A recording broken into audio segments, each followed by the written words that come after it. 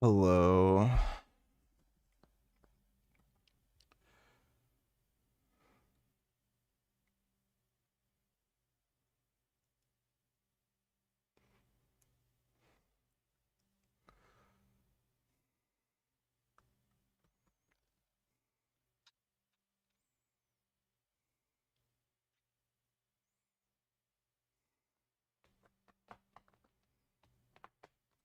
The daddy-daughter dream team, also known as Patrick and Sarah, are a father-daughter TikTok duo who first rose to popularity in 2023 with their dances. Dances that many people thought were extremely inappropriate for a father and daughter to be doing, and they were pretty swift to defend themselves. Sarah claiming she's an adult and can do whatever she wants, and Patrick claiming that he's not a creep. It is in fact you who is weird for believing there is something going on between the two. So you want to know why I look so uncomfortable in the videos? Well, I'm about to tell you. So listen, and listen good. Number 1, I'm not underage. I'm almost 21. I will be 21 on Friday, so you people can stop telling me that I'm underage. Number 2, I am not looking for any sort of relationship on TikTok or anywhere else for that matter. I'm focused on myself, my schooling, and my career. My social media is not available to anybody, so you can stop asking. Number 3, my father is not creepy, weird, or doing anything he's not supposed to do. He's being a father. If you don't like that, you can leave. I love him, he loves me, we're doing something we love together. Two donated three. Frank in Iran. So we're about 2 days post-op here in Japan, and the main concern is your eyes aren't necessarily supposed to look good right after surgery. There hasn't been much swelling or bruising. It was a little worse yesterday, and as I stated in that first video, I am super concerned that what happened with the previous reconstruction is just going to happen again. Like, the swelling pushed my eyes out, made them look normal, but 2-3 months after the procedure, just kind of sink right back into my face, and I'm not going to really have an answer for that until we get our medical imaging and speak to the doctor at the consultation, which is about 5 days from now. So just going to really hope for the best over these next few days, focus on resting and not moving around too much, and then we're going to try to dictate, if there's any possibility of moving the eyes further up more or further apart, it would probably be a smart decision to do it and just get that touch up now while we're here. But that also raises the question of, is all this other stuff that first doctor did, the infraorbital implants, the upper and lower eyelid work, is that making it difficult to determine whether or not your original eye position has been restored? So, from what I can tell from an IPD perspective, are kind of close to what my original eyes were. Granted, they don't move back or inward anymore. We're pretty close. Would I be happier if my eyes were further apart and further out? Yeah, because that can always be easily addressed with supraorbital implants or stuff like that if your eyes are too far out. But if they're sunken in, there's nothing that can really fix it, and it's a very, very difficult and invasive procedure to do. So that's all we can do. Wait a few days. We'll see what the doctor says. And I don't know why you said he's in Iran.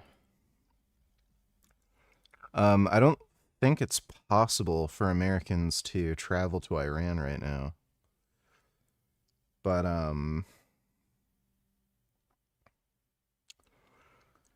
this guy is fucking cracked. I don't know if the surgeries are ever going to end. He might be one of these whack jobs who even if, assuming somehow everything goes perfectly, he might still, want surgery. Well, that's the Frank Tufano update. Oh, Space Ice did a video on the Superman movie.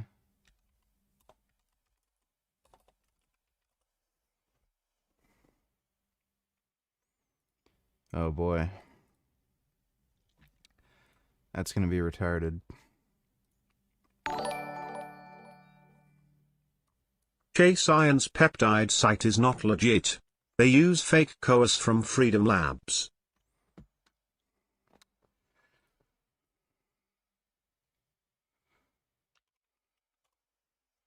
Oh, wait, you have to sign up, right?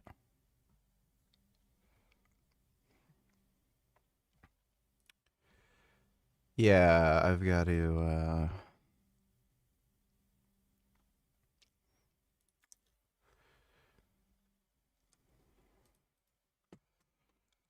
Okay, that's... I haven't actually been able... I haven't gone to his website, but I heard so many good things about Omega Amino, and, I also, I'm not from the States, so I never order shit from the States, so I figured Chase Irons would be a good source. I don't know if you're just fucking with me and everybody. I don't know why, but there's a fuck ton of people on Reddit whose job it is to spread lies and misinformation about gear peptide websites. So I'm not just going to take your word for it, but as always, just do your own research when it comes to sourcing stuff.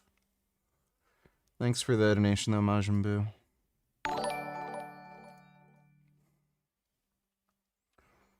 Go Super Saiyan donated $2. I think that'd create a little too much noise right now, but thanks for the donation, Go Super Saiyan. React to this VG.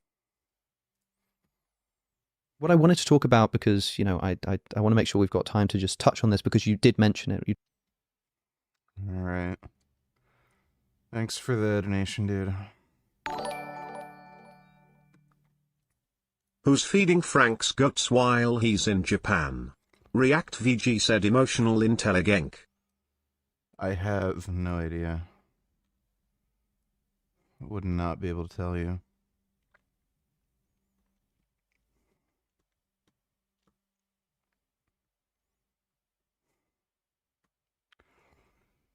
One year since 5-gram dose magic mushrooms. Who is this he's talking about?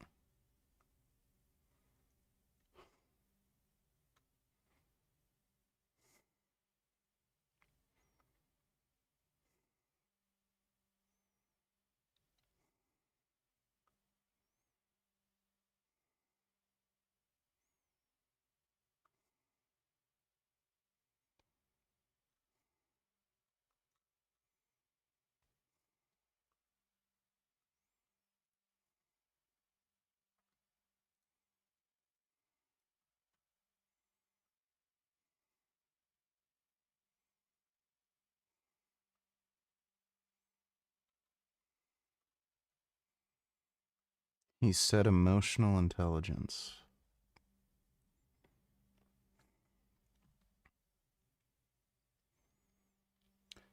Some are misunderstanding this post. It's affectionate, teasing. The insult acts as a trust signal, as you'd never actually say this to a stranger.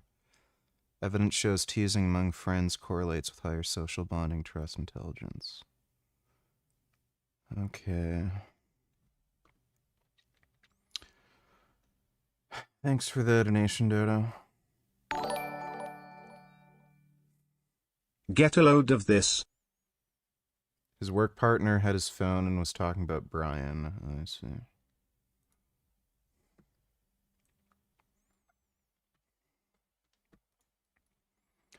Son is going to reach this hard to say that I kickstarted Fuente's career. Then I am responsible for his career 10x over. Son fucked a 15-year-old when he was visiting that brothel. Oh yeah, I remember that. Don't know him and think he's cool, brother. For many years, I refused to utter the mention of Nick Fuentes for that reason, because he had a, albeit limited, platform. As a matter of fact, I'll give you guys one inside baseball moment. There were numerous times when Ethan Klein wanted to actually make fun of him for going on a date with a cat boy and shit like that. Back when we had the Leftovers podcast, I was like, are you out of your fucking mind? No, we're not covering him. It doesn't matter. Even to ridicule him, we're not covering him at all. We're not giving him any fucking breathing room. We're not giving him any platform whatsoever. And I actually vetoed that shit over and over again. But unfortunately, Like, to be fair, if Hassan has any argument against Destiny, this is probably the best one. I have no fucking... Well, I think I know why. Destiny was doing the fucking clout grifting fucking game. There's absolutely no reason for Destiny to have platformed Fuentes. It's fucking stupid. some of my other fucking ideological opponents who claim to be liberals may or may not have sucked his penis and also simultaneously openly delivered them a fat platform and also additional media connections, and even promoted Nick Fuentes, and even talked about how Nick Fuentes owed them so much for their new career. Yes, I'm talking about Sex Pestiny. Oh, we were debating. There's no reason to debate people like that have very limited platforms at the time. And then he was resilient enough to work his way through the ranks and claw back after tremendous amounts of deplatforming, claw his way back into relevance, found himself in Kanye West's orbit at a time when Kanye West was also going through a manic episode and screaming Heil Hitler all over the place, had dinner with Donald Trump. Yep. And kept pushing and pushing and pushing, sending his little groypers, the ones that at least can go outside, to Turning Point USA events, infiltrating every facet of the Republican Party, and basically creating a media environment where like any Republican under the age of 35 is basically aligned almost entirely with his politics. And it's, and you know, lo and behold, you got a real fucking crisis on the right now, and he's getting a shit ton of high profile media coverage. So it's too late. Well, again, if Destiny is the one who launched Fuentes' career, then I guess, you know, he's going to have to admit that Destiny launched his career. Well, thanks for the donation, nigga.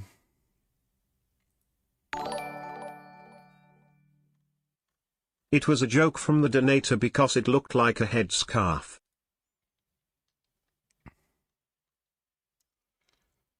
Oh, I see. Yeah, the Frank thing. I get it. Okay, thanks for the donation, F. Go Super Saiyan Donatella's Vegan Gains take on this German vegan drama.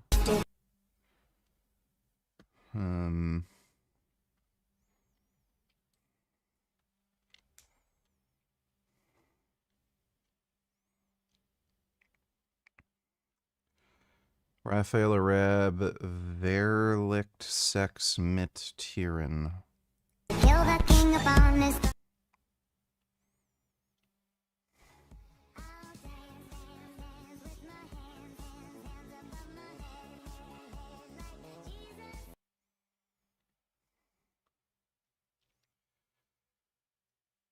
Great. Thanks for the donation, dude. Is Alex really dumb enough to interview Michael Knowles? Well, that's the best he can do. I don't know why you'd bother talking to somebody this gay and stupid. Like, he's gay for sure. But, yeah, that's the best he can do. Thanks for the donation, Dodo. One donator's donations don't work. They do in fact work. Thanks for the donation, dude.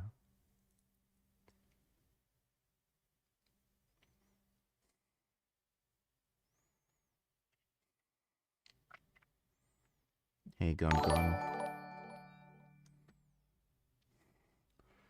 Dodo donated $2. Chuck Schumer helps pull Democrats back from brink of courage. I mean, they have to play the game to some extent. Tariffs were supposed to replace the income tax reduction from tax reductions. Now he's just giving the money out. What the fuck?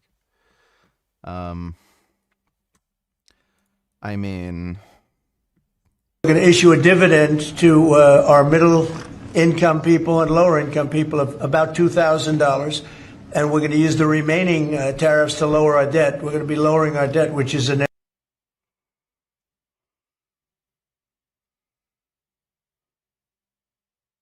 They have to be worried.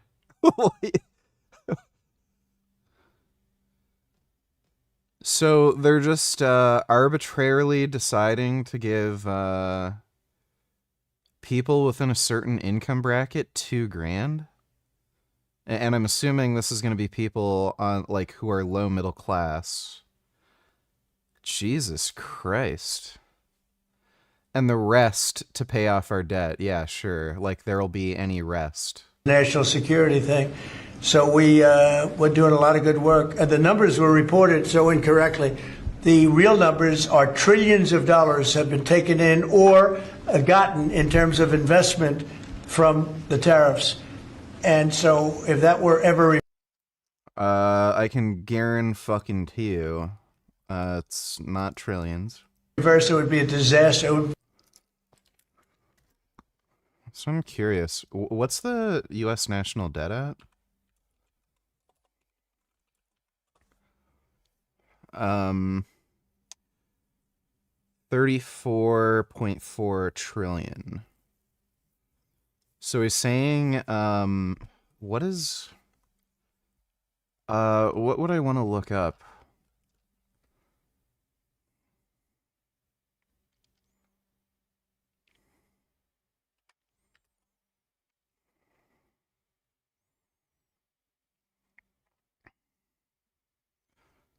I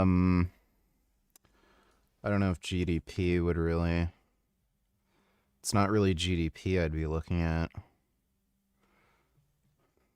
Frankly, it would be a national security problem for our country, and nobody thinks it's going to be reversed. I think we had a very good court case. As you know, it's before the Supreme Court right now. But if that were ever reversed, you know, people are saying, oh, it's $1 billion. Some people said, oh, it's $2 billion. Well, that obviously we can handle very easily. But this is trillions of dollars we're talking about in terms of the tariff income and all the investment income that's come into our country. You know, yeah, the economy clearly ain't doing good if Trump had the idea to give the plebs $2,000.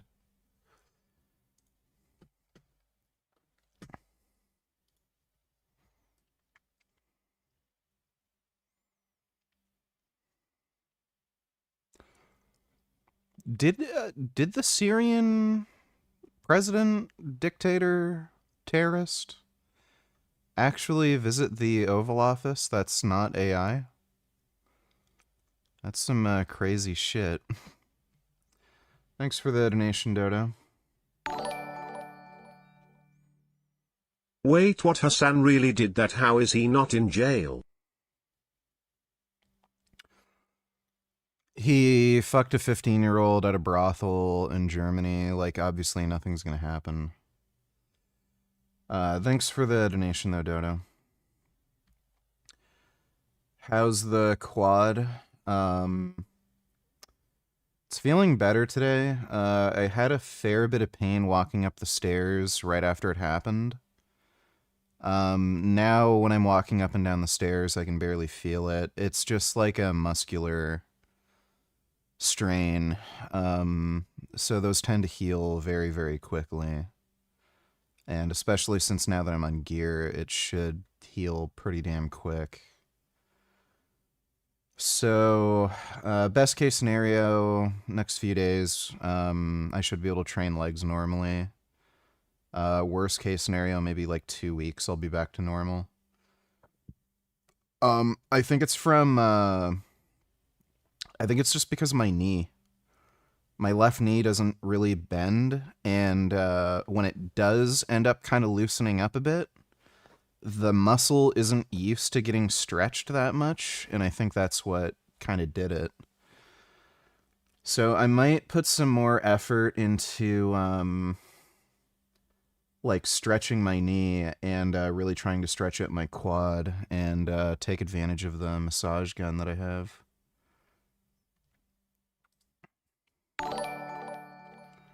Dodo, don't need to tell her the commenter sounds like Soul Child.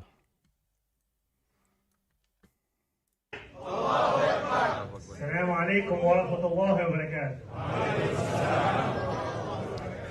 It is such a pleasure to be here alongside so many friends. Yes, they said God is great in Arabic. What's your point besides racism? Arabic is the crazy wacko terrorist language, and terrorists say God is great in Arabic before they behead people, so, or blow up buildings, you know, terrorist shit. So we don't want them, you know, in the country.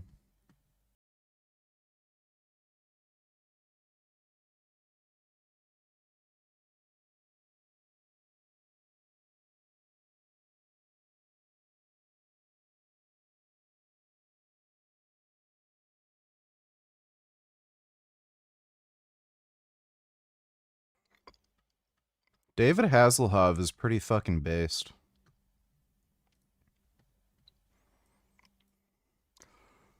I did not vote for you for my health insurance to go up 400% starting in January. Yeah, I heard about this. 15 years later, and people are still just learning the Affordable Care Act is Obamacare. Racist had to be tricked into getting the health care they need. Yeah.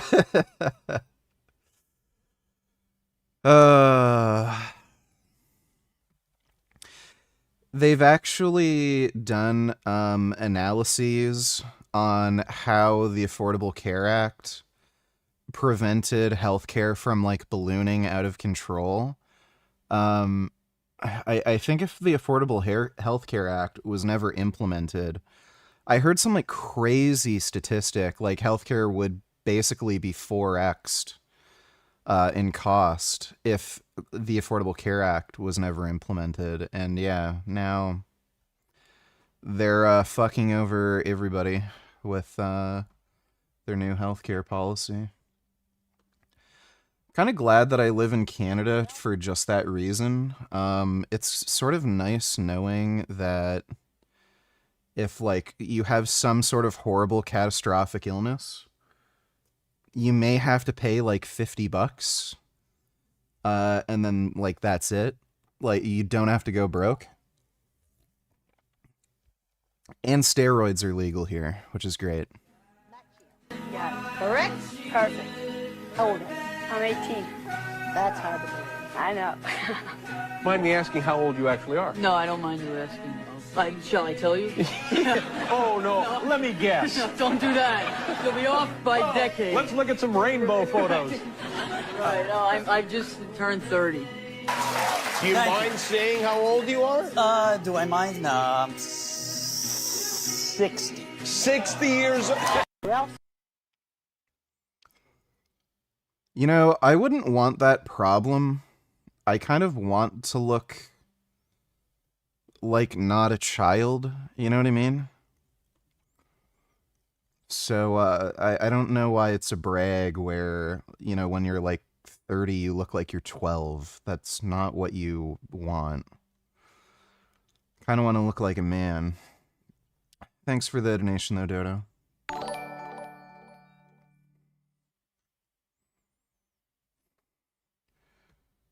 So Blaha may be getting a random $2,000 check from taxpayers, and I'm sure he vowed not like to admit it. Remember when he got mad you said he vowed support Trump because he's on a ton of social services?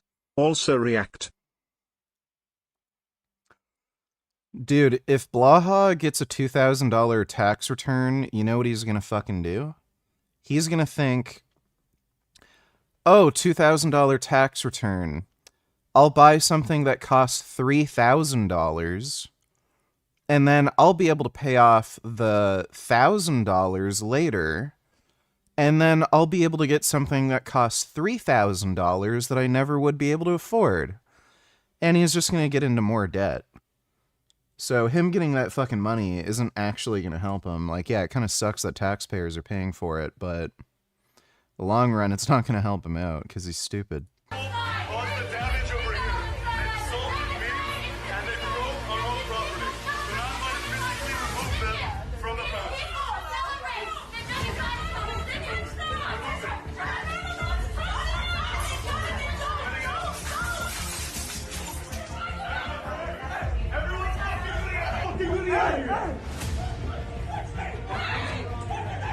Love how this one dude's manhandling all of them.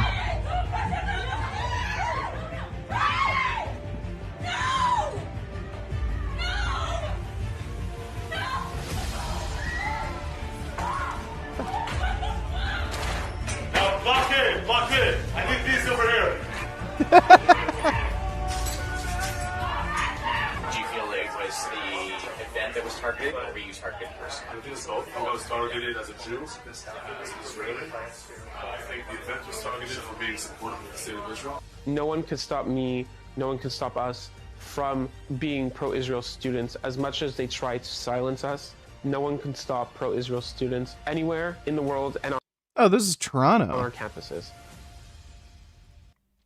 That's hilarious. Thanks for the donation, Dodo.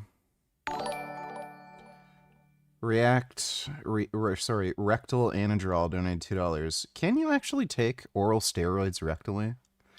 I love how 45% of your audience is guys who follow you for your politics, 45% are gym noobs asking basic advice, and asking why you're on steroids, and then the remaining 10% is fellow juice heads like me, lol. Yeah. Well, maybe I can convert the other 45% into juice heads. I've never actually thought of that. Next time Vigorous Steve does a Q&A, I'll have to ask him if I could just shove Anadrol up my ass. My supplier actually has some injectable Anadrol. Sort of tempted to try it. Thanks for the donation, dude. CDG donated why delete yesterday's stream? Because stupid fuck shit happens. If that fucking dickhead fucks with me again, I'm banning him for donating. Oh, yeah. I'm banning you from donating if you fuck with me like that again. And I better not find out who the fuck you are, because I'm literally gonna rip your fucking head off. I'm strong enough now where I think I can literally grab your fucking head and rip it clean off. I might have to get you on your knees or something first so I have enough leverage, but I'm pretty sure I can literally pull your head from your fucking body. Or now knowing that Hassan is a pedo, maybe death is a better option for him. Well, I don't think he's a pedo. He went into a brothel, and I wouldn't just assume a chick who looks like an adult in a brothel to be 15, so I'll give him a pass there. Thanks for the donation, though, Dodo. Honestly, the term racism has been used so many times by these SJWs, it's honestly lost its meaning. Yeah, unfortunately. They don't choose their words wisely. It's kind of like the boy who cried wolf. Thanks for the donation, Dodo. Did you see the new feature where you can use a narration in a different language? It doesn't work on all videos and more languages on the one video than the other. Try this one with Italian and Japanese. Go to settings and see. youtube.com/watch?v equals RSVQ6 chpaxa and T equals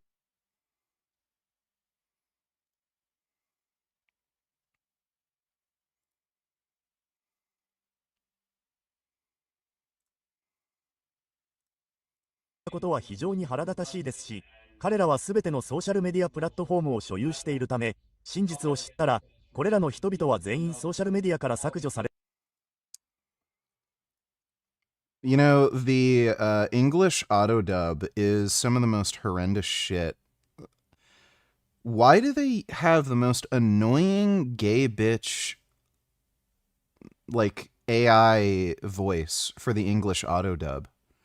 I don't know what the fuck they were thinking. सभी लोग social media से बाहर हो जाते। आप जानते हैं ये कितना दुष्ट है कि ये लोग पॉल सलादिनो, उनके वकील डेविड लिन, पर्दे के पीछे के ये सभी लोग मेरे साथ ऐसा कर रहे हैं क्योंकि मैंने बस सच बोला और अपने काम।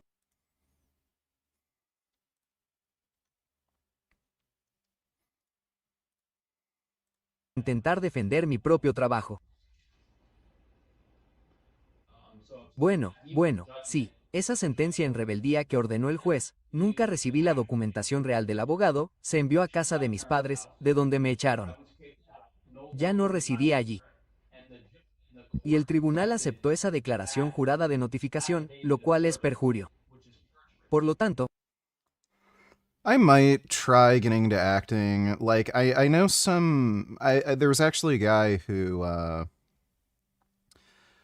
goes to my gym. He actually did acting full-time. There's a lot of very small, sort of low-budget acting gigs that you can get. And he was sort of a jacked dude, and he would play, like, a gangster or a villain. I've seen... I think he did a few low-budget commercials. I think he played, like, a Egyptian pharaoh in one little movie. So I might actually consider doing something like that, because it seems fun, you know? Polish. Więc w ogóle nie powinno być wyroku zaocznego, a prawnik nadal nie może udowodnić, że nigdy nie doręczył mi wyroku zaocznego. Do dziś nie został on doręczony i nie mają żadnego dowodu na to, że otrzymałem... Yeah, it's kind of interesting. Cool. Oh, you want me to try Italian? I should actually try the Italian. It's very...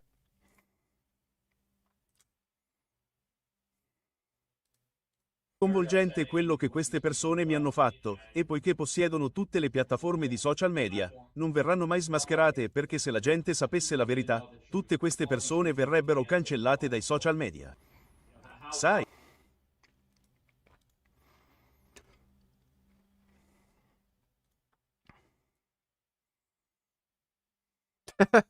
It defaults if you... Oh my god, that's... Try Ukrainian. Як справи, хлопці? Сподіваюся, у вас все добре. Сьогодні дуже хвилюючий день, бо я в домашньому спортзалі джуджі-муфу. I don't know why the English autodub is the most annoying voice. All the other languages seem kind of like normal to me, but the English is just horrendous. Well, thanks for the donation, for.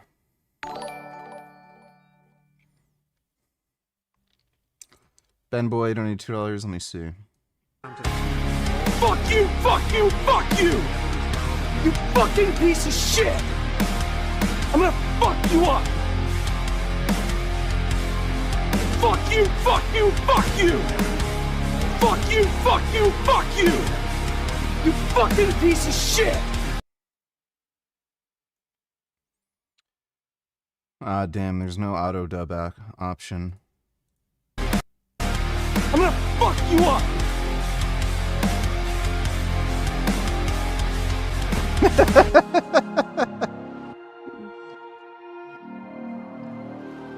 Dude, my traps are getting fucking insane. That is crazy how, like, my traps are just fucking popping out like that now.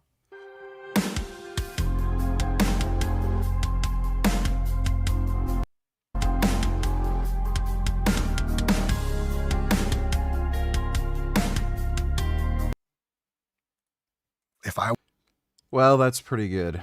Thanks for the donation, Ben Boy.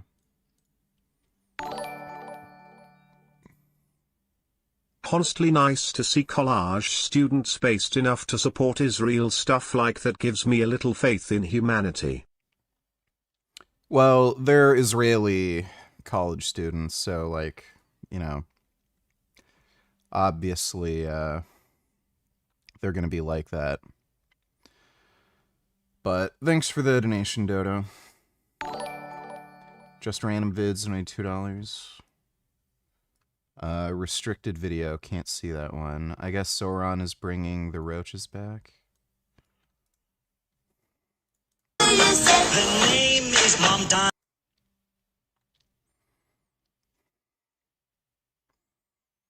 Are you serious? Say a lot of ex-New Yorkers do want to move back. I'm assuming they left in the first place because it was so unaffordable. So if all of the low-income people move back for free stuff, but a lot of the wealthy individuals and businesses move away, that would be 1 times 7 carry the 9. My math says that'll f the city. Yeah, everyone's just gonna be more broke and poor. Fucking stupid. Anyone who's complaining about Elon's pay package is a moron. because they're sitting there crying their eyes out that he's getting paid $1 trillion, which is truly remarkable, not understanding that the amount he is getting paid is directly correlated to the value he has added to the world. No, it's corruption. He is literally populating other planets, putting rockets in space. He's the only reason China doesn't have He is not putting rockets into space, they're just blowing up. a complete monopoly over electric vehicles. He's building tunnels under cities. You could China does not have a monopoly on electric vehicles. not do any of these things. You could not even begin to attempt any of these things. Gee, you good?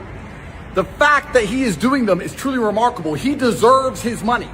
The people crying their eyes out saying, $1 trillion, do you have any idea how many people that could feed on food stamps? People on food stamps don't add value to anything. People on food Like, that is fair to be, like, you know. stamps are takers. He is a maker. The fact that you cannot connect the amount he's getting paid to the amount of value he has added to the world shows you are one of life's losers. When you tell me Elon's getting $1 trillion, I don't sit and say, oh my God, that could feed a whole... The only reason he's getting such a huge pay package is there's only two explanations. It's corporate corruption, or they're so desperate to have him get the fuck out of the company, they're willing to give him anything he wants for it because he's running the company into the fucking ground. whole bunch of people who don't work. Or, oh my God, that's so much money, we could use it for something else. I think, wow, he's done some amazing things to earn that money. That is the difference between a winner and a loser. Winners see big paychecks and say, wow, they've done amazing things. Losers are jealous and they're bitter. I mean, you can be jealous and acknowledge that there's no reason for him to get that much money. And they're resentful and they want to take it off of him and pretend. Like, by the way, what's hilarious is he just criticized people who are on food stamps.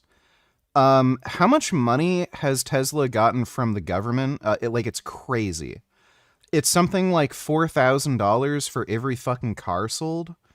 Elon Musk's Tesla business has been subsidized by the US government like fucking crazy with the EV incentive.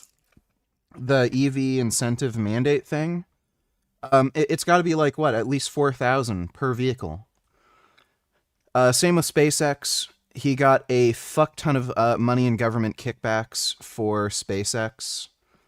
So it's hilarious how this guy is criticizing people on food stamps. Elon Musk, his businesses like Tesla have been accepting fucking food stamps from the government. So corporate welfare is always okay. But if you just need welfare to get by, like, oh, what do you expect, handouts? So if you want to make a rich person richer by just giving them government handouts, that's fine. But yeah, if you're struggling to get by and you just need some food on the table, oh, fucking little brokey wants a handout. But yeah, billionaire who wants a handout, oh yeah, sure, here's more money. Like, fucking hypocrite. And he doesn't deserve it for some reason, even though he clearly does. Congratulations to Elon. And this $1 trillion pay package is just the beginning. He's going to get more and more. How are you not going to end up with $1 trillion paydays when you own fucking Mars? So he doesn't own Mars. So the future belongs to the creators. The future belongs to the makers. Money is unlimited. If you work your ass off, if you add value to the world, money will flow to you. And if you sit there and cry your eyes out that the winners are getting paid and all the money should be taken off of them and given to people who don't do any work at all, you are an idiot. Yeah, so 99% of that was retarded. I have no idea how Tate isn't in fucking jail. It is baffling to me. Who the fuck knows? I don't know what the whole story is behind how he's staying out of prison. Well, thanks for the donation, Just Random Vids. What was the context of that rage out? I was trying to focus on the deadlift set that I was doing, and it was right at the end of my workout where I was like pretty exhausted, and I just wanted to focus. And like right before the set, 2 people donated, and then I answered those like dumb questions, and then I was just about to start the poll. And then this fucking jackass deliberately donated something fucking retarded just to annoy me right before I was doing the set, and he did it deliberately, so yeah, I flipped out. Thanks for the donation, though, nigga. Dodo donated $2. Let me see. U.S. quietly removes memorial to Black World War II soldiers at Netherlands American Cemetery. I don't know why they did that. Weird. Killing of children. That's not Why what's did you go happening. into puppy eyes mode? I'd rape you. Fucking dumb Jew. I'd rape the shit out of you, stupid. I'd probably rape you too. I'd hold you down and fuck the shit out of you and then kill you after. I'd gas chamber you. I'd gas chamber you, bitch. You're being I'd gas recorded. chamber you. Migrants to the U.S. threatening a Jewish Moroccan woman. Hopefully people find out who they are and they can't get jobs anymore or get deported. Did you know that an entire part of Turkish cuisine just happens to be vegan? I visited Izmir's idyllic Asma Yaprağı to see how Chef Ayşe prepares 3 traditional olive oil dishes. These are dishes like domates baste, for which green tomatoes are cooked with sauteed onions, garlic and chilies. Add some parsley, rice, salt, water and sugar and let it transform into a luscious stew. Then there's balkaba köftesi. For this, grated pumpkin and wild fennel are mixed together with black pepper, flour, chili and cumin. Once they are shaped into thick patties, they are fried in the satisfying sizzle of olive oil until they look caramelized and golden. The last one was mercimek köftesi, Turkey's iconic lentil and bulgur bowls. After sauteing onions with some tomato paste, they are added to cooked lentils and bulgur and flavored with olive oil, black pepper, cumin, salt, parsley and spring onions. Give them their iconic shape, then stack them up together with seasonal greens and plenty of lemon wedges. Whilst this restaurant does it with a wonderful home-style charm, it's common across Turkey to walk into a traditional lokanta and find a huge range of similar dishes, many of which are entirely plant-based. From here you can simply make your selection before tucking into a That looks pretty fucking good. traditional Turkish feast.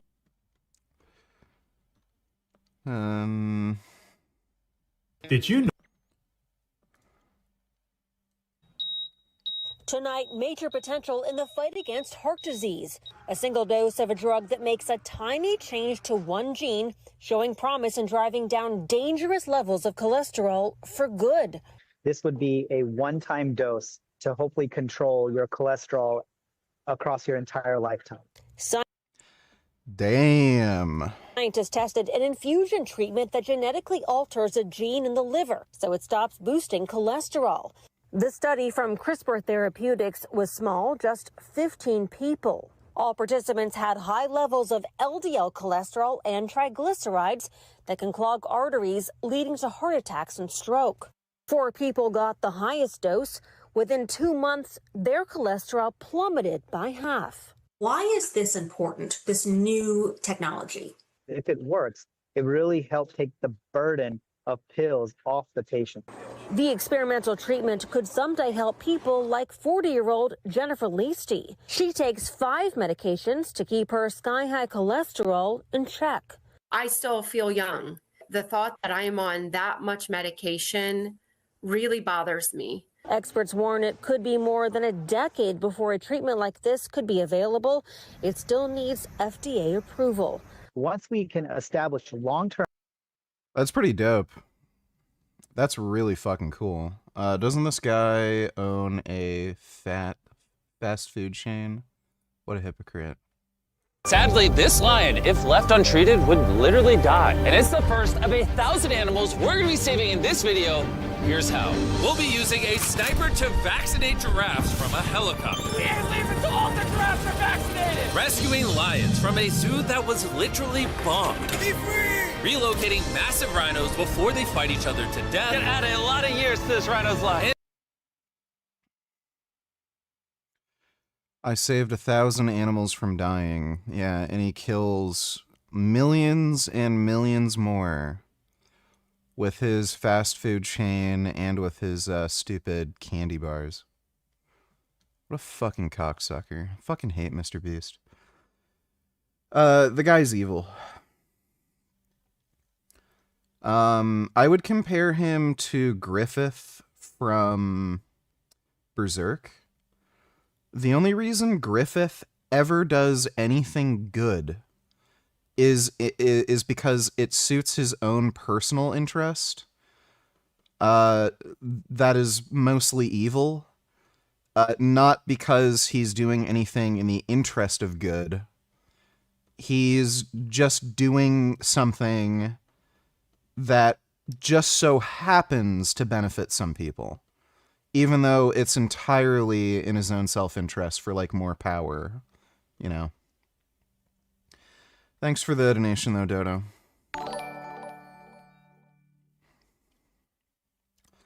Rectal Anadrol donating $2 low. You gotta make vids educating your subs on PEDs. Most are still under the impression all steroids will kill you at 40.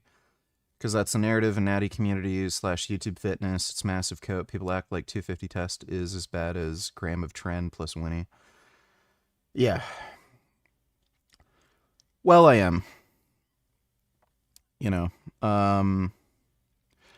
I'll, like, I am getting my blood work done and stuff. I'll show, like, blood work updates and shit. I'll talk about, like, safe practices with PED use. Compounds to completely avoid. I would say, like, 99% of people should really just stick to test and growth hormone. Like, there's not really any reason for anybody to use anything else. The only people who should consider taking any other PEDs are people who, like, work in the fitness industry and, like, kind of want to max out, you know, the way they look or how strong they are.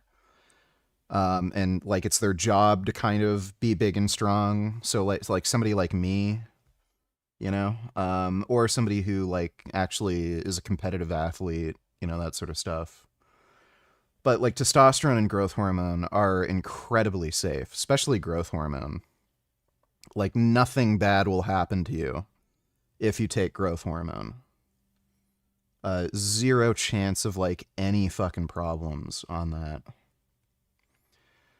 But yeah, test is remarkably safe, especially at the doses that most people would run anyway.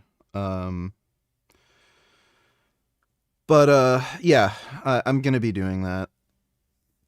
I'm gonna be talking about, like,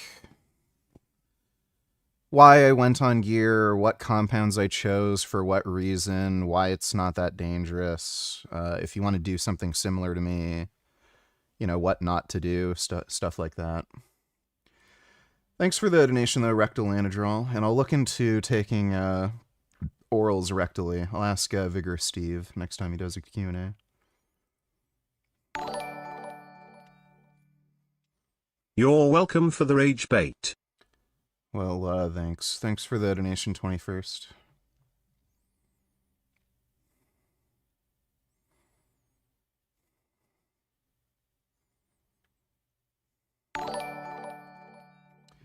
ABCDEFG donated $3. This mic. Traveled to the most racist country in Europe. Is it Spain? Has to be Spain, right?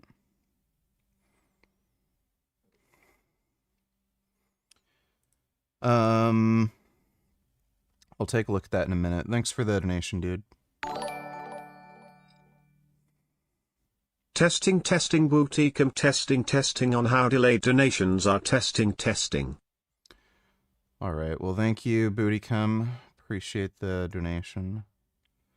ABCDFG donated $3. This mic, you're not welcome. Okay, you donated the same thing.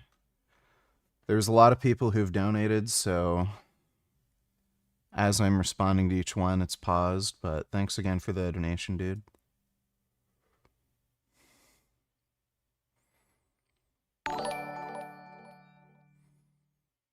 There's a fat old guy at my work who was ranting about how ribeyes are healthy because animal fat is full of nutrients.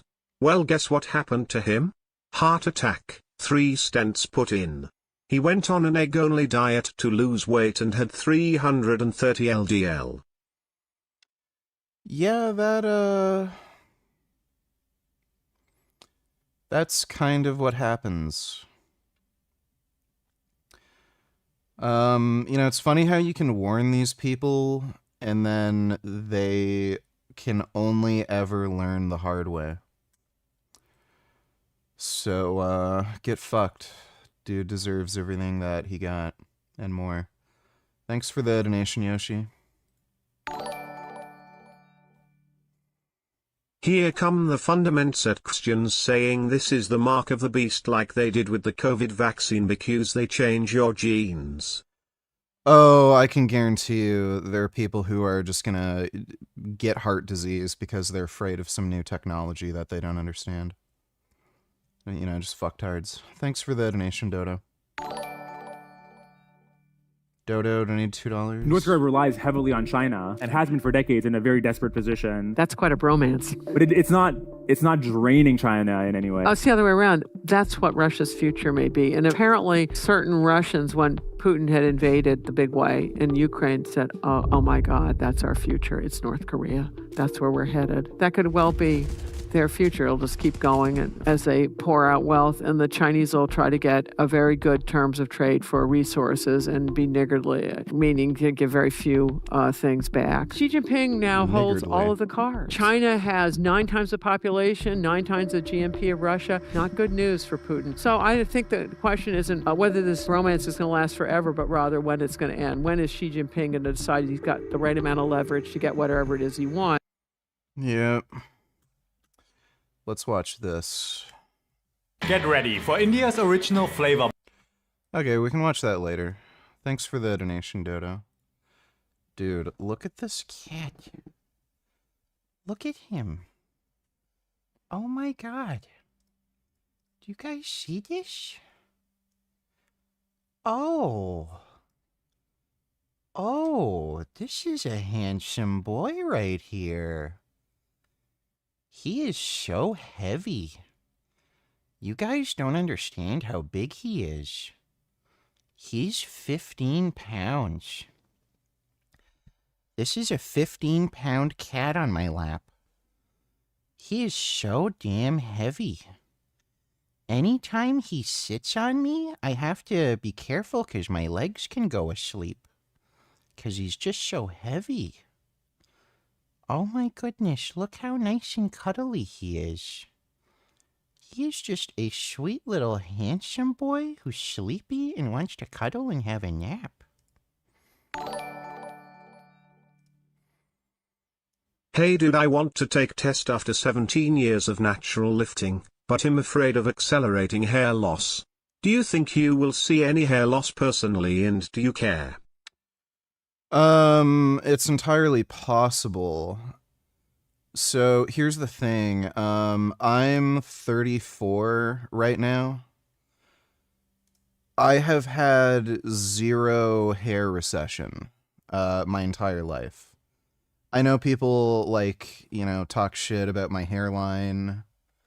Ever since I started my YouTube channel, people are like, you're going bald, but I've always had, it's been exactly the same. I've gone back, over 10 years to my old videos just to see. I've had 0 hair recession. So, if you're in your mid-30s and you don't have any noticeable hair recession at that point, you probably are safe in terms of PEDs causing hair loss, because you probably don't have the genes required to lose hair from steroids. Now, certain compounds might be particularly, bad for hair loss. Some people don't notice any hair loss on, Test or Primo, but as soon as they try Masteron, their hair starts shedding like crazy. So you may find testosterone's totally fine, but if you try a different compound, primobolan is pretty well known for causing hair loss. Some of that I think is due to it being an aromatase inhibitor. So on top of it being a 5-alpha reduced compound, it also inhibits aromatase. So if your estrogen goes down too low, that can also trigger hair loss. Masteron is a big one where like 90% of dudes say if they run Masteron, their hair just starts falling out. So you might want to avoid certain compounds on that basis if you're like really terrified of hair loss. But I considered it. So like before hopping on steroids, I considered, okay, what would be like the worst case scenario if I were to run like low moderate doses? Like maybe I'd get a bit of acne, maybe my hair would start receding, you know, stuff like that. And I just came to the conclusion, like, fuck it, who cares about your hair? I care more about gains. If I had to lose all of my hair to be like the best I could be physically, that would be a worthwhile trade-off. And I don't really give a shit about my hair anyway. Like, I used to shave my head when I was doing competitive swimming. So, like, who fucking cares? Like, I've just never really cared about my hair. It's not anything I've ever thought of. And it's not like I ever got compliments from girls over my hair either, so... You know, fuck it. I might be personally biased with this sort of thing, but I think dudes who, like, you know, take finasteride and get hair transplants, like, I don't think it's worth the risk or worth the money. I'd just go bald. Like, if you're gonna go bald, you're gonna go bald, so... Just, accept your genetic fate. If you have the genes for hair loss, you're gonna lose hair anyway, whether you take steroids or not. So, it might happen faster if you take steroids, but it's gonna happen anyway, and all the money and time and shit that you put into trying to keep your hair, it's gonna fall out anyway. So I wouldn't bother personally, but it's up to you. But yeah, just thinking about it for myself, like, if I could look like Kazuya from Tekken 8, but the trade-off is I have to go bald, like, give me a fucking break, dude. You're honestly telling me if you could basically be the ultimate physical fucking specimen, just out of this world fucking jacked, but the trade-off is you have to go bald, you wouldn't do it? Like, I don't know, that sounds like bitch-made shit to me, so... Yeah, just go bald. Thanks for the donation though, Juggernaut. Appreciate it.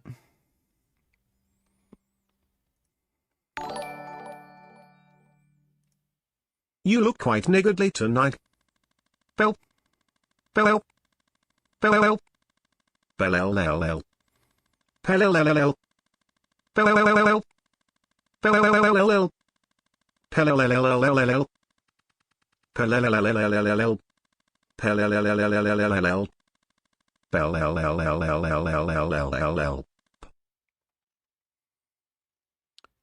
Well, thank you, Non-Wib. I appreciate that. Thanks for the donation. No shit, you never got compliments for your hair. You have that negro afro hair. That unprofessional, cocoa butter looking smelly bushy unkempt afro hair. At least you keep it short.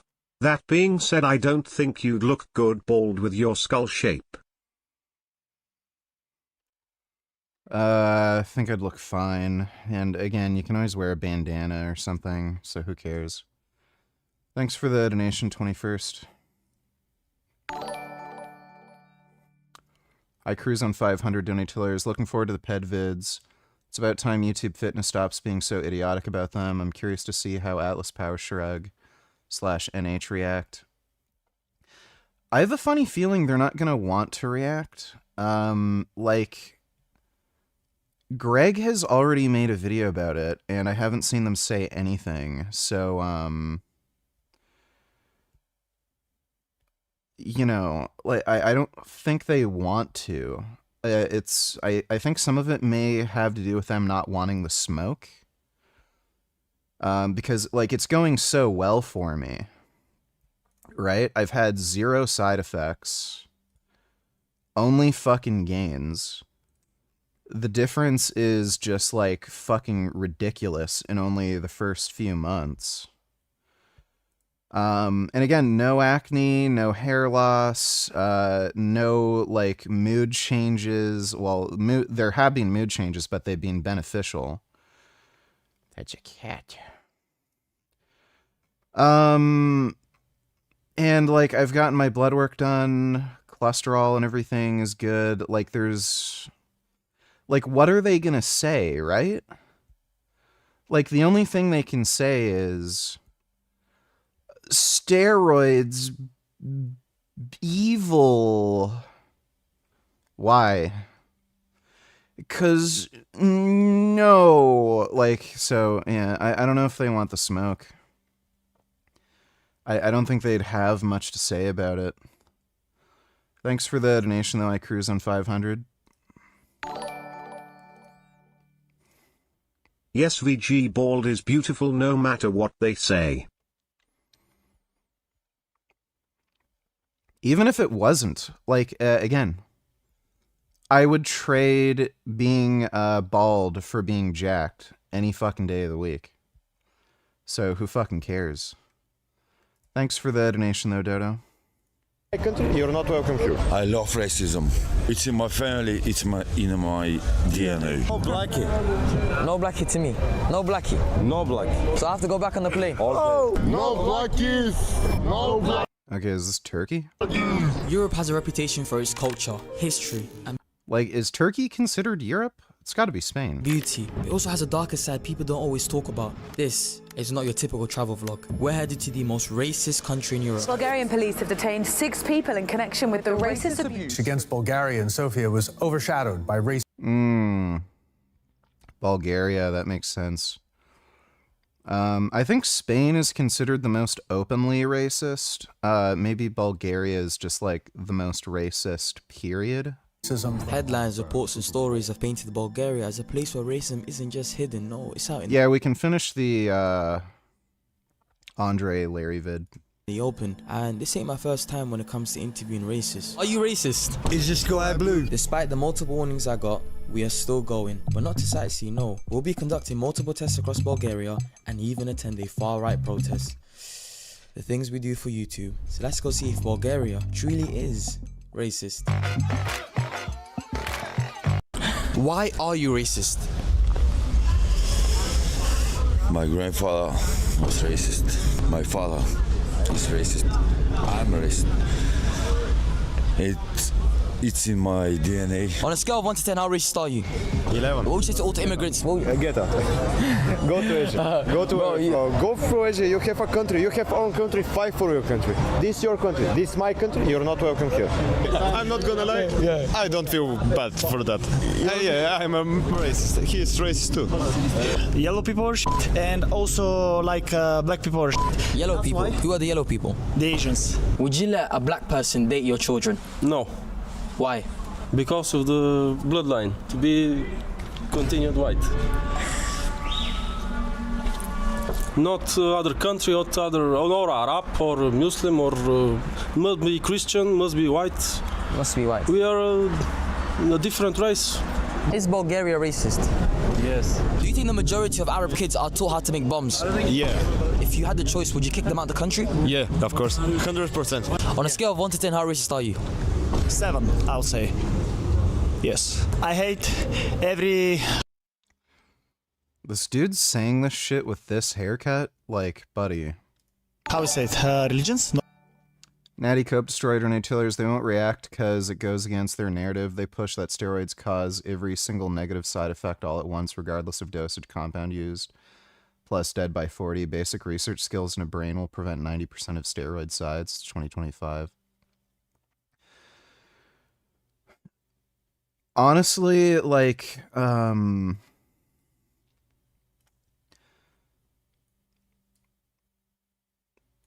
as long as you stay away from orals and like maybe some injectable compounds, like it's 100. Like if you know what you're doing, like, and you kind of like you may have to moderate the dosages to some extent. Like, no, you pretty much prevent 100% of side effects. The only exception might be hair loss. Like if you're prone to hair loss, like that's gonna happen. But you know, like actual side effects that would harm you, it's really 100%. Maybe the only other thing that I can think of is like benign prostatic hyperplasia. But yeah, like let's say like 99%, you know. It's just not that hard to avoid sides. Super easy. Like I think people run into two issues, and like before I got into the whole research, you know, side of it, like I didn't understand why certain compounds are used. And like I figured, oh, like you have to use orals for certain things, and like you have to use certain injectable compounds. You don't have to use any of them. They basically all do the same thing. It's just that they have like certain things that they might be a little better at, and they have different side effect profiles, and everyone responds to them a little differently. So like you can just choose the drugs that work better for you and avoid some of the ones that like just have more drawbacks. And I think like a lot of dumbasses, when they start using gear, they'll hear, oh, Anadrol, you got to take Anadrol if you want to get strong, and you got to take Anavar if you want to get like really shredded and lean, and then like, yeah, if you take like a mix of orals and some other like stupid injectable drugs, you're going to get fucked up with no consideration of like what they do and what kind of side effects you're going to get from them. But if you just stick to basic fucking compounds that work like test, nothing's gonna fucking happen. And again, like, you know, shit like blood pressure management and stuff, that's extremely easy these days. Like, not only can you pull a few levers with diet and lifestyle, like making sure you do cardio, minimizing your salt intake, but yeah, ARBs are extremely effective and have like no fucking side effects and only benefits. But thanks for the donation, Natty Cope Destroyer. Oh yeah, and like some people just don't respect that. Like they just don't have the genetics to get big. So they kind of keep chasing like this, you know, idea, I'm going to be a like, you know, open pro bodybuilder, when they just can't. And then they keep upping the dosages, and they just get more and more side effects, but they don't grow anymore. And they don't just moderate the dosages. Like, that's the only two ways you really get into problems.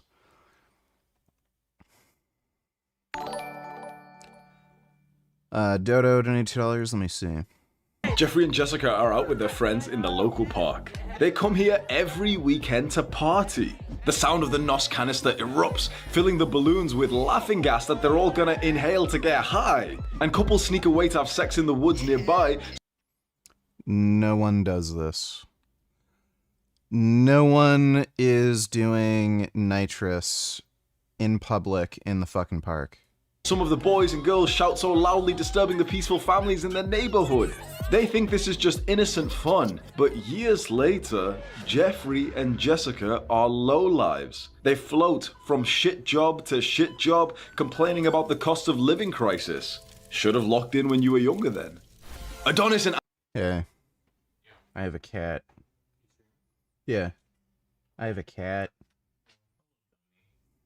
Anastasia are the opposite. They put in the work. At 21 years old, Adonis was living like he was going to war. He shaved his head. He went monk mode and became extremely disciplined. 5 a.m., push-ups, meditation, journaling, cold shower. You know, it's so ironic that this, like, gay retard has this character, you know, Adonis the Giga Chad thing, where you can only look like that by taking steroids, and then this guy tried to do the fake natty thing. hours, running, business work, reading, and more. And Anastasia was keeping herself pure, praying, cooking, reading. They had opportunities to go out and party and let loose, but... Oh, this is so funny. So, I love how, you know, the male archetype thing that he's trying to portray here, oh, he focused on his school, his studies, business, bettering himself. And then the girl, she just didn't do drugs or have casual sex. So she's still just a dumb, useless bitch. Like, literally does nothing to, like, make money or, like, better herself or anything. Just... oh, well, learn how to cook and clean so, like, a rich guy can take care of you. Fucking retarded. And as if, you know, like the big fucking 6'7" tall, steroid, jacked, yoked millionaire dude is gonna marry anybody and stay in a monogamous relationship. Why would you? If you're fucking tall, jacked, handsome, rich millionaire... you're gonna use that to your advantage to fucking bang a bunch of girls and not get held down. like it's so silly, the stupid horseshit this guy is promoting. They decided to prioritize their growth. Jeffrey and Jessica think they're being too extreme, but Adonis and Anastasia are too busy enjoying the grind to care what they think. They live the best life, and they have so many... yeah, this dude is gonna be married and monogamous. Right, okay. ...many children that they single-handedly reverse population collapse. I have the... what a dumb fuck. Like, just fucking retard. ...best COVID lockdown... like, by the way, this guy had plans to marry his girlfriend and have children, and then he got dumped. She left him. And this is after he started making, like, real good money, too. It shows you how much of an intolerable fucking loser this pathetic bitch is. When the guy makes money and, like, you know, exercises, alpha male grind set, takes steroids, so, like, his career is at his peak, making more money than ever before, looks better than ever before, the girl fucking dumps him. Like, who the fuck does that happen to? Like, that should tell you you should not take any fucking relationship advice from this guy. Because, like, if you are that fucked where you can, like, take steroids, be in the best shape you've ever been, make more money than you've ever fucking made before, where you're making in the 7 figures, and then a girl dumps you? Like this dude has to be one of the most intolerable, toxic fuckwits on the fucking planet. And you should never listen to a fucking idiot like this.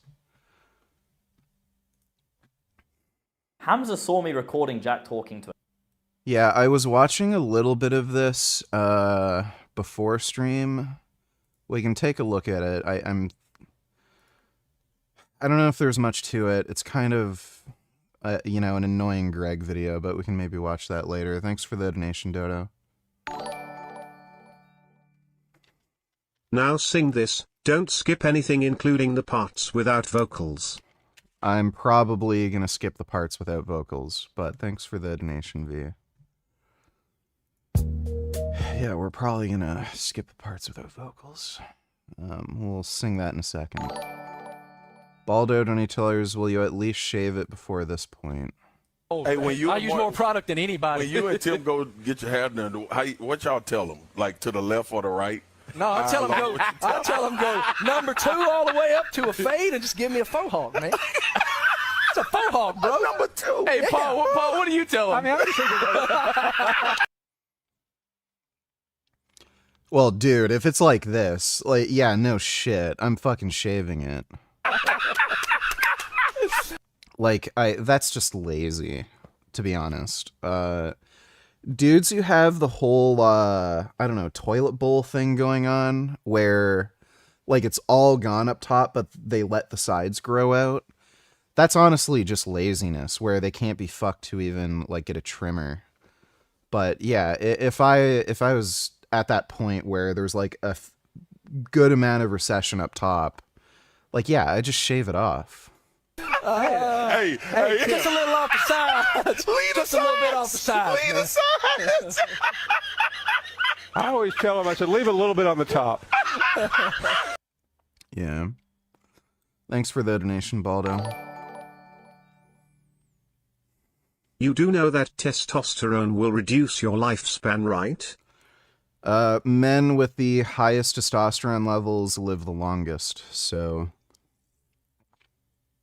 I don't know why it would be assumed that men with high testosterone end up dying sooner. There's no logical reason to assume super physiological amounts of testosterone would shorten your lifespan.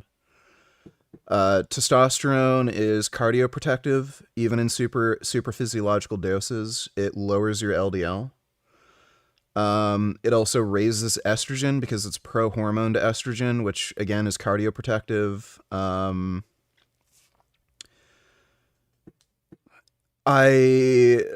There's just no what's the mechanism in which it reduces lifespan? There's no reason to believe that. So why would I assume? Thanks for the donation, Michael. Can we react to this, VG? What I wanted to talk about, because, Yeah, we already have that video up. We'll react to it later. Thanks.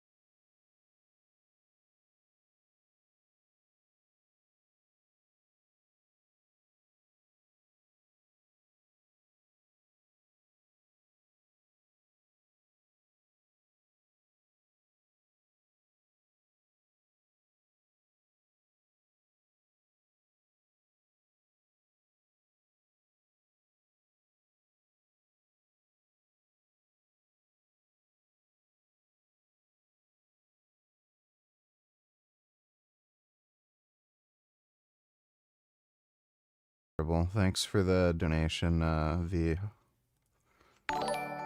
Dodo donate $2, read full. Trip report from 4.67 grams magic mushrooms. So that's pretty decent dose. 24.9 milligrams psilocybin, the dose used in modern clinical trials. I've only ever measured the total amount of dried mushrooms. I have no idea how much psilocybin I've ever taken.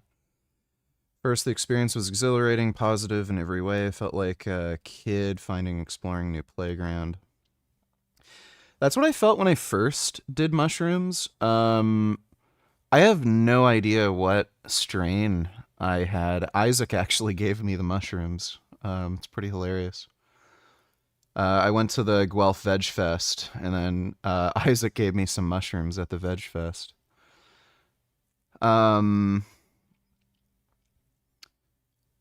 Yeah, but mushroom trips can vary so fucking much. The last trip I had was amazing, but I wouldn't consider it positive in every way.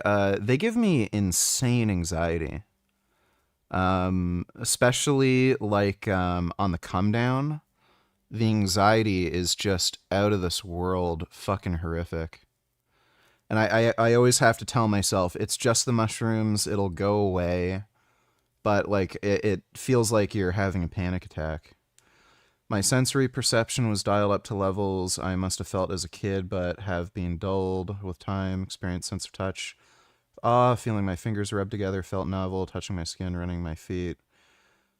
Quilt lit up my brain. It seemed that my mind was insatiably curious and wanted to deploy its sensors into the world, discover all things.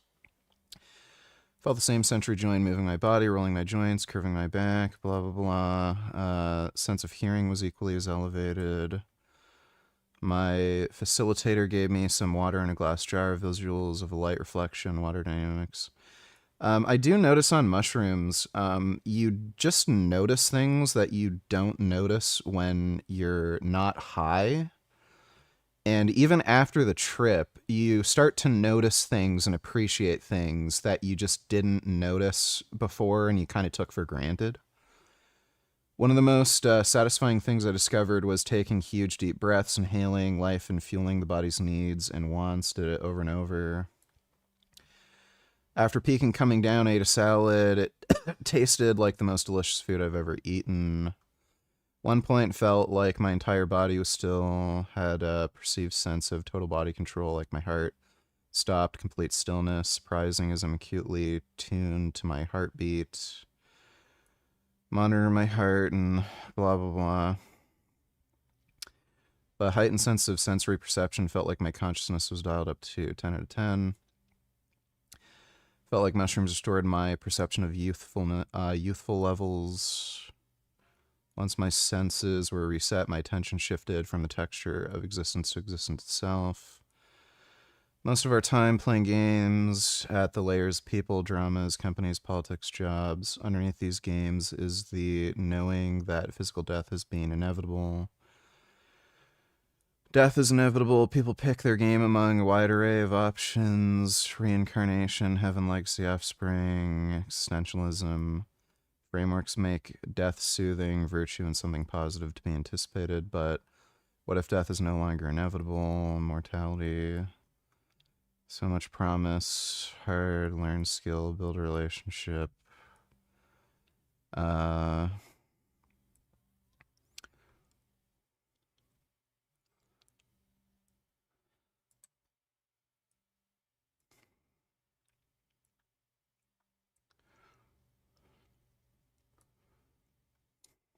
lot of this is just fucking nonsense.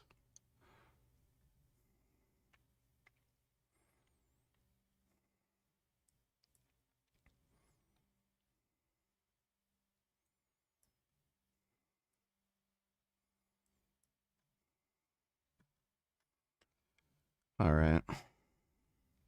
Well, sounds like he had a good trip. Thanks for the donation, Dodo. Michael donated $2. Just because people who have higher testosterone live longer doesn't mean taking testosterone is going to increase lifespan. Well, we know it does because there's randomized trials for testosterone replacement therapy, and it increases lifespan. So men on testosterone replacement therapy have lower risk of all-cause mortality compared to men who aren't. Higher testosterone is likely symbolic of health. Testosterone promotes faster cell division, which will likely lead to cancer. Again, we have randomized trials and long-term prospective cohorts. Testosterone does not increase risk of any cancer. Even things like prostate cancer. There is no association with testosterone and any form of cancer. In fact, men with low testosterone tend to have higher risk of prostate cancer. So if anything, low testosterone promotes cancer, high testosterone protects against cancer. So everything you're saying is just ignorant nonsense. Thanks for the donation, Michael. Not religions, like ethnicities. Ethnicity, you hate every ethnicity. Yes. Tell me about an experience. We're cross-passing and then out of nowhere start making some animal noises, something like this. Typical racist things. Yeah, saying the N-word.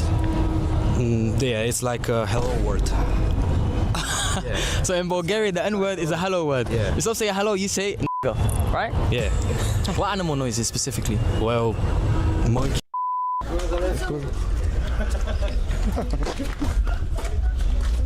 American crime crew. Americans are welcome, Russians are welcome, every European are welcome. Yes. Yeah, maybe almost every people are welcome here. Yes. Yes, yes. So the American. Well, I had no plans on visiting Bulgaria, but I'm definitely not going to go to Bulgaria after seeing this. Most racist country in Europe. What do you have to say about that? Would you say it's accurate? 100%. 100%. The people are not nice, you know. The people are racist. Yeah. What is my favorite food? Banan. Yeah, definitely not going to go to Bulgaria. Holy shit. That's bad. That is really bad.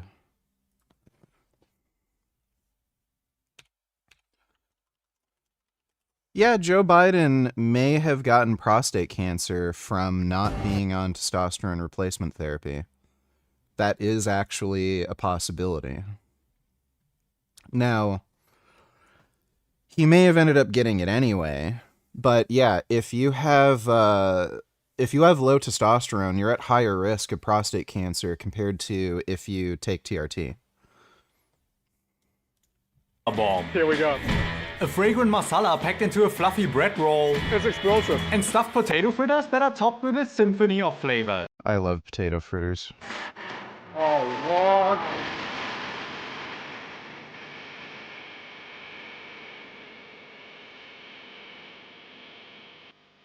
I'm diving into the heart of Mumbai to taste its famous street food snacks. A huge range of mind-blowing foods that are known to locals as chaats. But I'm on a mission. All of these have got to be traditionally plant-based. India, I think, naturally is plant-based. There's so much influence of like Hinduism. From crispy balls of dough that will set your tongue on fire. Let's go. Oh, God. Good luck with that one. To puffed rice loaded with chopped aromatics and 3 different chutneys. This is street food at its best. Look at that. I set out to find Mumbai's iconic dishes that just happen to be vegan. So let's get started. Welcome to Mumbai. Set along India's vibrant west coast, this city pulsates with life, history and unmatched culinary charm. It is home to a staggering 21 million people, each contributing to a melting pot of culture. But nowhere is its vibrancy more palpable than in the bustling street food scene. So this city is the food capital of India. That is a big claim. It's really a melting pot of cultures, from the food you're going to experience, the people you're going to meet, from the street food to the cafes to the casual dining to the fine dining. It's all here. The best of everything. Oh, excited. To navigate its culinary labyrinth, I'm not on my own. With me is Aditi Dugar, proud Mumbaiker and first female restaurateur to be featured on Asia's top 50 list. Today, she's taking me around the city to show me Mumbai's best charts. Well, this is my first time in India. It's my first time in Mumbai. What's our first stop? If you were given the opportunity to help conduct research on steroids in a lab, would you? Yeah, good chance. Depends on, like, how, but there's a good chance. What I'm genuinely interested in, I want to see this study done. I want to see what dose of growth hormone is required to induce hyperplasia in people taking other anabolic agents like testosterone. Because clearly, other anabolics like testosterone, boldenone, especially boldenone, they seem to increase IGF-1 within the muscle cell. So, in theory, you need a lower dose of growth hormone in order to induce hyperplasia. And this has already been studied in humans. In normal people, you need 18 IUs of growth hormone per day to induce hyperplasia, but clearly it's the case in bodybuilders where you need lower doses. It would just be interesting to find out like what dose is required given like a certain input of anabolic drugs. So if you're on like 500 milligrams test, how much growth hormone do you need with that dose of test to induce hyperplasia? It'd be cool to like know exactly how much growth hormone you'd need to get that kind of benefit from it. So I'd be interested in getting into a study like that. I know there's a guy who is opening up a steroid journal who's trying to find funding for that exact study. But yeah, that would be really, really interesting to find out. Is PCT stupid or not? Yeah, it pretty much is stupid. It doesn't seem to really do anything. In the long term, it doesn't change actual outcomes. The only benefit of a PCT seems to maybe be relief of certain androgen deficient symptoms in the short term. But like there's no difference in terms of basal level of testosterone or fertility.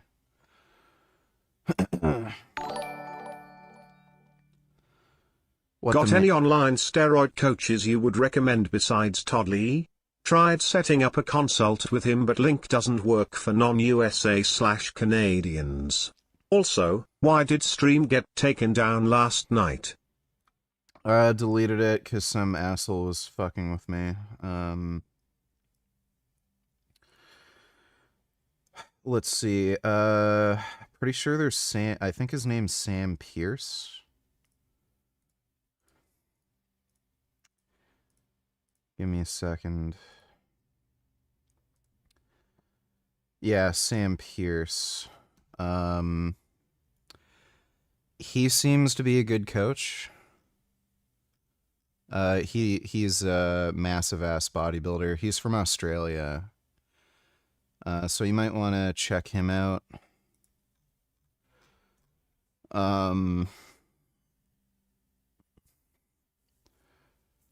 Trying to think.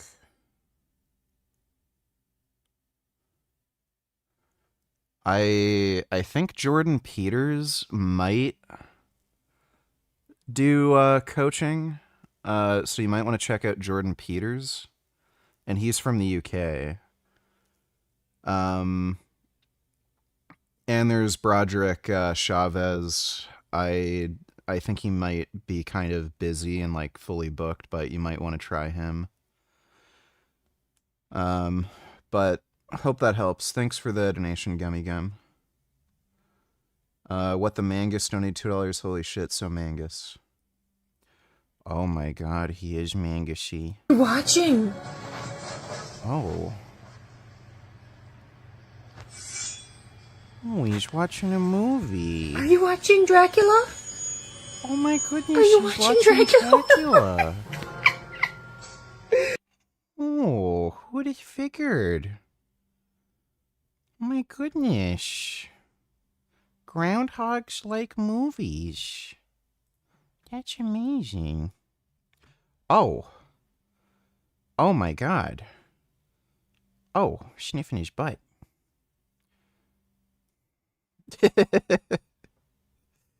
The hell? Dude. I love how chunky they are. Oh, it's a tanuki. My goodness. That's a nice tanuki. Oh, I'd like to make friends with a tanuki. Wow. That's a good tanuki. Oh. Oh my god. He's like a hamburger with toes. Oh my god, look at those toes. That's amazing.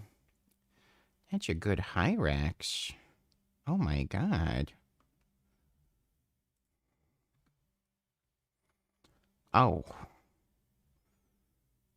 Oh my god. It's looking right at you. This is my favorite Hyrax video. Look at him munching. Oh, they love lettuce. Look at him eating his lettuce. That's a good Hyrax. Thanks for the donation, What the Mangus. Dodo donated, saw those Indian men wearing gloves while preparing food. Can they really call it authentic? They also didn't cough in it.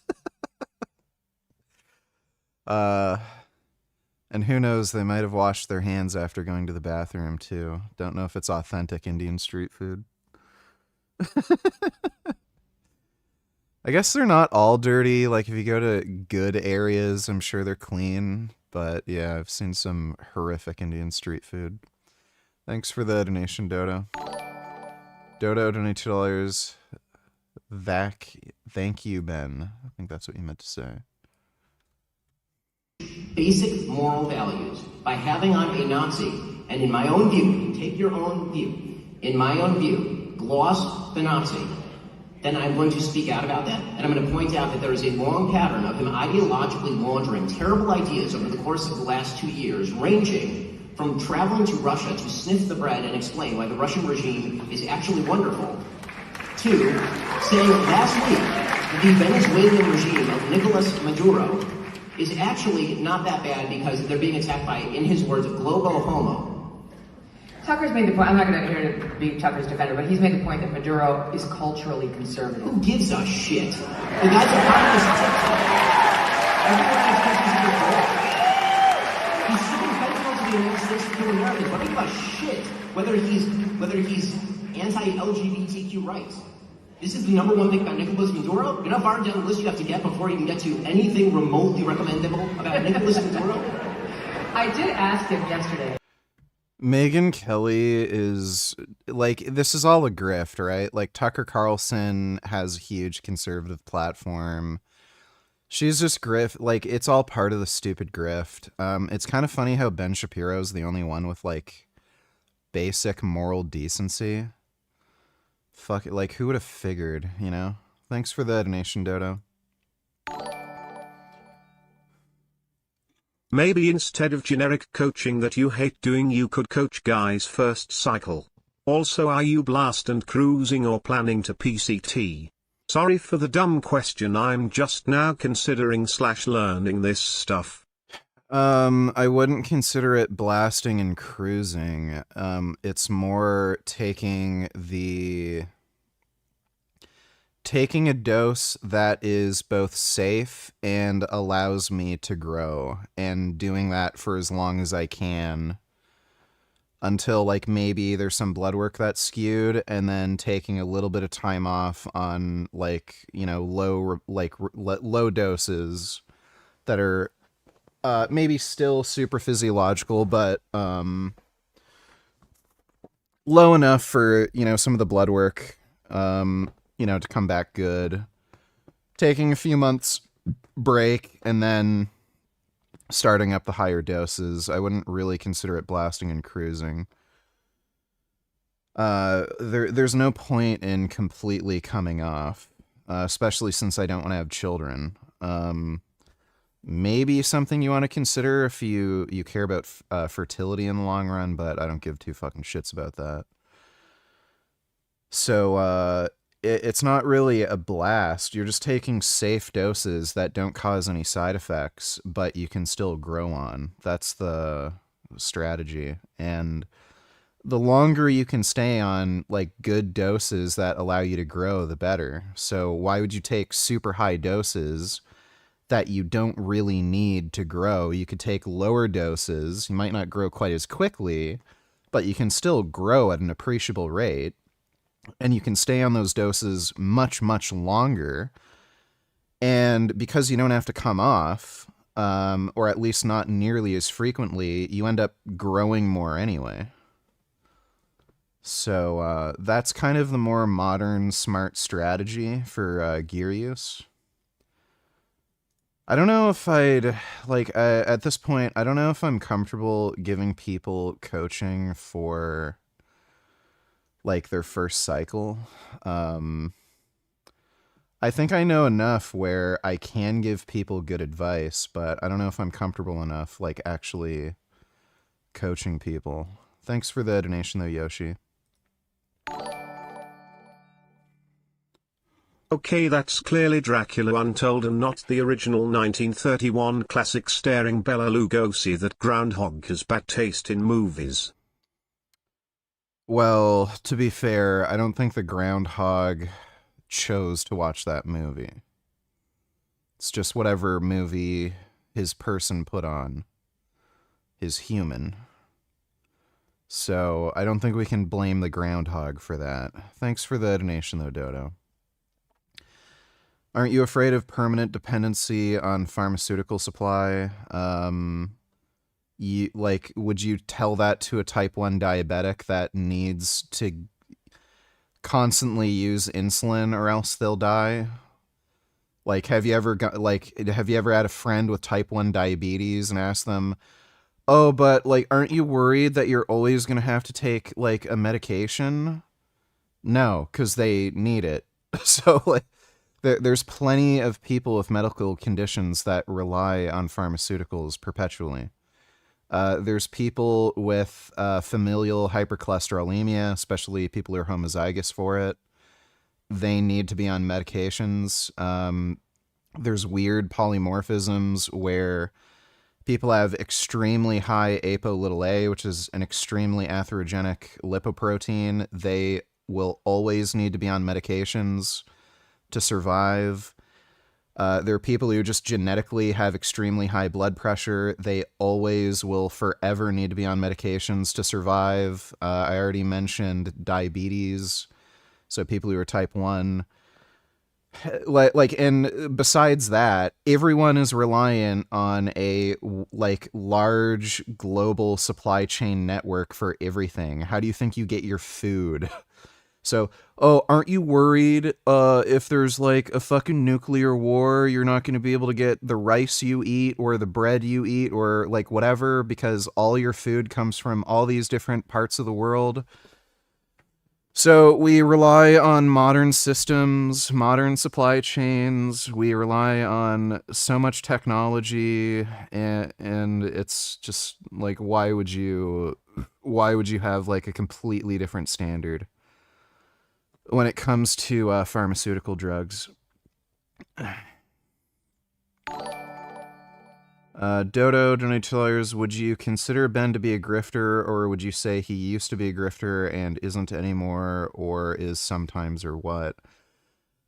I think he is a grifter to some extent, but I think he does have like a hard moral line when something, like when a line is crossed for him, he won't grift anymore. But when something isn't such a big moral concern for him, he's fine with grifting. Thanks for the donation, though, Dodo. And how much of you growing so quickly is genetics, hyper-responder, versus actually just good training plus enhancement? Seems like a lot of guys on gear train like bozos. Well, I train extremely well. I know some people criticize my training and say that I do too much and crap like that, or my workouts take too long. I train in the most ideal way for me. Some people may need less training or more training, or they might need different exercises or whatnot, but I found a way of training that works ideally for me. And again, I benched 410 pounds naturally. Vast majority of natural lifters will never be able to get that strong. So I train extremely well. And aside from like the gear, like the only difference in my training right now is that the steroids I'm on allow me to train with more volume and a little harder. So I'm taking more sets to failure, and I'm also doing additional exercises. So I am doing like at least one extra compound movement per session and at least one extra isolation movement per session. So I would say the majority of the additional growth I've gotten would have to be from the steroids. Like I gained just about 30 pounds in the last 3 months.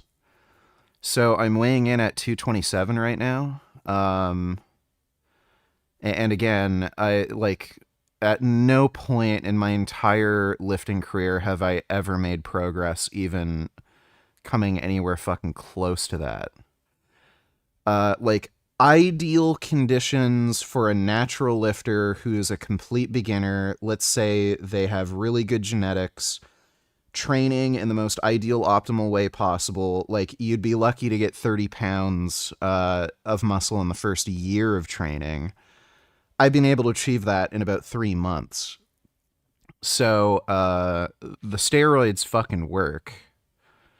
And yeah, I would say I'm a hyper responder. Most people who go on gear aren't going to get results anywhere close to that, but especially considering the doses I've been on. But I do train really well, and I train fucking hard. Like, you guys have seen my workouts. So the combination of like really good response, but you know, really good diet, really good fucking training, that does also help for sure. Thanks for the donation, Yoshi. Dodo $22. When's the last time you had some vegan pastries or some candy or something, cookies or something? It's been over a year at this point. Haven't had any candy or pastries or cookies in over a year. Thanks for the donation though, Dodo. Is this how gut piss copes? Hi everyone. Somebody in the comments made me aware of this guy called Nocturnal Ken.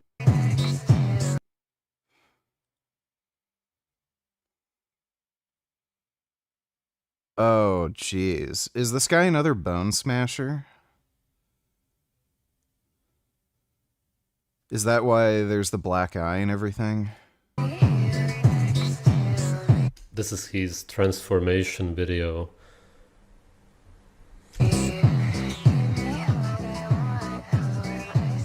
As you can see, black pill terms. Maybe he found some black pill videos, then he found some looks maxing forums, and that's why it happened. Weakness. There's a video of Atlas Power Shrug saying that TRT is more dangerous than taking steroids. Yeah, we already reacted to that on stream.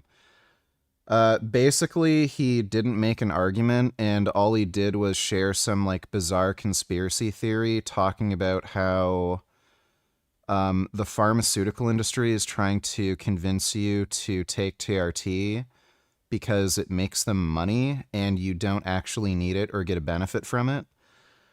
I could use that argument for toilet paper. Well, you don't actually need toilet paper, and you don't actually benefit from using toilet paper. It's just that big toilet paper has convinced you that you need to walk around with a clean butt when you really don't need to, and it's draining your money away when you could just walk around with a dirty asshole and it wouldn't make a difference. That was literally his argument against TRT. So, like, obviously, that's just silly and nonsensical, and if you understand how the pharmaceutical industry works, that whole idea is just absolutely fucking retarded. Testosterone is not a patentable drug. It's generic. Anybody can make it. So say if Pfizer, they make testosterone cypionate, if they wanted to raise the prices on testosterone cypionate, some Indian company could come out with testosterone cypionate that undercuts Pfizer massively, and then people will just start buying the generic, like, you know, alternative testosterone that's way cheaper. So he was like promoting this idea that, oh, once the pharmaceutical industry gets you and everyone's on TRT, they're going to jack up the prices, and then you're going to have to like work your shitty job and have to wait for retirement because you're going to be hooked on testosterone. It's generic. They can't raise the price. So anybody could just come out with a version of testosterone. Well, it's going to be like test sip or test enanthate or whatever. And they're just going to undercut. It's generic. They can't raise the price because then somebody's just going to undercut them. And on top of that, like, there's such a huge underground market for gear that's even cheaper. So, like, he was harping on about how massively expensive testosterone replacement therapy is. It's extraordinarily cheap. I was on 210 milligrams of testosterone cypionate per week. So 30 milligrams a day. This is the results I got after 2 months. So I gained 17 pounds of total body weight, but I lost fat. So I gained about 20 pounds of just rock solid fucking muscle from 30 milligrams test sip, 210 milligrams per week, which is considered a high TRT dose. Guess how much I paid for that? 50 Canadian dollars a month. That's nothing. So, like, even if you're kind of like a broke ass, you can afford that, no problem. And especially considering the benefit you'd get from it. There's just no justifying this argument that, oh, it's so expensive, don't go on TRT, it's going to ruin your life financially.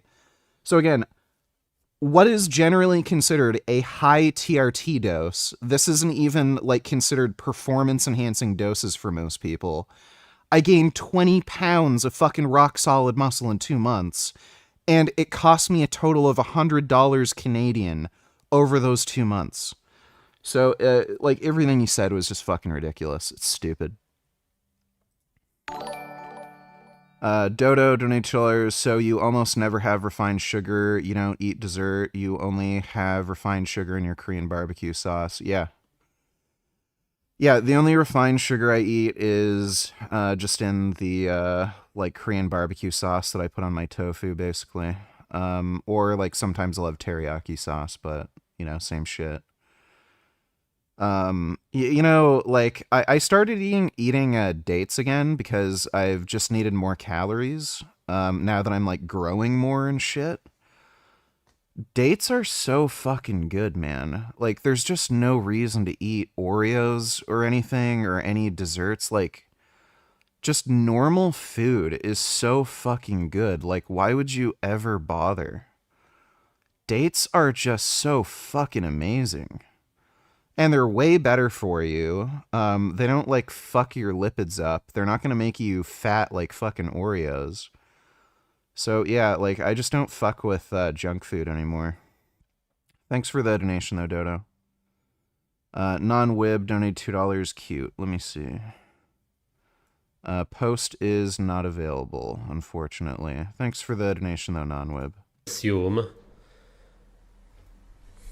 He had acne, rosacea, obviously super easy to treat by eating naturally. I didn't know what to do, but dude, these fucking videos are just cancer. No idea why. Figured out how to fix rosacea and acne. Okay, cool. I was too pale. I'm assuming he was injecting melanotan. It's usually what these people do. Better contouring.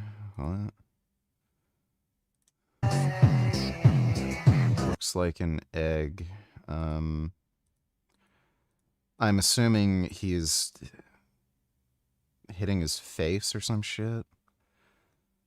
Fix my hair. Raw liver. Yeah, that's gonna change your face. By the way, I don't know why he's putting up a photo of this guy. He had horrendous teeth. He was eating a lot of candy. And he had really rotten fucking teeth. He actually had teeth that were completely rotted out, and he had cavities that were infected, and he had to go to the dentist, and that's actually one of the ways they, I think, actually tracked him down, because they knew what dentist office he was going to. So I don't know why he's talking about, like, raw liver and shit, and then he shows a photo of Richard Ramirez, who's eating tons of candy. Contouring? I don't know what the fuck this shit is. Started getting more defined cheekbones. Yeah, I'm assuming, I'm assuming... I don't know if he's... I don't know if this is the bone smashing thing, or if these people are getting, like, fillers and implants or surgeries or something. Like, some of this looks like buccal fat removal. Like, his chin got larger. I'm, Dodo $22. Dates are bad for your teeth, VG, so you haven't been craving any cupcakes or donuts or anything for a whole year now? Yeah. Well, I make sure I brush and everything. Yeah, dates aren't great for your teeth, but I need some way of getting some extra calories in. Like, I just desperately need to eat more. But yeah, I haven't had any junk food in over a year at this point. Thanks for the donation, though, Dodo. Yeah, like, I've seen some fucking crazy weirdos on some of these, like, looks maxing threads on Reddit.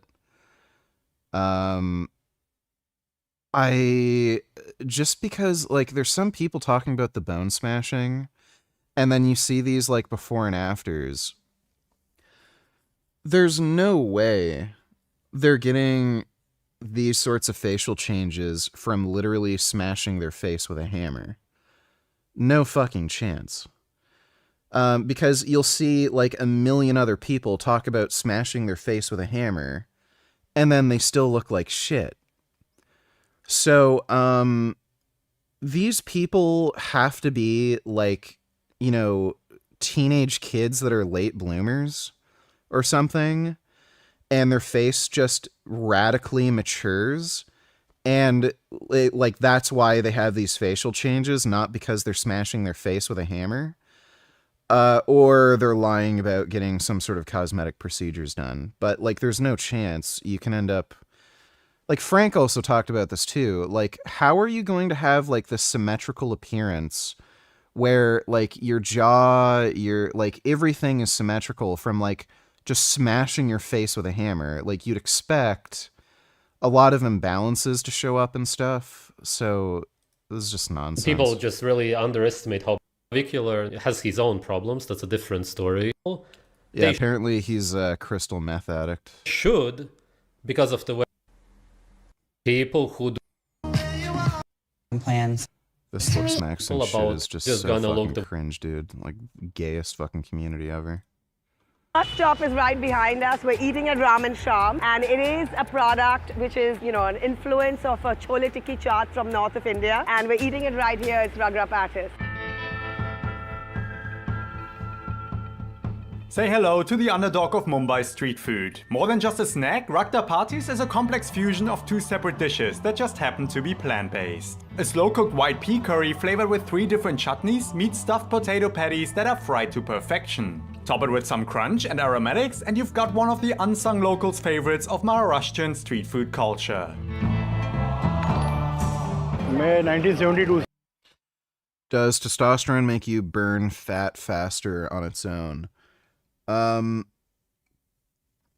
what testosterone seems to do is it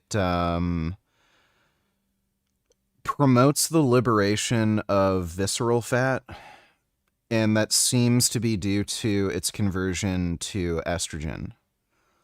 So if you have your estrogen levels, you know, do what they do, you don't go on an aromatase inhibitor and crush your estrogen like an idiot. It seems to promote your body burning off visceral fat, which is the fat around your organs. And I mean, over the long term, it also seems to cause favorable body composition changes. So men with higher testosterone do seem to have lower levels of body fat and more muscle mass. That could be due to a variety of factors, not like any direct metabolic changes, but if you're building more muscle and you're training more and you have more energy and you're more motivated to exercise and improve your health and all this shit, you're probably, you're going to have less body fat, more muscle mass, and just look leaner. You can see a fuck ton of dudes who are kind of like pudgy, but then, you know, they found out that they have low testosterone. They were kind of fed up with feeling like shit, looking like shit. And they go on testosterone replacement therapy and they kind of upend their whole lives and they start like eating properly, training more. And like the whole combination of lifestyle factors and some of the direct and indirect effects of the drug, you know, play a role. Like for myself, I've had to eat way more. Like I've noticed I really need to increase my carbohydrate intake, especially. But like I'm also growing like fucking crazy. So if your body just becomes super fucking anabolic and it's super prone to gaining muscle, like yeah, pretty much any food you input, it's just going to be used for anabolism. So depending on how you respond to testosterone, if you're like a hyper responder and you start building muscle like crazy, like, yeah, you'll probably notice that it's very easy for you to lose body fat and very easy to put on muscle just because like your metabolism switched to where all the food you put in is just going straight to anabolism. So I think it kind of depends, but what the research on it is very clear. Testosterone does have a benefit for getting rid of visceral fat, which is the most dangerous type of fat. 21st Savage donated $2. Yeah, I'm not watching that. Nice try. Dodo donated $2. Do your energy drinks artificially sweetened? My energy drinks are, in fact, artificially sweetened. What energy drinks do you eat? I've been having C4 and Bang exclusively. The Bang energy drinks are 0 calories. I think the C4 is either 5 calories or 10 calories, something like that. But it's basically just being Bang and C4. Those have been my go-to. Thanks for the donation, Dodo. ऐसे 67 years old business है, मगर मैं 72 से daddy और mummy के साथ में आया करता था। मैं उस टाइम पे मेरी एज 9 साल की थी। रगड़ा पेटिस जो है वो मुंबई की डिश है, महाराष्ट्र, और छोले टिक्की है वो दिल्ली। महाराष्ट्र की रगड़ा पेटिस जो है वो दिल्ली की छोला टिक्की देख के बनाए। Today, owner and chef Arun Josh.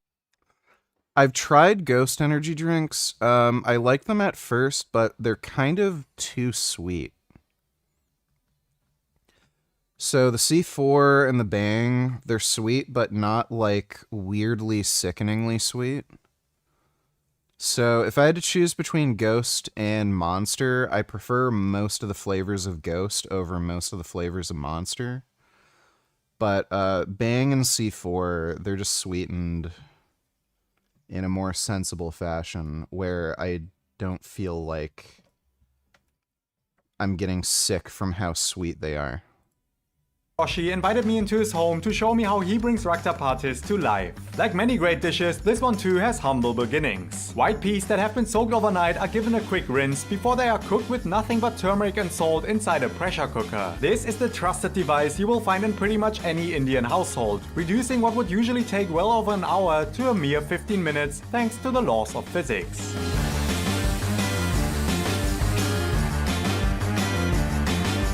The result is perfectly cooked peas in a creamy sauce. Arun flavors them with 3 different masalas. These are spice mixes so secret that he passes them on to no one but his own family. Add some fresh coriander, give it a good mix, and the rakta is ready. Time for the parties. In the comfort of his own living room, Arun tackles the aromatics, starting with the herbs. What would take the common man a giant chopping board, a fancy Dodo donators, if you need more calories, is there a reason you don't just have some candy or sugary drinks that aren't artificially sweetened or desserts?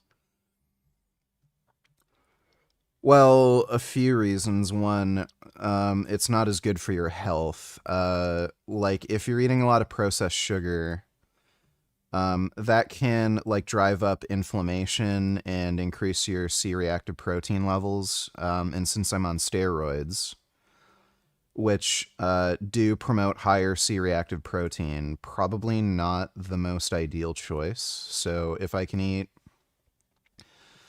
healthy, clean foods like dates, that would be a better choice than eating like Oreos. I do also want to maintain a favorable body composition too. Like, I eat a very low-fat diet, so fat is just more easily metabolized to body fat. So if I can just eat lower fat, higher carb. Missed work today due to insomnia. Am I cooked? Maybe try taking a THC edible before bed, and maybe you can help reset your sleep. I don't know if you're totally cooked just yet. Thanks for the donation, Ben Boy. Yeah, so eating just like, you know, low-fat fruit, again, probably better for body composition. And also like other things like blood pressure, like dates have fiber in them, so it's probably more beneficial for things like blood pressure, compared to just eating something like sugary and shitty like Oreos. Thanks for the donation though, Dodo. Knife and a good chunk of his time, Arun whizzes up at remarkable speed, using nothing but a sharpened piece of metal and his hands. After the coriander, there is fresh mint, including the stalks, and after the mint, he chops up green chilies, a good chunk of ginger, and eventually some fresh curry leaves. How many grams of fat are you having per day? I have no idea, but it would be extremely low. Chances are about 5% of my daily calories are probably coming from fat right now. Like, really, really low. Next, boiled potatoes are peeled and grated to achieve a smooth texture without any lumps. After adding some cornstarch and salt, the freshly chopped herbs are mixed into the potatoes along with a drizzle of oil. But that's not all. Arun sautés the chopped chili, ginger and curry leaves until the entire kitchen is filled with an aroma that sends you salivating. What was just flavored mashed potatoes a moment ago into a complex flavor explosion. With a patty, the art of layering flavors continues. That looks like some good shit. Because with the rakta simmering away, it's time to plate up. First comes a ladle mix. Then it's time for the crown jewel, the patis, broken into pieces and mixed into the curry. After a final touch of chutneys, it's finished with crunchy pieces of save and papri, as well as some fresh coriander, raw mango and red onion. How much to dress as a Hasidic Jew for a stream? Maybe if you give me $1,000, I'll do it. Your rakta patis is ready. Making a masala with the white peas, and then he's added like a mint chutney, spicy green chili chutney, a garlic chutney, a date chutney, and tamarind chutney. Like it doesn't end. This is a cocktail of flavors in one plate. And then of course the chaat masala, and then also he's got like secret masala. That's what I mean, right? It's a full meal in a plate. I mean, it is a full meal for most people, right? Like, people are also coming here for like a midday meal. Some people are even coming here for dinner. Oh, sorry, what's our next one? Next one is really famous. As we discussed, Mumbai is a melting pot of culture. The Gujaratis have a lot of influence on the food here. So the next one's a really famous snack from Gujarat called dabeli. If you ever dreamt of packing an Indian curry into a soft bread roll, look no more. This is dabeli, a fragrant potato masala served with crispy peanuts and sandwiched between the famous pav. Here in Mumbai, dabeli guru Kapil Yadav has long made a name for himself, holding the Limca record for dishing out 80 dabelis in under 10 minutes. मेरी उम्र 21 की थी, तब से मैं dabeli stall चला रहा हूँ। 1990 में मैंने चालू किया। वहाँ के बच्चे लोग अचानक ब्रेक, जब बच्चे लोग अचानक आते थे, कपिल जी दाबेली दो, मैंने 10 मिनट में 80 दाबेली बनाया. But behind his speedy moves lies another key to his success, a solid recipe. And today I get to lift the curtain to see how it's made. Dabeli essentially consists of 3 different elements, so Kapil starts by prepping different spice trays for each one, all consisting of a mix of ground coriander, garam masala, turmeric, salt, a fiery red masala and extra chili powder. Then it's time to hit the stove. Golden coating. So you just fry these little peanuts here. They're golden and they're smelling amazingly of spices. Gonna try some. Man. The spices in some oil, it is made with a bucket's worth of tangy tamarind water, sweet date water and plenty of jaggery, India's famous unrefined cane sugar. Bring it to a boil and let it simmer until the jaggery thickens the chutney. That'd be very sweet. Some of the liquid before sliding in the mashed potatoes and mixing it in, a task that puts his arm strength to the test. Once most of the potatoes have dissolved into the masala, it is divided over buckets, allowing it to cool down and thicken into a rich 10 seconds, earning him his Limca record and citywide fame. Now add the aloo masala, followed by raw onions with fresh coriander and some of the peanuts. Repeat this until the bun can hold no more, then serve with more onions. Why, So good. Why is Indian food, like, so fucking good, man? It's kind of funny how, like, you come here and then it's like, here's potatoes with steamed Brussels sprouts, and then there it's like 20 different fucking spices and it tastes fucking amazing. It's explosive. Man, that is loaded with flavor. It's not just... Time to return to Mumbai's chaat culture, starting with Sv3rige, a symphony of crispy crackers, chutneys and aromatics. Like many chaats, Sv3rige can be found on the menu of most chaat vendors. But hidden in the northern parts of town, Jay Chenka Bolanath churns out some of the best. Dressed for the job, these guys have perfected the art of layering the iconic street food with serious flavor. I only started deadlifting again last week. I did 405 for a set of 5. I probably could have done more. I was having some of the food I ate kind of get vomited up. I sort of have to time my meals a bit better when I'm doing shit like deadlifts. And for stiff leg, I did 315 for a set of 10 pretty easily. Flavors, serving it to a loyal crowd of locals in an area devoid of tourists. Sv3rige.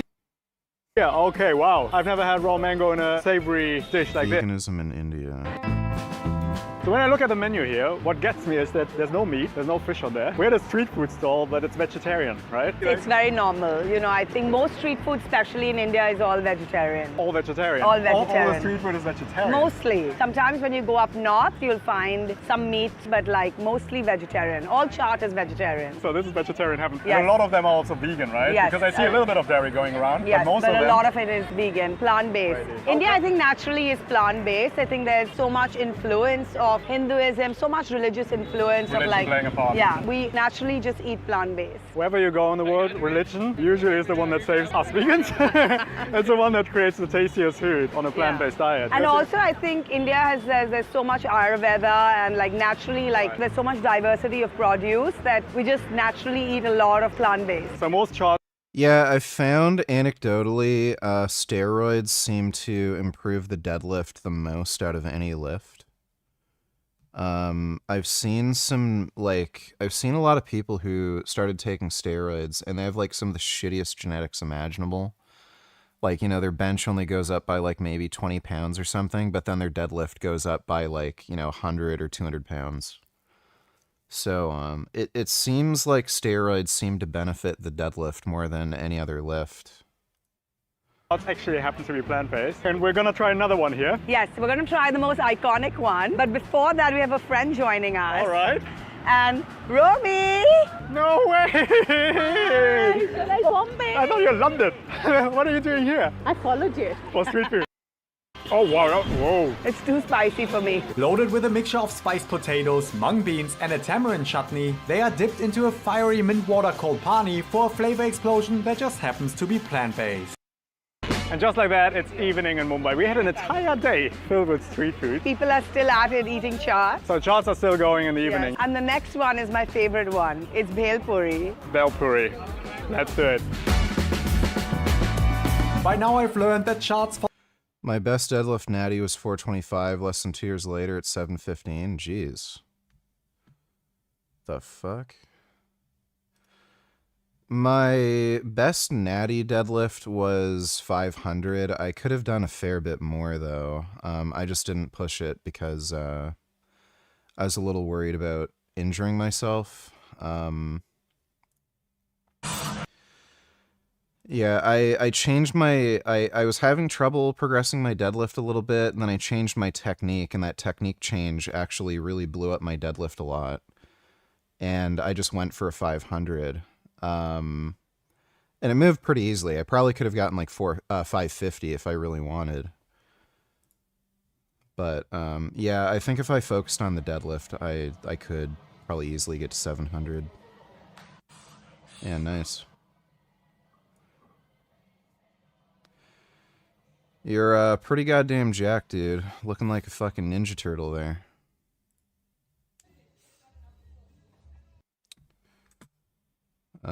Why does YouTube do this? For some reason, some of the shit on the shorts doesn't load well. 420 Larson, nice. Yeah, that's strong. I could probably bench 405 again in like a few weeks if I really wanted to. I'm not going to, just because I'm worried about snapping my shit up. I'm just gonna work in the like 8 to 10 rep range. But yeah, nice.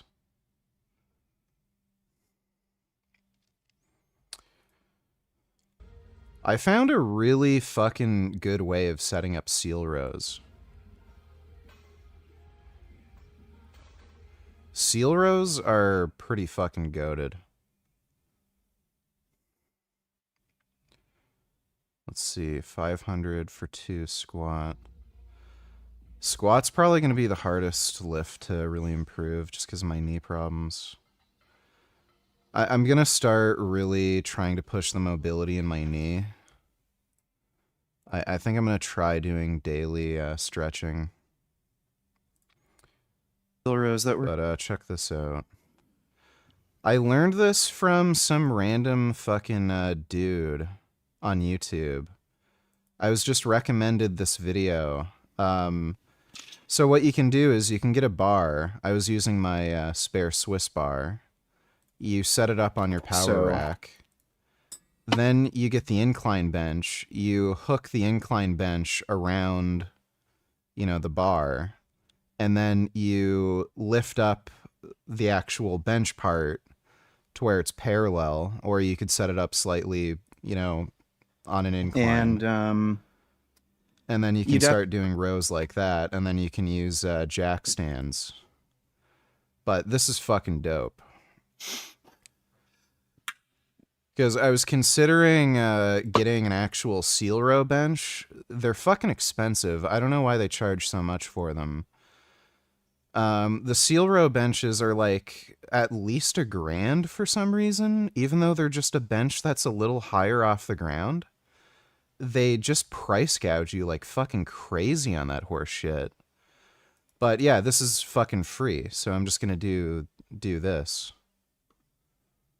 follow a similar concept. Layers of complementing flavors and exciting textures are united into a savory snack. Belpuri is no exception, but with a different spin. To Best seal roast, 315 for 5. Shit. Alright, I gotta catch up. try it, Aditi is taking me to a tiny hawker stall at a street corner in the north of Mumbai. And here the name says it all. Jackie Belpuri is a The jack stands allow you to grab the bar, but have enough range of motion where you can fully extend your arms without touching the ground, so you can get a stretch at the bottom. family-run business that specializes in what is my final chart of our street food tour. A chart that gives puffed rice a new lease of life by serious skill. A wet one first. So use the papri, just Rice. puffed rice, tamarind chutney. Loads of the sap. Yeah. And the sap is made from... To the texture and flavor. So it's Yeah, that looks fucking good, dude.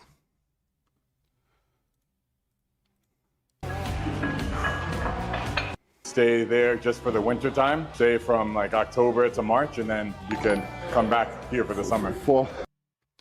Dodo Donatello, so you're not gonna eat any pumpkin bread or pumpkin pie this season? I don't believe you, VG.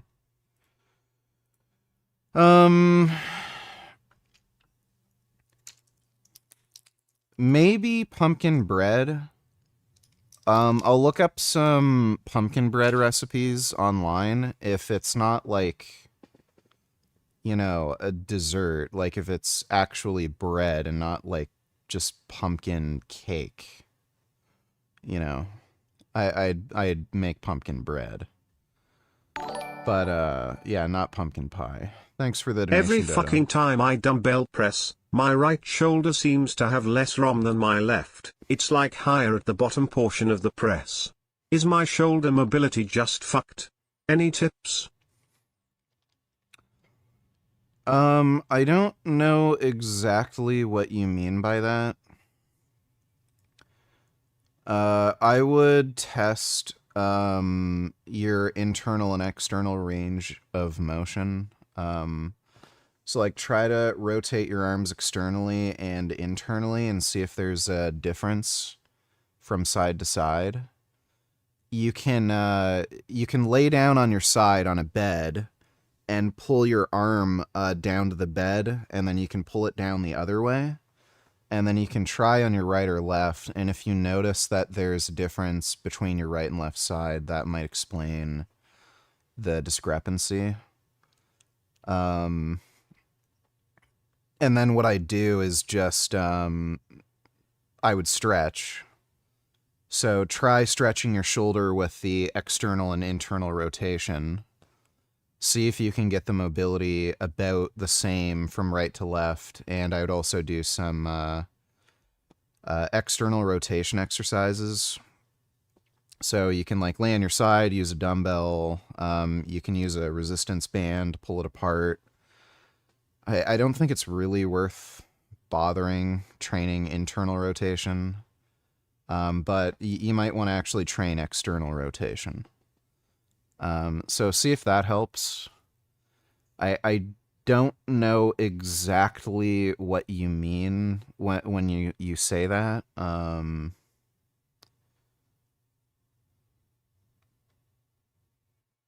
Right shoulder seems to have less ROM, so like what? The dumbbell isn't going down as low on your right side? Like if you don't notice that on a barbell press, that suggests to me that you may just have a strength discrepancy of some sort from right to left, and you just end up pressing differently when you're using dumbbells.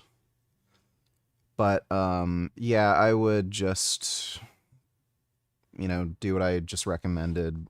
Test your internal external rotation mobility and actually train external rotation. Thanks for the donation, though, Fantogram. Hope that helps. Most bodybuilders totally neglect strength training. It's actually beyond pathetic. It's good that you understand that it's necessary to do compounds for best gains. Like,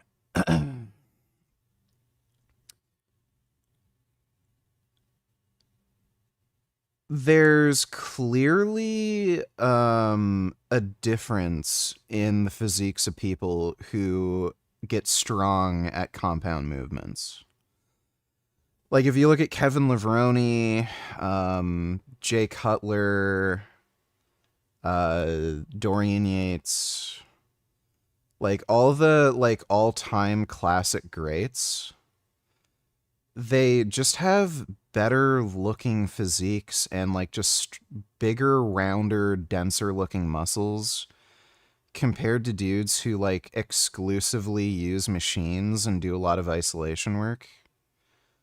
Like, Kevin Levrone had some of the craziest fucking arms I've ever seen, and he was, like, just doing 100-pound fucking dumbbell curls.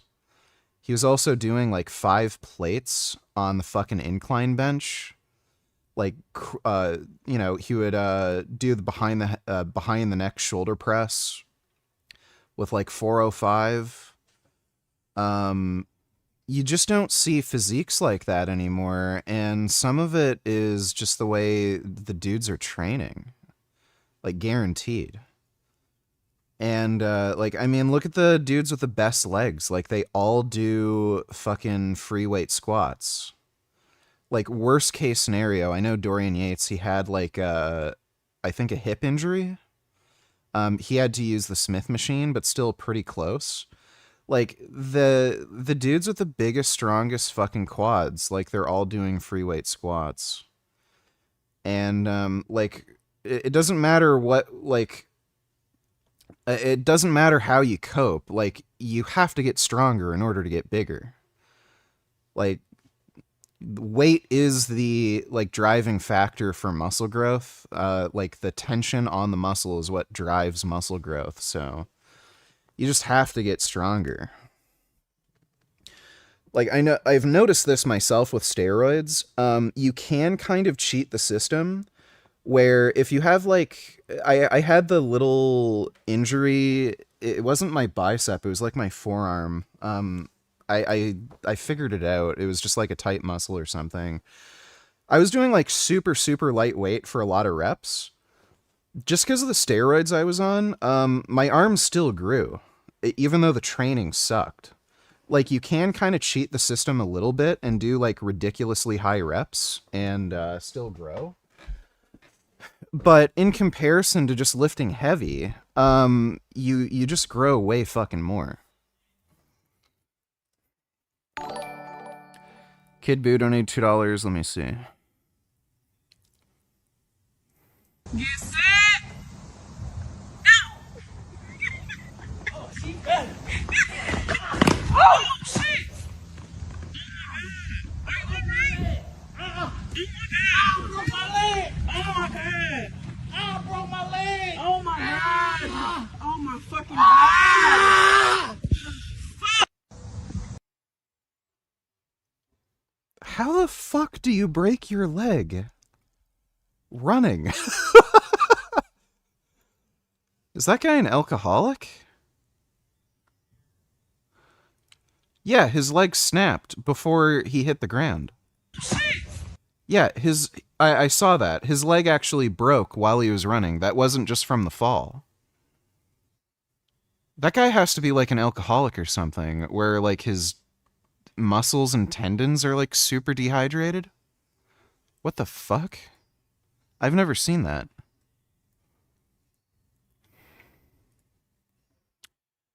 What the fuck is going on here? Hello?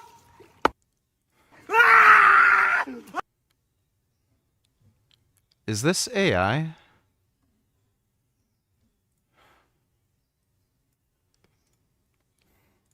Ass, boy, I'm straight. Fuck you talking about? Like, first I'm on defense, then I'm putting my hands up. I'm straight.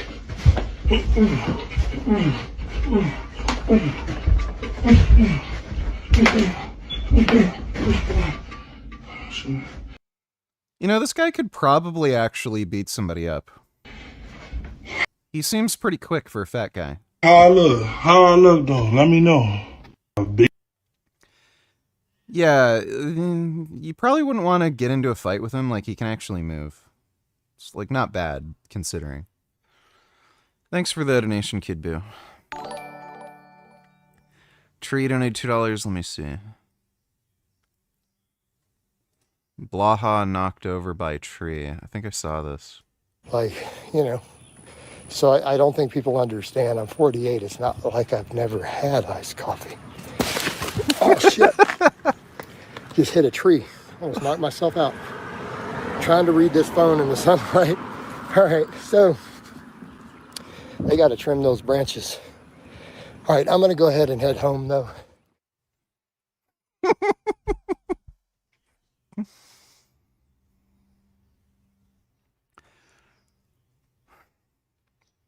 I don't know why people even want me to fight him still. He lost to a fucking tree. Like, oh god. What a fucking retard. Thanks for the donation, Tree. Random question, but don't lie to me, VG. Have you ever ended the stream because you needed to jerk off?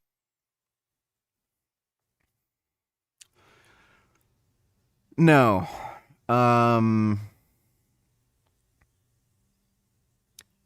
I've been ridiculously horny on stream, especially when I first started taking steroids. I had that, like, about month-long period where my libido was just through the fucking roof.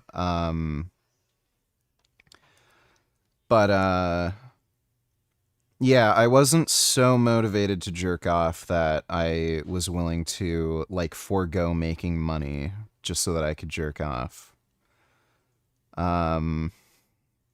I've always just waited, you know. I did have that one time where I ended stream and then I was gonna jerk off before bed and I decided to jerk off at my computer and then I forgot to turn off Streamlabs and it was still streaming and then I was watching Asian girls getting butt fucked on stream. And I had to delete that stream once I found out that I was in fact streaming. Thanks for the donation though, Dodo. For our salaries, trip to Dubai and live 3 months, it's too expensive. When you, for example, businessman on earn good, it's okay. But this is where I want to step in, and part of the reason why I'm here to help. For example, we go to sub store. Yeah. As you know, 5 HTP subs. Yeah, for serotonin. In Russia, same. Costs in less than 3 times. One bottle. Okay. For example, $1 in Russia, $3 or $4 in Dubai.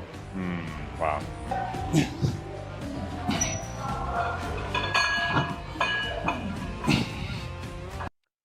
Never understood why Blaha is such a lol cow. He squats over 500, deadlifts over 600, now has some abs. Sure, he looks bad, but most shitting on him are pencil necks. Well, there's a lot of things that have not helped him.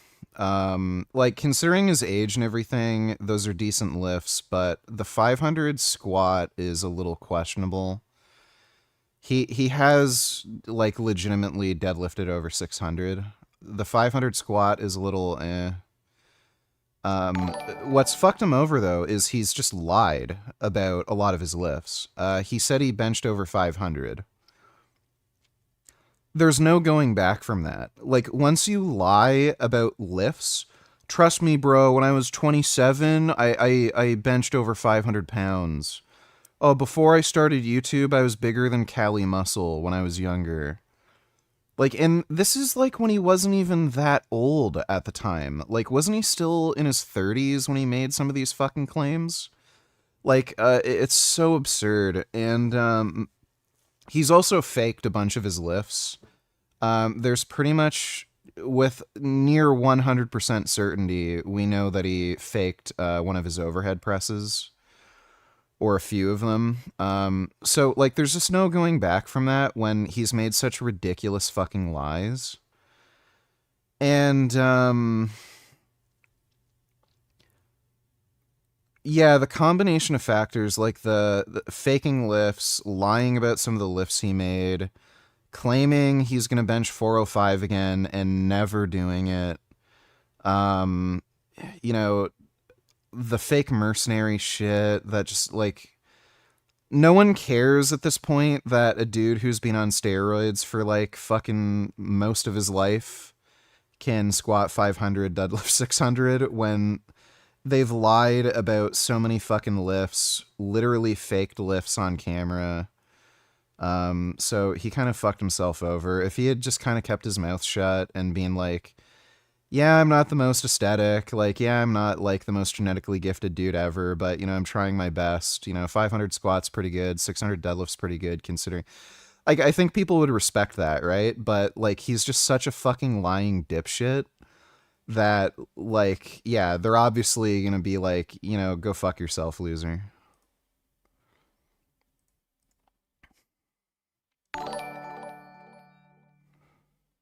WTF, you jerked off on stream? That vow 99% of streamers' careers, but audience here doesn't care. Well, I know it's happened to at least 2 other streamers. I know it happened to Darkside Phil. He still denies it to this day. I don't think he had porn on stream. I think he was accidentally streaming himself with his cam on. And then on some other screen, he had porn and he was whacking it. Like, it was very clear he was whacking it. He still denies it to this day that he was jerking off. Like, I think he said he had an itch or something. That didn't ruin his career. And I think there was some other big streamer where something similar happened. But again, they still denied it. The only way I could really see that ending your career is if you get banned from the platform you're using. Like, I don't know, if everyone jerks off, and it's not like I was watching like some like weird fucking tranny piss and shit porn or something. Like, I was just watching Asian girls getting butt fucked. Like, who doesn't, So, like, if you hacked into like half the world's webcams, you'd see the same fucking thing. Thanks for the donation though, Dodo. 1, 2, 3, 5, 6. Yeah, I don't think Blaha ever benched over 315 in comp.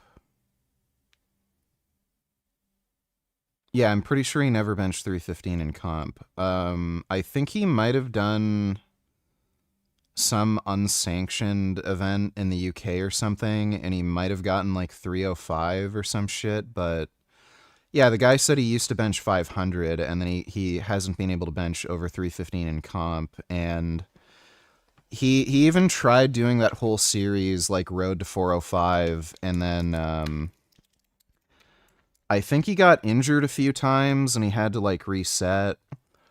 His whole, his training just sucks, period. Like even with somebody who has, like, an increased risk of injury, I would say I'm not particularly resilient to injury myself. I was still able to bench, 410. And I actually benched 410 while injured. I had some pretty bad pec strains. His training just sucks. Like, he literally does not know how to fucking program.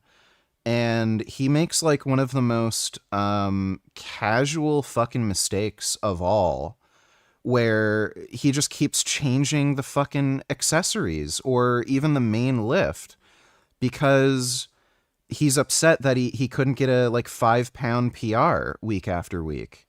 Like, I 2 weeks in a row my bench didn't go up like 5 pounds. I'm gonna switch the main lift and I'm gonna focus on incline. Oh, my incline stuck too. I'm gonna switch the lift again. Like, he can't fucking maintain any amount of consistency and, like, just recognize, like, yeah, under ideal circumstances, you'll increase the lift by 5 pounds each week. That's not always going to happen. You might have to, like, kind of bust your ass for a few weeks to get a 5-pound jump. But, like, he can never stick to any kind of consistent program, and... Asian girl getting butt fucked by who? I think we know who. Yeah. Some other vegan fella. Probably some 50-year-old sugar daddy. You know who. And not you. Never going to be you, lol. You don't have what it takes to get 18-year-old barely legal Chinese pussy. Okay, that's great. Thanks for the donation, 21st. And on top of that, he just wastes his time with nonsense. Like, I know he was big into the West Side thing for a while, and he was wasting his time with bullshit like speed work. So yeah, he's just, you know, fucking stupid. 7, 8, 9, 10. Good. Okay.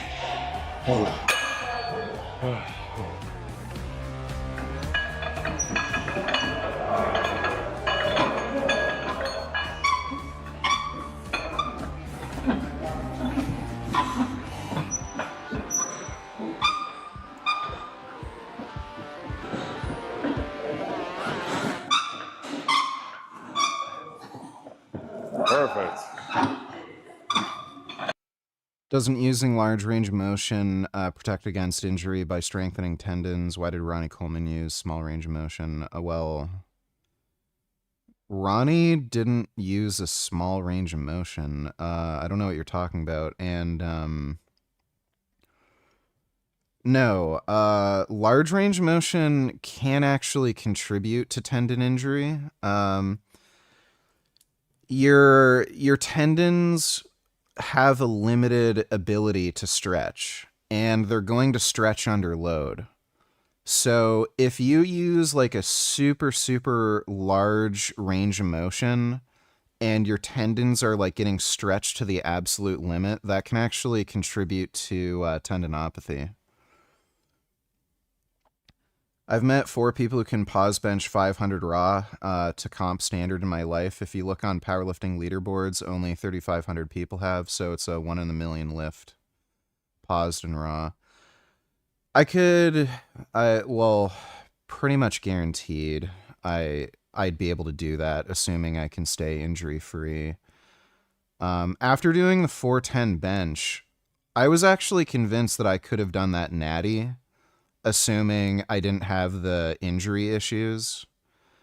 The training to get to 410 was hard as fuck. That was some of the hardest, the hardest training I've ever done.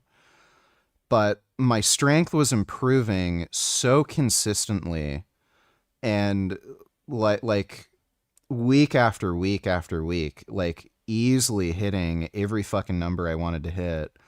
The only thing that stopped me was the fucking pec tears. I kept getting the strains in the tendon. So under ideal circumstances, if I was able to accumulate like I wanted to, I probably could have hit like 520, 525, maybe, 420, 425, 430. Yeah, it's just that I kept getting the pec strains. So I think I have really good genetics for like a heavy bench, but it's just the tendon injuries that kind of fuck me up. But now that I'm on gear and I can just heal faster and just have stronger tendons, I can probably hit 500. Good. Whew. Beautiful. 4,000 people on Earth have deadlifted 700 or more in comp. Really? That's actually surprising. That's really surprising. You know, I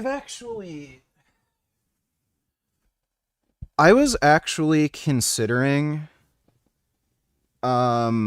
training for like strongman, because I fucking hate Mitchell Hooper. Like, I actually can't stand the fucking guy. And he was talking shit on a live stream. I donated asking a question, asking him, like, since your whole brand is lift heavy, be kind, why aren't you kind to animals? And like, why don't you go vegan, you know, since it fits with your brand? And he gave me like some bullshit fucking cope about how, you can't like be a strong man and be vegan because you're not going to get enough protein. And actually, I think you're going to be more kind to animals by eating them. That pissed me off so fucking much. Like I'm actually considering like going full on and like maybe actually training for strongman. Like I'll see how strong that I'll see how like my strength progresses with the gear I'm on, but if there's a realistic prospect that I can deadlift like around 1,000 pounds, I might just push things further and actually train for like strongman, so that I can, like, even if I can't beat Mitchell Hooper in comp, like at least just doing good in it, you know? It's like I just feel like I need to prove these fucking assholes wrong, you know what I mean? That's actually surprising that only 4,000 in comp have deadlifted 700 or more. I would have figured it'd be way, way more. Realistically, there's about 2,000 or less people pulling over 700 conventional raw. Yeah, because powerlifting, the fucking sumo. That's actually really surprising that more people haven't lifted more. All right. So next we can go to dumbbells. Okay, for bicep or tricep now? Yeah, biceps. I think maybe it's too light. Let's start from 24, next 27, 29, and go high. Okay. Okay. Sometimes we can do... You know, it has to be a height thing. Because 700 deadlift to me sounds way fucking easier than a 500 pause raw bench. That has to be related to height, where a lot of powerlifters are shorter. Like they're under 5'10" or something, and it makes it easier for them to bench, like, you know, 500 versus deadlifting over 700. Arm wrestling moves, but for muscles. Okay. So you can take the kettlebells and do like this. Okay. It's hard because he little, I don't know, 60. I'm basically benching as much as I was benching like in my peak bulk. Best bench lately was 315 for 8. I got sick pretty bad after I was training with Alex. And my bench went down, but I did 315 for 8 when Alex Leonidas came over, which is pretty much exactly what I was lifting when I was like peak bulk natty. So you take like this. Aha. Yeah. Then the wrist rise. Okay. That's smart. For example, if you don't have equipment and train home, yeah, you can try this. Yes, that's smart. And still get the brachialis work as well. Yes, forearm, brachialis, and low biceps.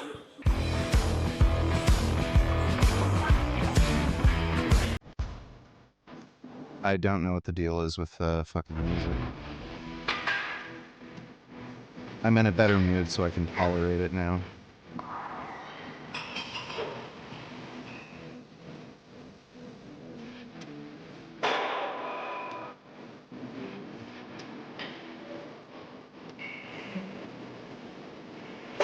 Is it 20? Hooper's best deadlift with no suit is 950.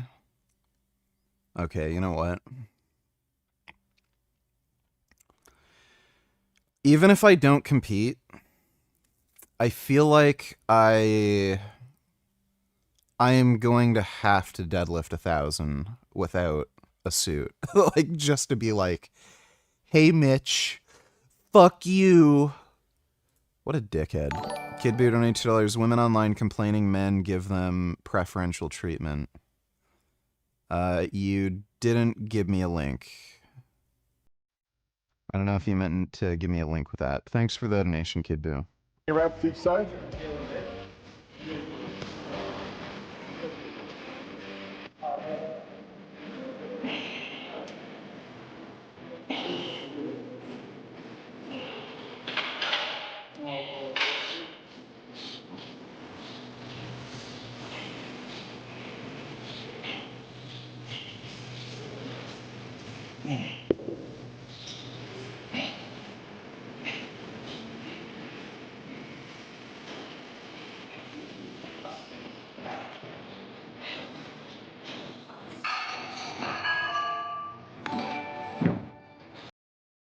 Kid Boo donate $2. Let me see.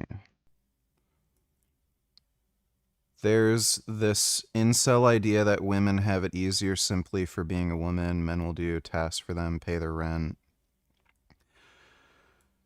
There's a reason why you see less homeless women compared to homeless men.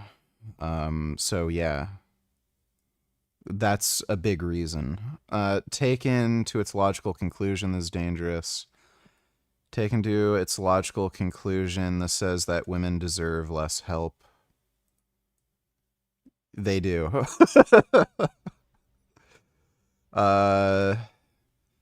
Yeah, men are getting the short end of the deal. Dudes are way too fucking pussy hungry. They're getting way less out of a relationship than women are. And yeah, women deserve less help. That's why when I see conversations on here about pretty privilege, the pros and cons of being conventionally attractive, some of it makes me very uncomfortable because some of this conversation definitely, for sure, comes from incels.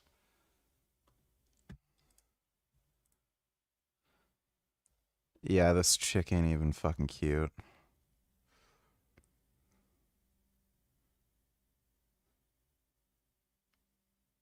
Why the fuck?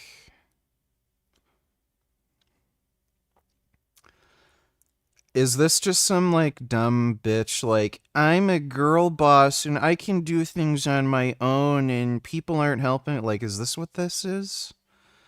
Like, yeah, as if you're a chick, especially if you're good looking, men aren't gonna throw money at you.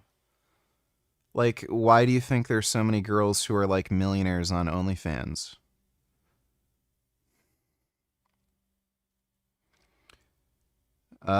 Yeah, attractive women get rewards. This is fucking retarded. I don't know why chicks even, like, they just live in delusional fantasy land. Thanks for the donation, Kid Boo. Bootycom donate $2. Have you seen this retardation? If not, it's AIDS.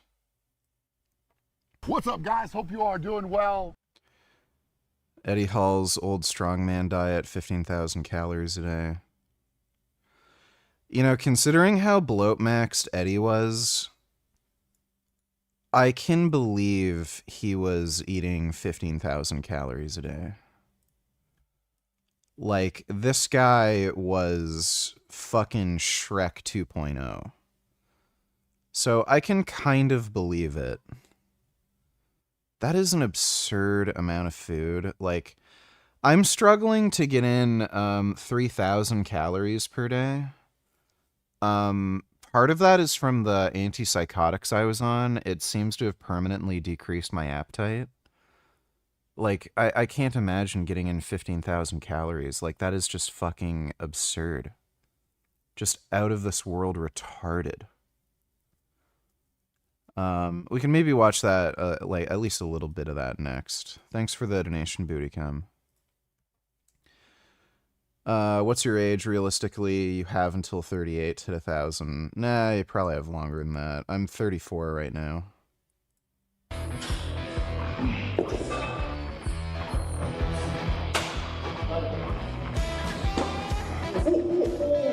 Very nice, huh? Very cool, bro. Okay. Check. Okay. Thank you. Yeah. We honestly buy Halloween mask for posing if you want. That would be good. Let's do it. Just I don't know celebrate you or not, but we know that it's American tradition, so. Yes. This year was the lobster from SpongeBob. Oh, I see. I see. Yeah.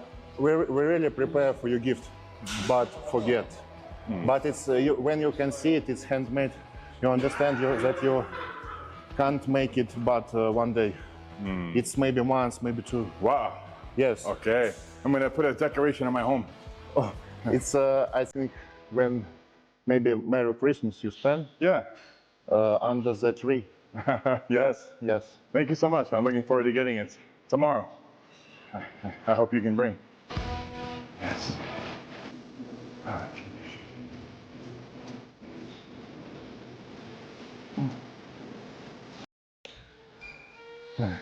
Did I do this? No, yeah. Why not? Me? It's next, yes. Okay. He trains really weird.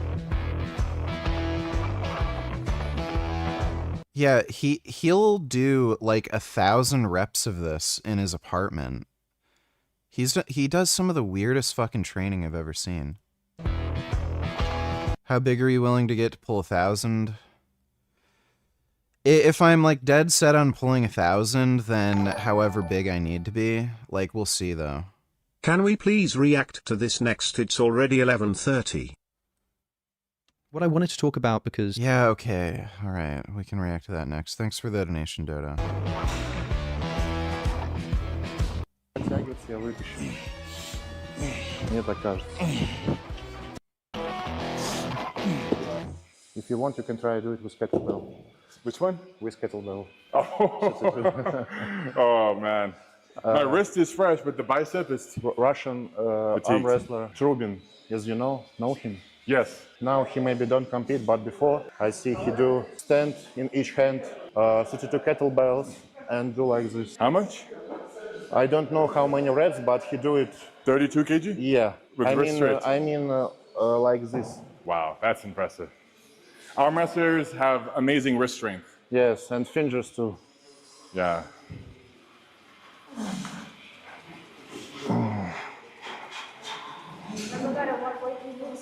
Yeah. When's it gonna get challenging for you, man? It's too easy. No. But place like here, mostly national culture. Mostly, what's that? So if you find girls in Moscow and St. Petersburg, they can repeat for Asian women from New York, London, culture, I mean, like clothes, makeup, and something like that. But women's here, more nature, traditional. Understood. Yes. So you like that more? Natural, traditional woman? I think yes. Do you have? I don't think that other traditionals bad. Just for me, it's close to soul. Okay, that's fair. Makes sense. That's honestly famous guy like life. Take you. Yeah. You like foreigners as well. On my passport, bro. You know, like every tourist who go to Thailand, maybe Brazil, talk about them girls as big booty, big, you know. Big and booty. They very impressed. So when we go to Dubai, we see a lot of women that not. Not saying I could argue against it, but the whole "it's moral to kill meat eaters" thing is kinda getting to my head. Do you still believe this, or am I misconstruing what you originally said? I can't debunk it, but my intuition is that it's crazy to believe. Well, I don't advocate for people to go out and kill meat eaters, but like logically speaking, I mean, if we're fine with killing Nazis to protect Jews, then by extension, it would be immoral to kill meat eaters to protect animals. I don't see a moral distinction between humans and animals where killing one is okay and, you know, not killing humans is killing humans to protect humans is fine, but killing humans to protect animals isn't fine. It's just that in the long run for vegan activism, it's obviously not ideal to have vegans killing meat eaters, so it's not something I'm going to advocate for, you know, in terms of effective advocacy or anything like that. In the long run, it's probably going to be more harmful than good. But yeah, in an intellectual vacuum, yeah, it's morally justified. You know. But thanks for the donation. Apple is fucking awful. Have so big legs, but have too big ass, yes. Yes. Here we don't see that. So you're seated because you have a lot of followers. Seeing how Smayev trains makes me more open-minded to these tiny ROM lifts. Clearly works. I mean, the guy is the best weighted calisthenics on earth. 300 kg bencher. Well, I think the range of motion thing is a little overhyped. he does train weird. Like, really weird. I don't think he, like, to bench, you know, like over 600 pounds, there's no way he was training like that for his bench. I just don't, I don't see that happening. But yeah, I mean, as long as you're, you know, incorporating progressive overload and you're getting adequate tension across the muscle, you don't need super long ranges of motion. But the shit he does is still fucking weird. Like, again, he'll do like 1,000 reps with these like little tiny movements. I don't know why he does that. Followers, are you like famous? No. Everybody, no, nobody knows. You know that in small cities and villages, for example, now you when you come, we have internet, but later we don't have internet. Maybe 6 months, for example. Later, when you say later, when do you mean like in the winter? Some months of summer, autumn, we don't have internet.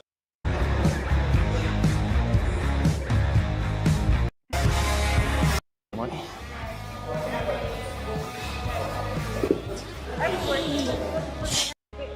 Buy any apples in your team. So they don't want you in the team? Sorry? He's with Poopie Man. Have you heard Poopie Man? Oh, I hear about it. That's his sponsor. But as I know, Chris buys some actions of Young LA, mostly pocket.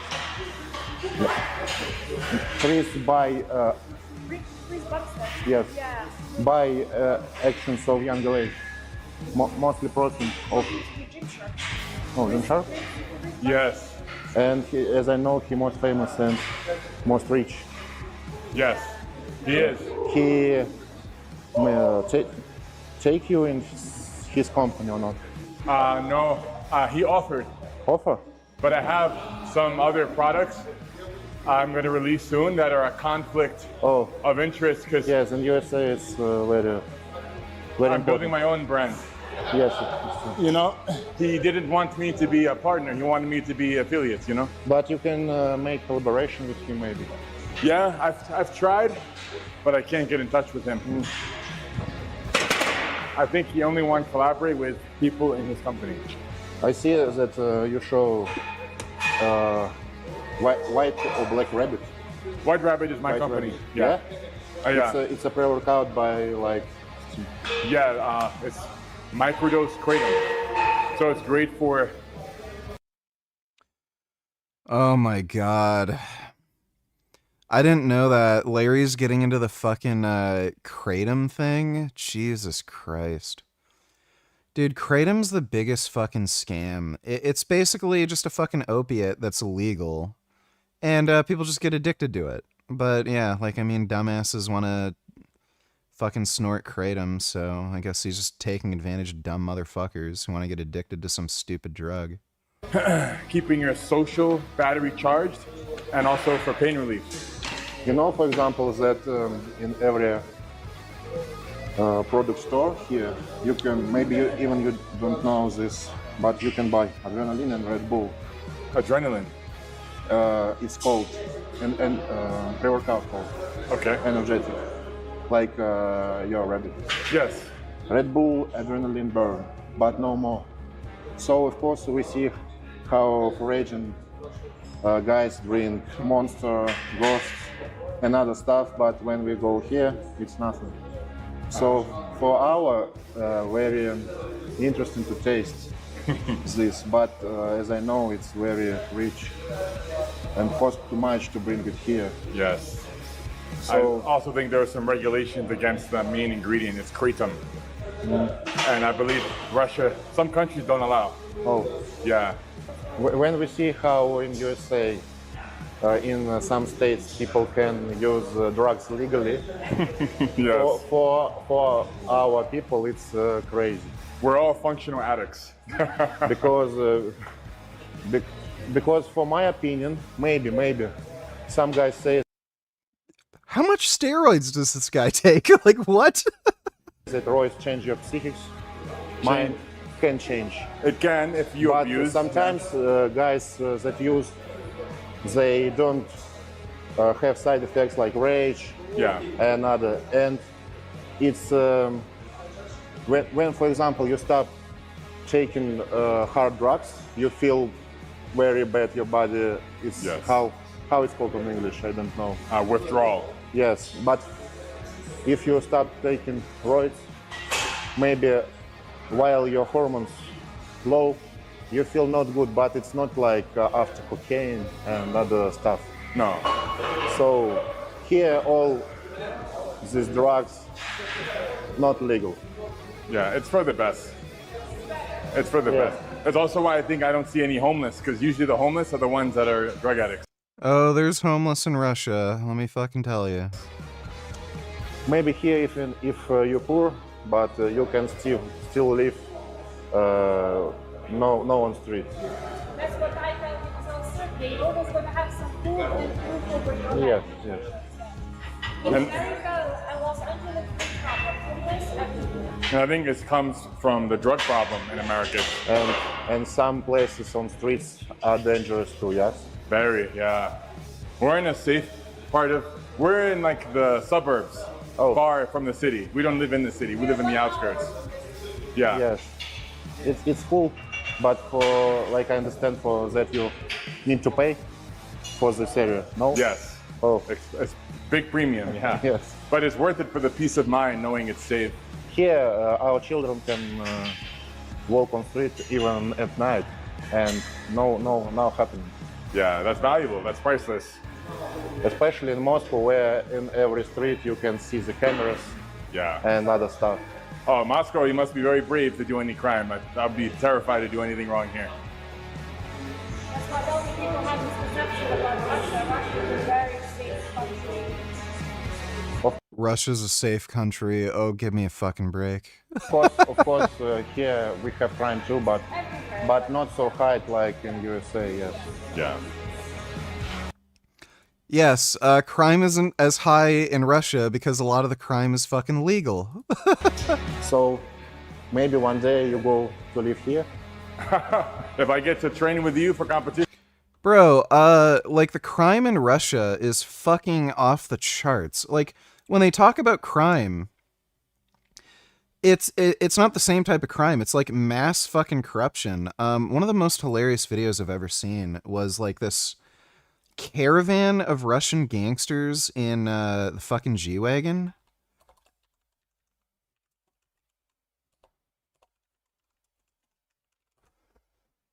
Yeah. You see these fucking caravans of G-Wagons in fucking Russia. These are all fucking criminals. They all ride in the fucking Mercedes G-Wagons. And there's these massive fucking caravans of them. Oh, yeah, crime isn't that bad in Russia. Yeah, right. They're all in fucking G-Wagons. They all are involved, like, they're all friends with Putin or some, like, big government official. And they're embezzling money from, you know, like, people's taxes. Or they embezzle money from some other, like, fucking corporations. And, like, there's tons of fucking crime in Russia. It's just that it's legal. It's just done in a different fucking way. You don't see, like, weird, you know, hood rat street fights. But, yeah, there's a ton of fucking crime in Russia. It's fucking ridiculous. When you see caravans of fucking G-Wagons, like, you know what's going on. I think for you, buy maybe some flat in Moscow, not be so high by money. And you can sometimes fly to Moscow and live maybe. If you were to estimate how much of difference you think steroids make in terms of your strength as a percentage, like 20% boost or more, it's highly individual, and it's also highly dependent on what compounds you're taking. If you're talking about, like, just injectable drugs, like, and I mean actual injectables, like, not injectable orals, you'll find that there's a disproportionate amount of muscle that you grow. versus like the strength increase. So they're definitely better for increasing muscle mass versus strength. But if you're gonna take like orals, do you think super AI will extinct us? Probably not. It could, but probably not. Like, I think we're smart enough to harness AI and have it benefit us. Thanks for the donation, Artificial Guy. So, orals are a different story, though. With a lot of orals, especially like Anadrol, Superdrol, Halotestin, they're gonna cause more of a strength increase than an increase in muscle mass. You can't run them for very long, though. Like, at the end of the day, strength is going to be determined by muscle cross-sectional area. That's the biggest factor. Since steroids like increase muscle cross-sectional area, like they're going to massively boost your strength. I know idiots like Mike Isertel have said like you can expect maybe a 10 to 20% boost in strength when you're on steroids, but that's taking into account weight. So like within the same weight class, it might only give you a 10 to 20% boost in strength. But when you don't account for weight and you're just like considering, okay, how much stronger you can get, become the biggest, strongest human being you possibly can, they can massively, ridiculously increase strength. So like, I think it's probably closer to 50%. If you're talking about like just becoming the strongest human you can possibly be, regardless of size. So if you're not really considering maintaining like a certain weight for a sport, like yeah, versus like peak natty versus like peak roided out enhanced, like you're probably looking at like a 50% strength increase. And possibly more, depending on how you personally respond to the drugs. I gotta go pee-pee. I'll be right back.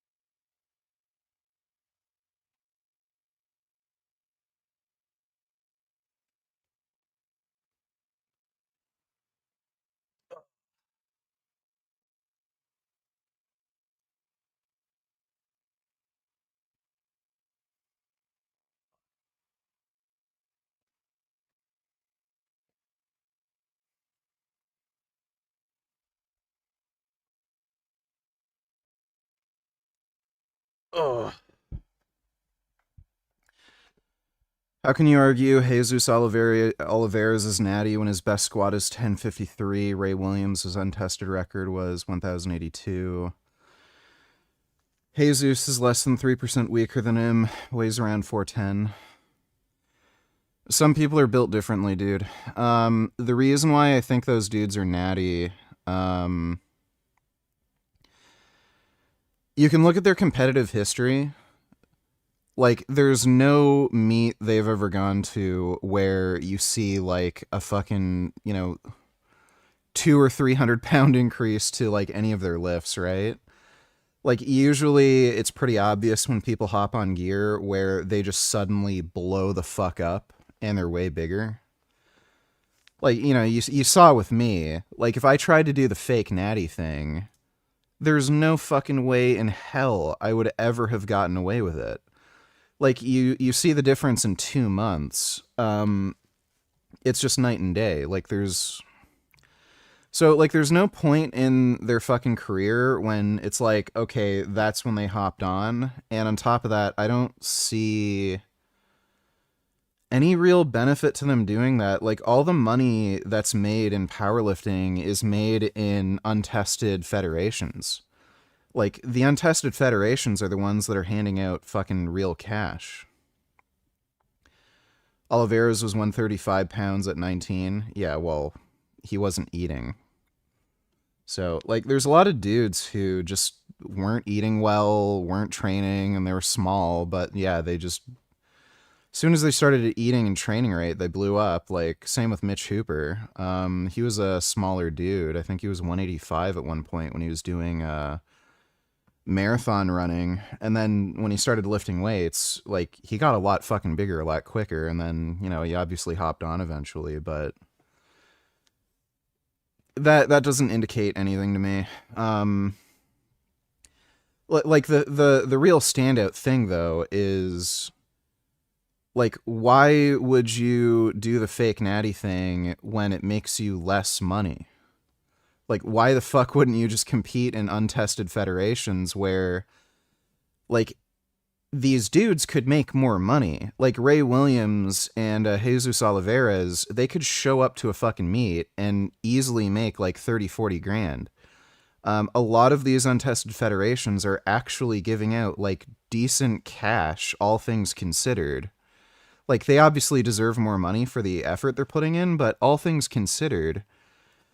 If you can make 30 or 40 grand off of a fucking meet versus making literally $0, maybe at best, like, their plane flight is covered, why the fuck wouldn't you just do tested meets? And on top of that, they don't even have to travel as much.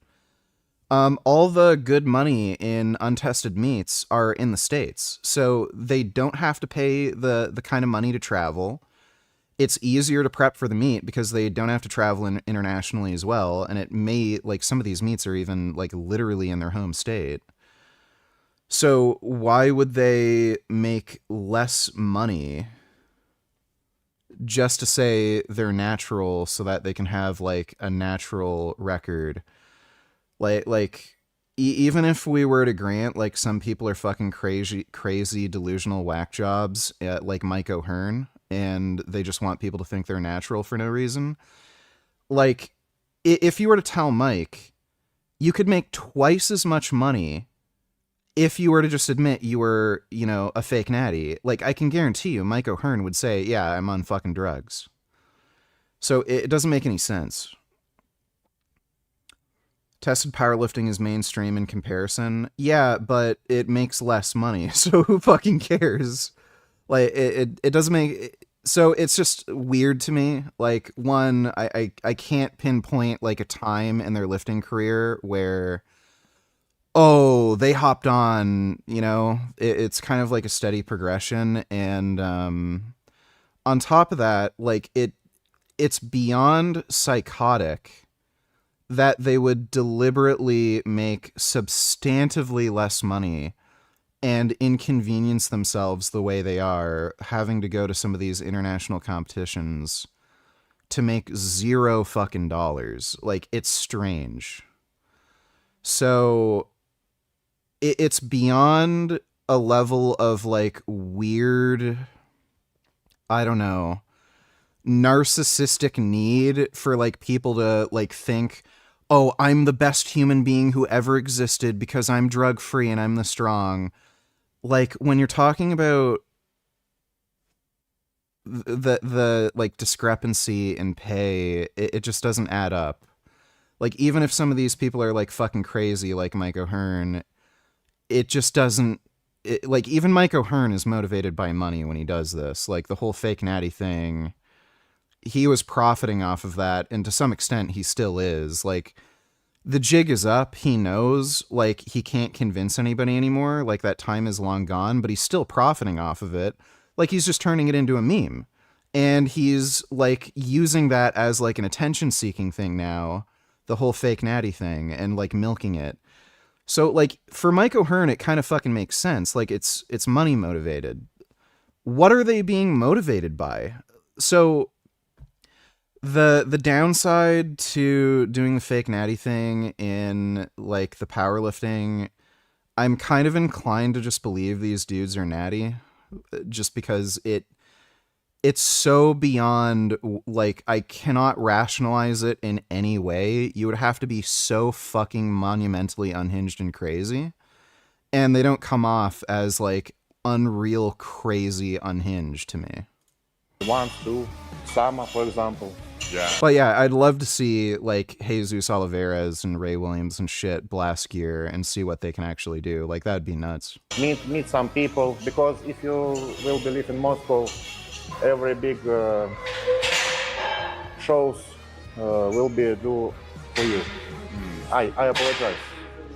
As Kirill Sarychev and other guys in Siberia too, they will do show for you. And also in April, Siberian Power Show. Yes, Siberian and Kirill Expo, maybe soon in December, Kirill will be do too. Yes. So think about it a little. Would you compete with Siberian? If I compete with you, would you prepare with me? You come here for 1 month, train with you, and you won't go in competition. We can train together. I'll move. If you agree, I'll move here for 1 month. In which sport?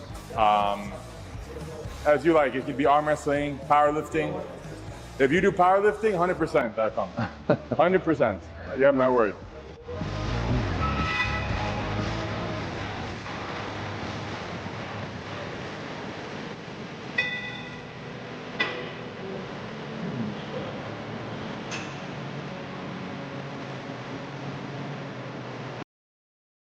Yeah, Moscow and what's the other one? There's one other city in Russia where they have a high standard of living that's like higher than certain places in Europe, but like the rest of Russia is just an absolute shithole. Like yeah, Moscow, you could say it's better than London or Paris, but like it is a massive, massive outlier. If you go to anywhere else in Russia, like it is third world shithole. Larry said his new goal is to deadlift 945. I could see him pulling 1,000 raw. Assuming he doesn't get injured, yeah. He definitely could.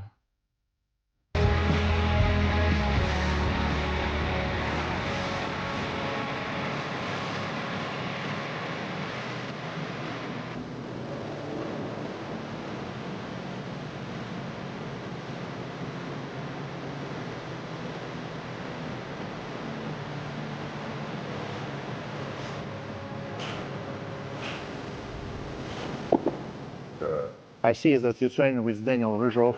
Yeah. I one day chat with him and he said that he was born, or maybe his family from Russia too. Really? Yeah. And that explains why he's so strong. Now it all makes sense. He very hairy guy. Yeah. Crazy? Happy? If you had to guess, what do you think Smayev's taking? He has to be taking high amounts of growth hormone.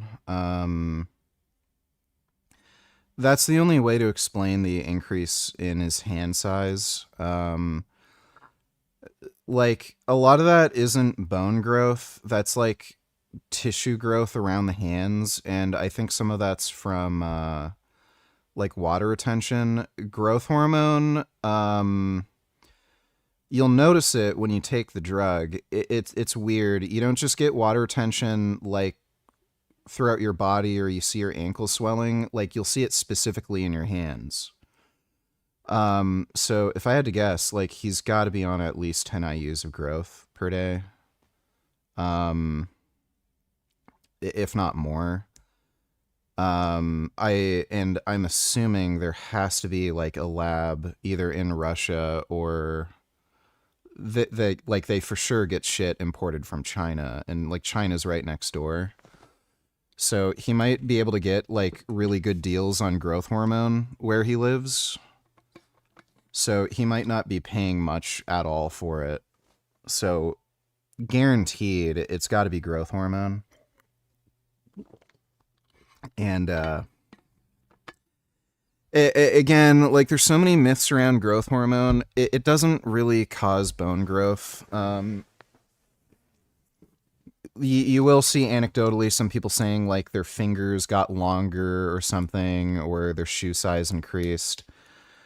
Most of that's from like tissue getting larger, not from bones actually getting larger. It will increase bone mineral density, but it's from like tissue swelling. So it's got to be growth hormone. As far as the other anabolics, I really have no idea how hard he's pushing the steroids. With a lot of dudes that are that huge, usually they're taking less than you think. So if I had to guess, like maybe around 1,500 milligrams total anabolics, but he's probably taking like a bit more growth hormone. So like at least 10 IUs, he might be pushing it up to like 15 or 20. I mean hairy on the body. Oh, very. He's more caveman than you. Yes, yes. He bench like I know too. You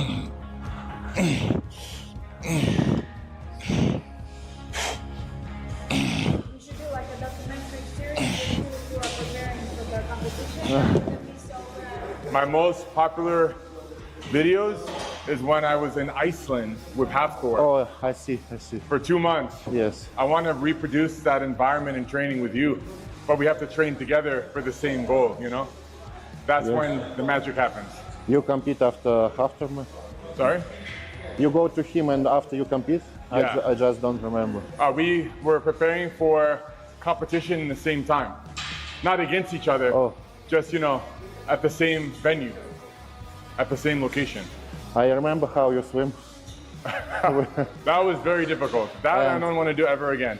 In ice, I mean? I hate it. Cold plunge, every workout it was difficult. Yes. You know, I hate the cold. Here some people like to swim in winter. Yeah. Yeah. I never experienced cold water like that. It was so cold, it was burning. Here, it's maybe -5, -10 you can swim. If you want, of course. That's difficult. Yeah, if I come for Siberian Power Tour to prepare, it's going to be like February, March. So it'd be the coldest time in Russia. But that's when I was in Iceland. I went January, February. It's cool. So. We can get your travel to another country. You know, we can help make it happen somewhere else. As you know, where I work, it's very difficult, yes. I don't have, any special, unique profession, but just it's place that closed and it's Institute of Laser Physics. I just usual mechanic in this institute. Okay. I don't do some secret stuff, but just I have card to go to factory. It's closed again too. So close city, close factory, and close institute. Nobody can come inside. No, and in every place you need some special card. If you take like a month off, 1 month off, you apply on time, 1 month off, you can money retrieve that. I understand, but that for every travel, for example, for Dubai, I write some documents in summer to get resolved, to leave the country. So, for example, you're writing now that you want to prepare for February. Yes, and I don't have 100% guarantee that they say yes. They can say no. All can be. So that's why. Where do I buy test if I live in the USA? I'm not terribly familiar with the UGLs in the US, and I'm sure there's a fuck ton of them just because it's a larger territory. But Vigorous Steve has a source list that you can look up. I wouldn't be able to tell you like what UGL to use, like depending on what state you're in and shit. Canada, there's like about 3 UGLs. I think 2 of them are on the East Coast. One of them is closer to the West Coast. There's 3 large ones, and I'm sure there's like, you know, a few dozen smaller, but there's 3 big UGLs in Canada that everybody buys from. I'm not so sure about the States, but Vigorous Steve has a source list, and you can always do the basic bitch thing. Just go to a TRT clinic. But yeah, I'd recommend just checking out Vigorous Steve's source list. Difficult. But what if we were to give you enough compensation to replace your salary? It's not about compensation, it's about they can say me go out. I mean, if we were to give you enough, like every year, every month, you have money coming in, like a monthly deposit, so you don't have to do that. I mean, unless you enjoy doing it. I don't know. Do you like to do that job? It's very unusual for me. Hear it from you, yeah. But we can talk more. Yeah. He's here because he sees so much potential and talent in you.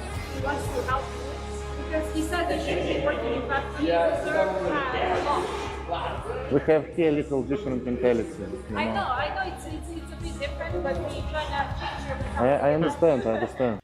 Is it easier to just go travel to Canada, get steroids there, then go back to the US? I wouldn't say that's easy. That'd definitely be harder, and you're taking a huge risk.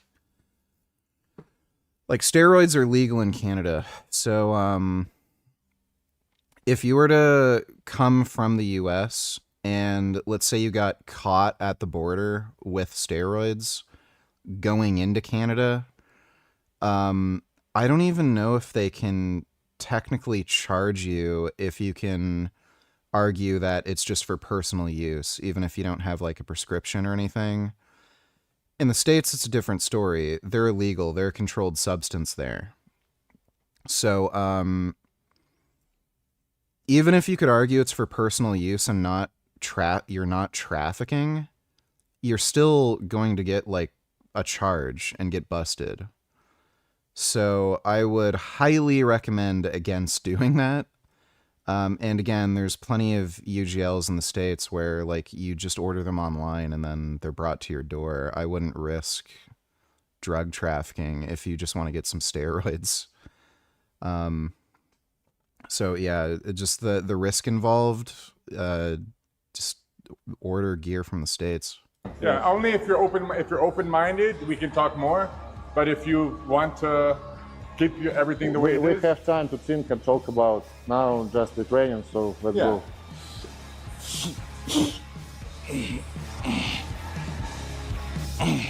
Yeah, I've thought about arm wrestling. Yeah, and I think Devin lives pretty close to me. Good. I lost count. And we're still on only biceps. Still have to do triceps. 40? 40, yeah.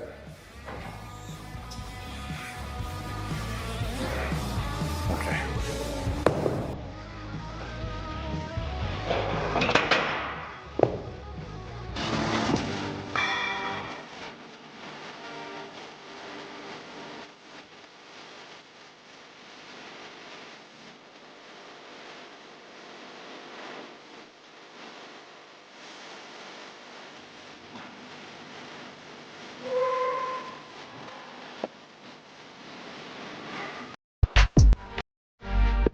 Nothing. I mean, when you inject this needle, the recovery. Oh, no. No? No pain. Yeah. But it seems like it's get to the bones. Oh, in that video I made. Yeah. Oh, that was painful. Yeah. It was very painful. And you can hear as it goes to the tissue and the muscle. It's very uncomfortable experience. But you recover very fast, as I remember. Yeah, only 3 months, I think. 3 months. And now, honestly, it's not look like you get injured, especially in double bicep front. yeah, This look cool. only from the side you can see. Yes, little. Yeah. But even from that side, that arm looks like I say you're on Ronnie Coleman Pike. More peaked. Yeah. Yeah, for sure. So when I do my posing, I just don't show this. You know, I think it's, can't remember. I think that's called a distal tear when it happens at your shoulder. Most surgeons won't repair distal tears from your bicep when it happens at the shoulder because it's an extremely complicated surgery and like the bicep has to go underneath the shoulder. I've seen it done, but like it's extremely rare. I think it's only when you rupture both heads that they'll even consider doing it. It kind of sucks that that can even fucking happen. I'd hate to get a fucking distal bicep tear, you know, at the shoulder. This angle. Yes, And my you side choose, chest yes. from here, Yeah. and then front double here. What judges say you after competition? Legs. Legs? Yeah, the upper body is actually good. No, the test cypionate that I was buying, it's 200 milligrams per mil, 10 mil vials. What is it?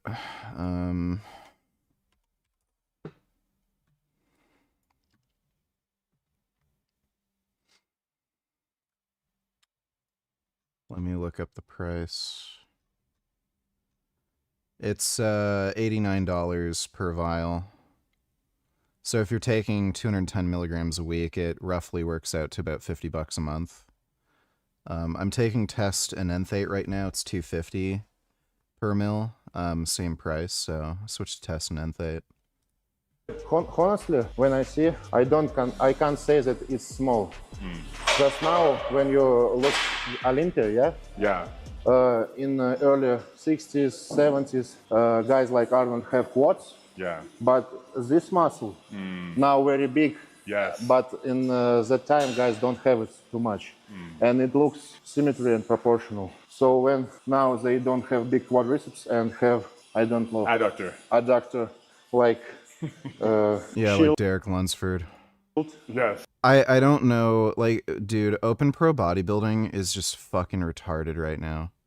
Derek Lunsford, like, I mean, he should not be Mr. Olympia. Like, I don't want to body shame anybody or say anybody has, like, a trash physique or anything, but, like, give me a fucking break. The guy's quads just do not look good to me.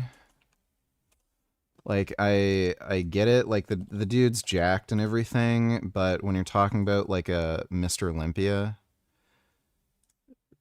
you should look good. You know what I mean? His physique, to me, just looks awful. So, like, the size of his quadriceps versus the size of his adductors, it just looks fucking weird. Like, he needs smaller adductors and larger quads. The way his legs are shaped right now, it just looks like chewed bubblegum or something. And the last Mr. Olympia's arms just looked fucking awful. Like, this is a particularly flattering photo, too. It's probably from sight enhancement, but his arms look very, like, undetailed and watery. It's probably because he's been using sight enhancement and it's just annihilated the detail in his arms. People have compared, like, he has the worst arms of any Mr. Olympia winner ever. People were even memeing on him. The women's Olympia winner, she had better arms than him. Like, she actually had detail in her arms and, like, a better, you know, like, bicep and tricep peak. And on top of that too, like he's scarred up. He uses his lats as an injection site. It's kind of normal to use your lats as an injection site, but he had both lats get infected. And it seems to have been a really bad infection and that he's had for a while. You can see these big lumps, like these big obvious round lumps in his lats. And it just looks fucking terrible. It looks silly and stupid. And this guy won the fucking Mr. Olympia. Like, what the fuck? And like, the next 10 fucking competitors below him looked fucking better. And this guy won the show. Like, open bodybuilding has just gotten fucking stupid. The, like, classic physique is the only division right now that actually has judging that is even remotely sensible. Yes, it's looked especially Derek. Yeah. You draw the area between his legs in the right picture, it looks like a mosque. Yeah, there's not that gap.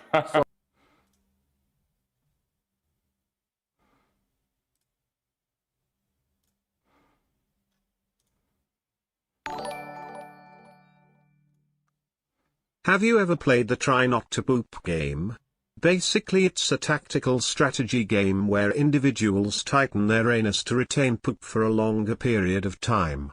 Last one to poop wins and gets to keep all the poop from everyone. Wanna hang out? No, I'm not particularly interested in playing the poop game. Thanks for the donation though, hot poop for dinner.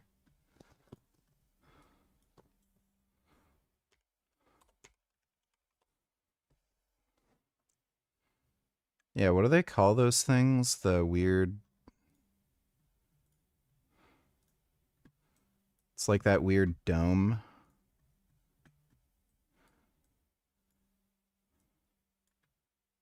Yeah, like the middle of his leg does kind of have that shape to it. It's fucking silly. So I can't say that your leg is bad. It's looked Thanks good. for the donation, Maybe though, for hot classic poop. it's neat that proportion stay. Yeah. Not to grow more. And the thing about it is my coach for bodybuilding said just adding, 2 pounds of lean muscle tissue is significant. That's like this much. Kid Boo donated $2. Let me see. Man gave me everything I want, where the first hour is all the story shit, and the last hour is non-stop action. It's like edge of your seat, like 40x type, holy shit, what the fuck is happening action. The first hour of the movie is more comparable to that of like a Ghibli film than anything else I've ever experienced in shonen. You gotta show me the Ghibli films you've been watching. This movie reminded me, the first hour of this movie reminded me more of Howl's Moving Castle or Castle in the Sky. I forgot it was a Chainsaw Man movie for like a large section of this movie. I was impressed with how long, like at a point I was like, I can't believe no one's thrown a punch still. Like this is kind of like a shocking amount of restraint. Kind of like we talked about with like where if you like the characters, you can be with them in the slow moments. It is the perfect encapsulation of like the slow moments being fucking awesome. It reminds me more of like a Violet Evergarden. Because it's gorgeous. All the way through it's gorgeous. The directorial decisions, the opening sequence, they like mess with the aspect ratio and it's in black and white. And like in that moment I was like, oh, we're going real artsy. Yeah. Like more artsy than I ever would have anticipated from Chainsaw Man. Like it's a directorial and technical masterclass. Shit. I didn't know it was that good. I gotta watch that movie. Thanks for the donation, Kid Boo. Of course. So my weight doesn't need to go up much. Yes. I just need to add more tissue in the legs and it's gonna be more proportion. More separation and maturity. And especially your upper body looks very good. Oh, thank you. Back and front. Yeah. So legs, people judge someone more, someone less, but if, like you say, you add little legs, but more striations, especially here. Yeah. Not to knees. Yeah. It's the finish of the classic. I mean, never grow more. Yeah. In that category. It's an easier lifestyle than doing open division because for classic. Open very much to it. I don't know. Honestly, when I see like after it, 20,000 calories with other guys, His friend go to toilet after. I mean, under. It's not under. It's under here. Yeah, it came out the attic, not the basement. I did the diet with him. Dude, I just ordered these motorcycle gloves. I'm so fucking hyped. Like you can't believe. These look so thick and warm, and not only can you get these with a battery, so you can they're heated. You can heat them with a battery. They also support 12 volt, so you can use your bike's battery to heat the gloves so they won't run out on like long rides. Dude, I am so fucking hyped for this shit. Oh my god, my hands are gonna be so toasty warm. Even without the heating element in them, they look so fucking thick and warm, dude. I am so fucking hyped to get these fucking gloves. I hope they come by the end of the week. God damn. They're fucking perfect. They support the 7.4 and 12 volt. Like shit, man. Him in Iceland, and I puked a couple of times. Because he has, I think, 3 shakes a day plus 6 meals. It's too much. I see. You do videos with Baker. With who? With Baker. Yeah. He weighs a lot of too. Yes. How many calories he eat? Him is not as much as some of the other guys. Like yourself, you eat more than him. But how he so big? I think just his genetics. You know. Genetics. Yeah, good. But you eat. You have more calories than most. Dude, he eats fucking 2 cheesecakes a day. And that's like 1 meal. Guys in the open stage already. 10,000 is... Sometimes I can eat less because work and other. But I say when I free, I try to consume what I don't eat in yesterday or maybe two days ago.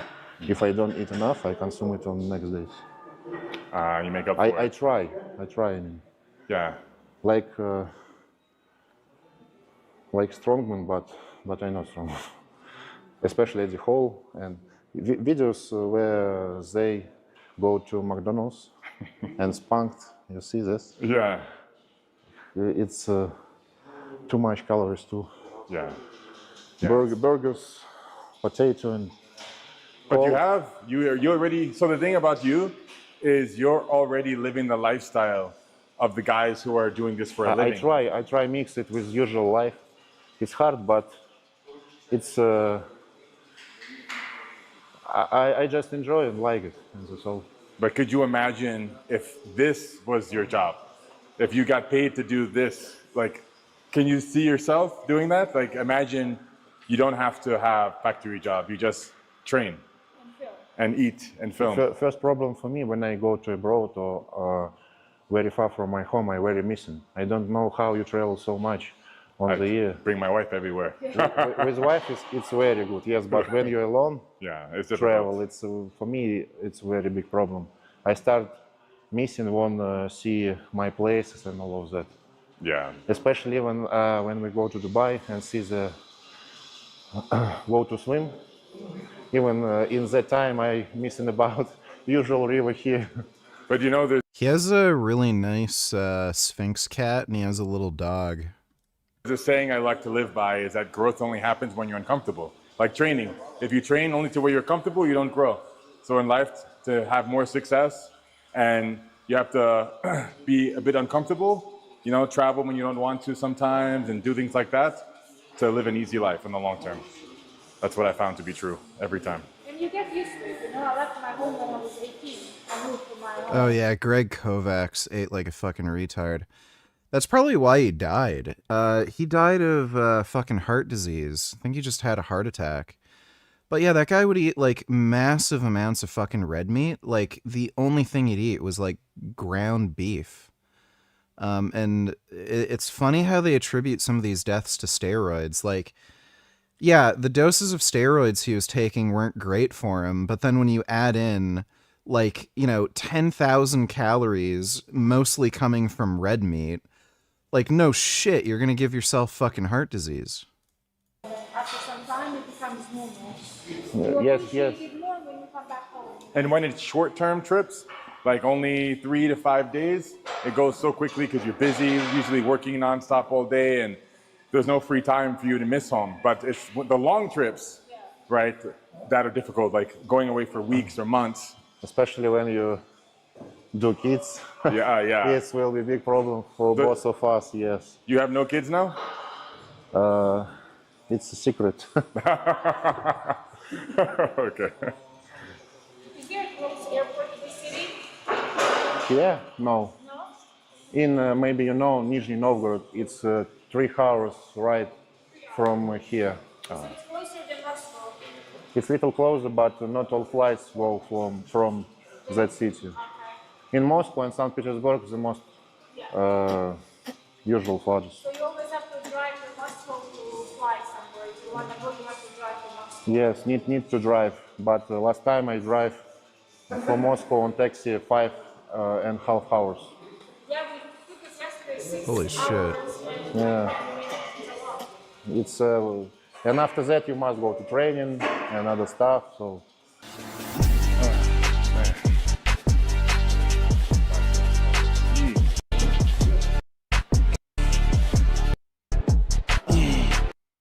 Last, what we have 50, yes.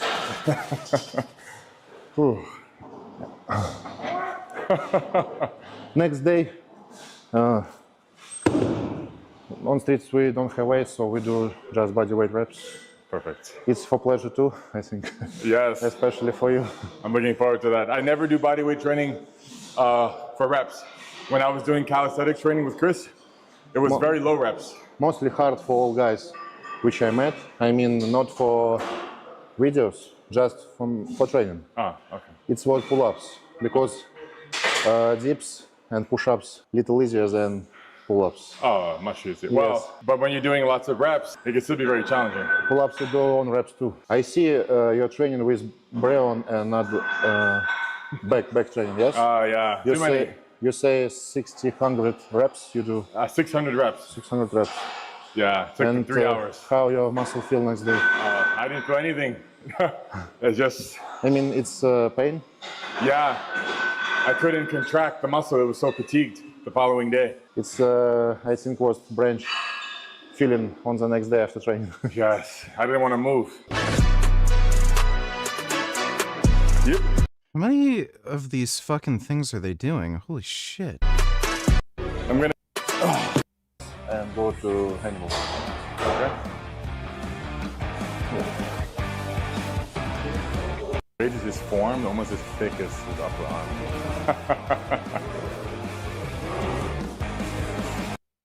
Пока селька литок. Можешь здесь пока сделать. Здесь то же самое.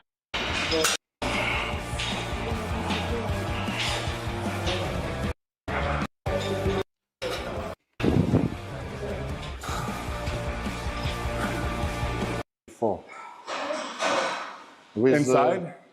Yes, we take bag where we go to school books. In this bag we take plates and go pull-ups and dips. Outside? Yeah, but it was too many snow in the time that we go like this. That's hardcore, man. That's hardcore. Do you get injured when you work out in cold? Do you get injured when you work out in cold? Thank God that no. It's honestly mostly that I don't like. It's when you're breathing. Yeah. It can after you can ill. Get but sick. Yes, so you can try it. Mask on your face or maybe cloths. And jacket, of course. Right? Yes, but now it's a normal. It's not cold, and when you pump, it's okay. You can even bring only in t-shirts. Yeah, it's comfortable once you're pumped. Yes. Dude, Russian winters must just suck fucking dick. Like, they're bad enough here. I can't imagine how bad Russian winters are. Especially when you're this much body weight and having this many calories. Yes. Always running hot. Especially if you go to it, you sleep with an open window. Yeah, it's too warm floor. at night. Yeah, exactly.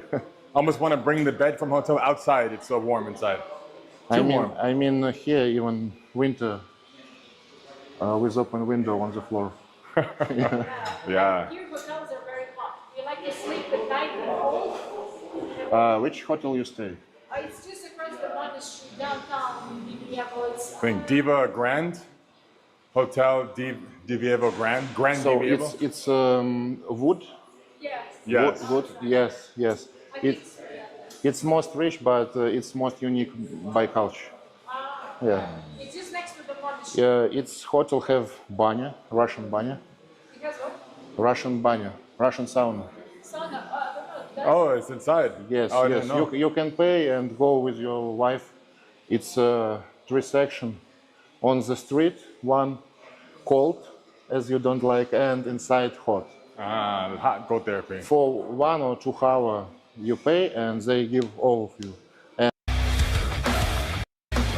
And when you try too hard, in Polish, in 18 years old. 18.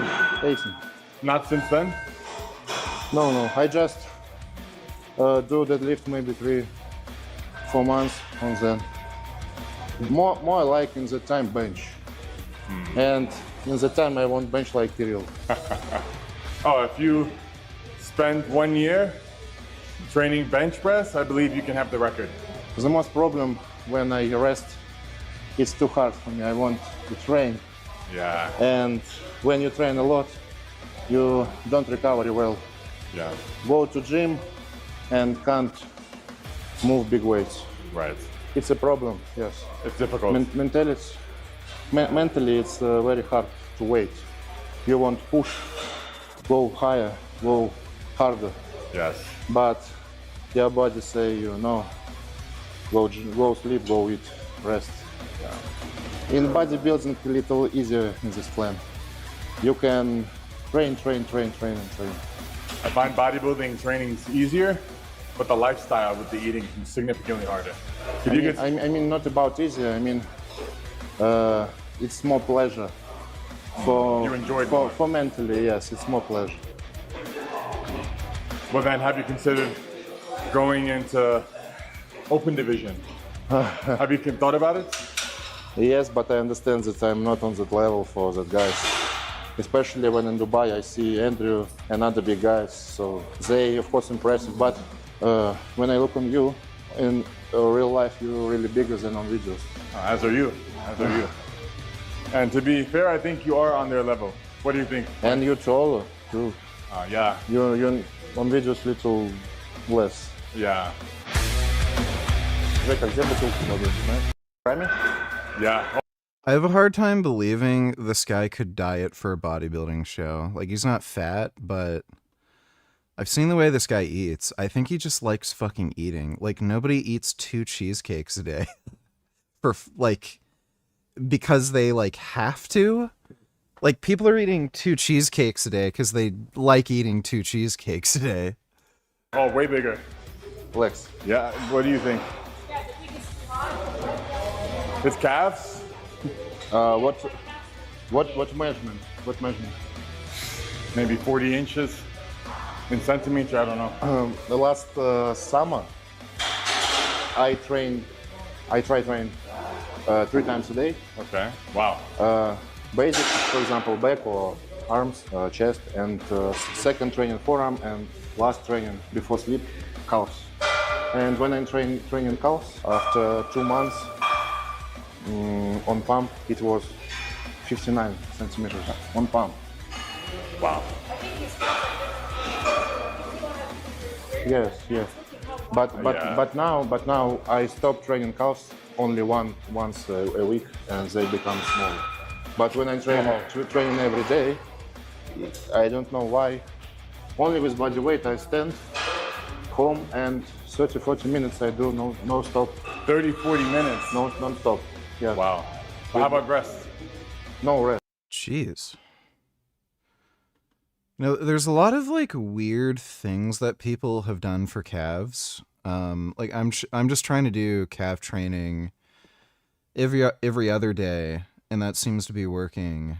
But yeah, I've seen some weird programs. So he was just doing calf raises for 30 minutes straight.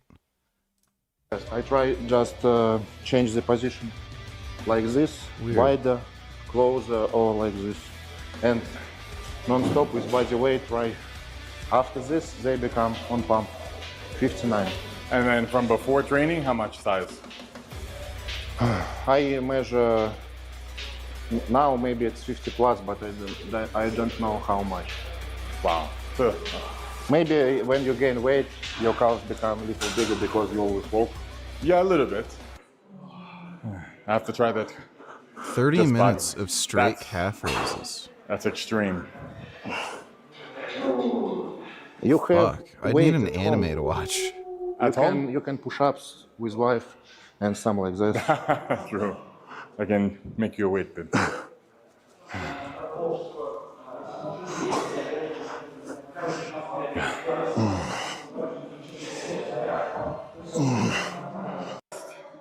Just 30 minutes. I mean, not about calves. I mean, when you can't go to gym and want training, for body weight, you can do for back pull-ups and rows. For push-ups, if it's too easy for you, you can do it with wife on the back. I saw you do video with 2 guys push-ups. Yes, it was on street and forest when we train. He take 1 guy, I take 2. Later I take 1 and on reps. But it's a great pump and great feeling, yeah.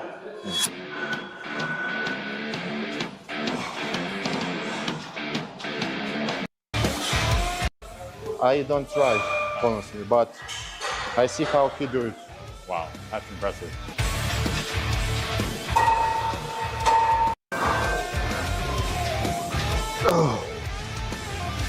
Our orienteer, it's does, for example, concrete reps. So we come to gym and resolve. For example, today we do 40 or 400 or 500 hammer curls on each arm. And for example, like this, 400 or 500 dips. And that's I don't know why they added the music. Reps with a good weight. Like, what's weird too is you can just use AI to cut out background music. I don't know why the fuck they did that. And you were able to add size doing that, I think, because of your diet, right? Yes, if I eat more clean, it's no problem with skin and other stuff. But here, as you know, need prepare, need buy good food, it's cost too much. So sometimes, not sometimes, usually buy and eat not clean food. Yeah. So I see your skin is very good. Mine not so like you. I mean, you understand what it's not bad. It's not bad, but when I eat bad food, it starts all the body. Me? I get it bad in the... I don't know what the fuck he even means by that. I've seen what he eats. He eats fucking cheesecake. Scalp. Oh, very bad. Where every morning there's blood on the pillow if I eat bad. Especially if I have a high sugar diet. It causes a lot of inflammation in the body. And the first place to respond is my scalp. Oh. And then after that, it was spread to like the shoulders, the traps, my back. But my arms and chest usually stays clean, even if my diet's bad. Honestly, front I clean too, but back it's not. I mean, I don't know why, but almost behind. Shoulders and back. Legs clean too. Only always like you. Maybe you can see Nick Walker. Yeah. In his prime.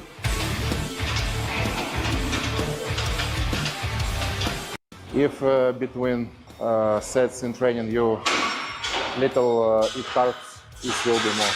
Yeah. For you especially. But we drink amylopectin. It's full training help. It's a long carb. Because I was expecting to crash by now, but I still feel good. Yeah. All of that, here a lot of stress and work a lot of stress, and you add it by alcohol, smoke.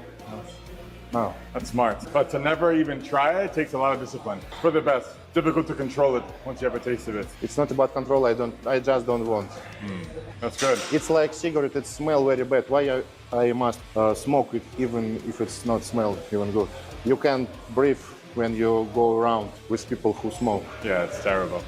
My arms have never been tighter. I don't know how many thousands of reps we did, but sure enough to say, the pump was accomplished. Great workout, man. Nearly 4 hours deep in this workout, and I bet this isn't even the typical intensity or length of your workouts, as there's some interruptions like with photos and conversation, but it's safe to say you train like at least 3 hours a day when you train, right? Yes. Honestly, I'm very happy that you come here. So for that, I mean, people talk shit about me with my like 3-hour workouts. Some people just need to train more. Some people get a benefit from longer sessions. There's nothing wrong with training for like 3 hours. If you're making gains, you're making gains. not usual thank you. Special thank you for you.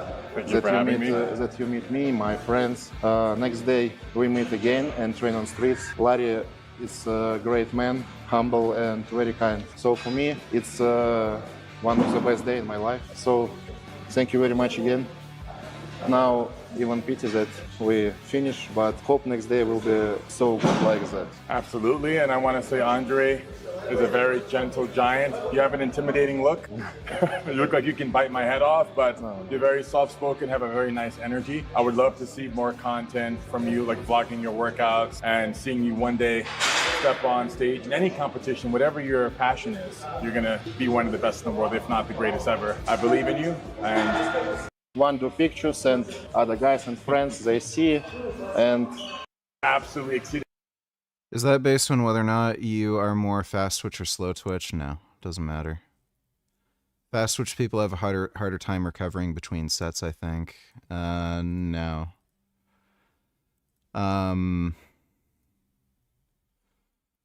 Like, some people can just benefit from more volume. It's simple as that. I don't think it has anything to do with whether you're fast or slow twitch. Let me see if I can find the video where he has his cat. Good morning, guys. Yeah, this is it. In 1 grams. Dude, it's so funny. Like, he was talking about clean eating. This guy eats like a fucking potato casserole for breakfast. There's this kitty. There's his cat. There it is. Yeah, he has a naked cat. Yeah, there's a little naked cat. Yeah, there it is. There's his naked cat. My goodness, there's his little kitty. Wow. Oh. Oh my goodness. I've never petted a naked cat before. Kid Boot Tillers, Google Aquera Cypher, and you'll see the best character design build of any villain in anime. This is probably gonna look terrible.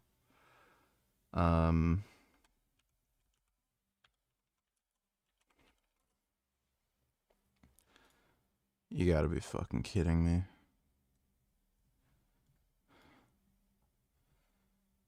Dude, are you serious? This is Bleach, right? Yeah.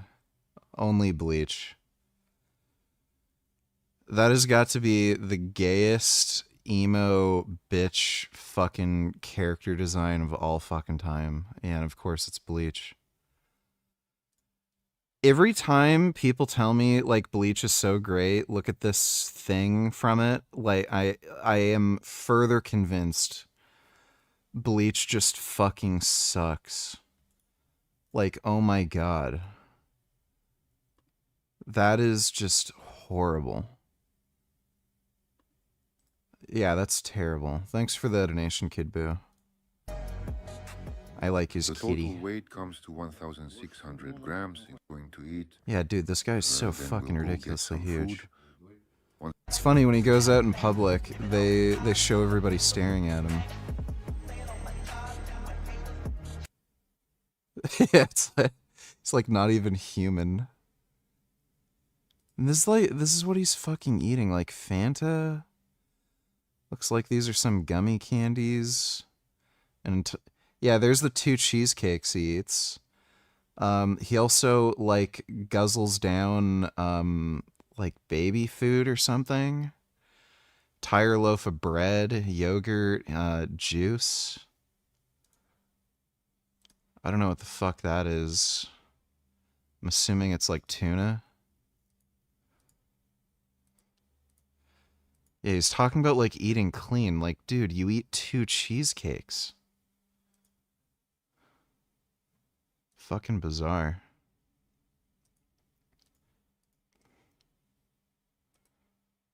Yeah, if I had to guess, he has to be on like some pretty decent doses of growth hormone.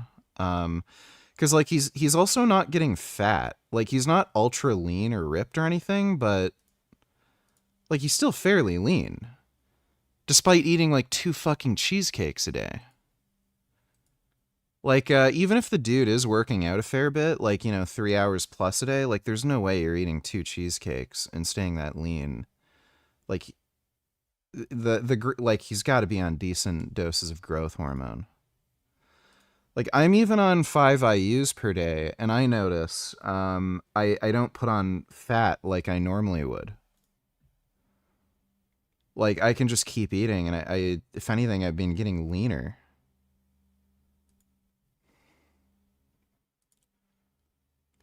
Yeah, I think that's like tuna or some shit. Yeah, tuna. Yeah, and he does like 1,000 reps of this weird shit when he's in bed. Kind of strange. If I, well, not if, when I win the lottery, I'll probably just like train all day.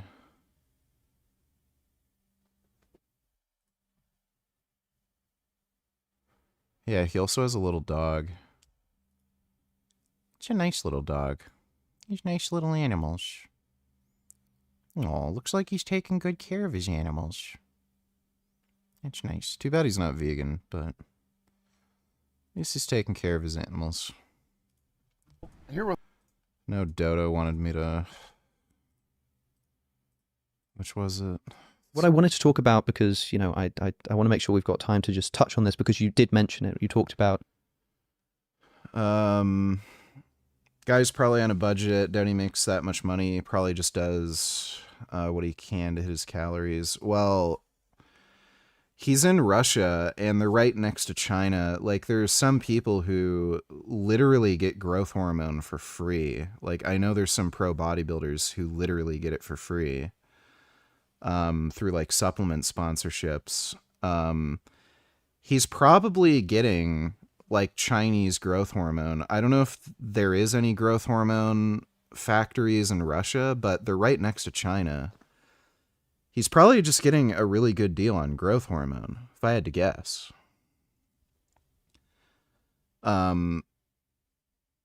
Like, it's just hard to believe he could get to that size without growth hormone. Like, there never used to be dudes that existed that were that big before growth hormone came onto the market. So he's probably doing decent doses of growth. Like, if I had to guess, probably at least around like 10 IUs per day. And he may be getting it for a really, really good price. Like, he might be spending maybe $100 a month, if that, on growth.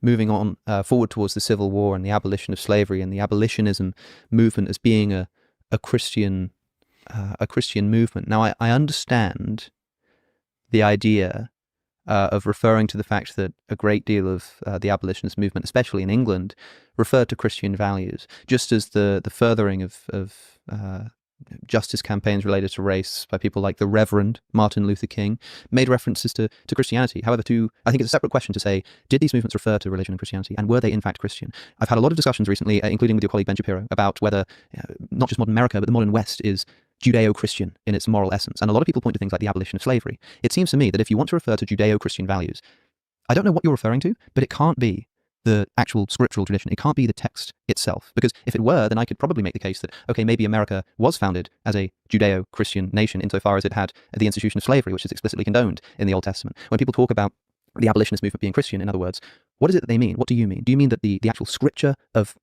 the Old and the New Testament point towards the inevitability of the abolition of slavery? Or do you mean something else? I'm only making an historical point, which is that the abolitionists grounded their arguments on Christianity, so much so that their motto became an actual religious hymn, right? The Battle Hymn of the Republic. But, I share some of your skepticism of the notion of Judeo-Christian values, because there's no knock on the Jews. I like the Jews very much. There just haven't been that many of them. They're a relatively small religious minority. I honestly don't know if it's possible to induce acromegaly from growth hormone injections. I'm not sure if there's even any case reports because, again, the highest doses that you generally see pro bodybuilders take, it's usually around like 20-ish IUs per day, give or take. That's right around the dose that's prescribed to HIV patients to prevent muscle wasting. I have not seen anything from HIV patients getting acromegaly from Serostim, which is dosed at 18 IUs per day. I know there's some dudes taking more. I know there's like dudes who are going up to about 30 IUs per day. But like I like open pros, I don't see their faces changing where like their brow ridge just gets fucking huge and their face just gets fucking weird and fucked up like dudes with actual acromegaly. I've never seen that. That other dude, who's the Georgian arm wrestler, Levin Saganashvili?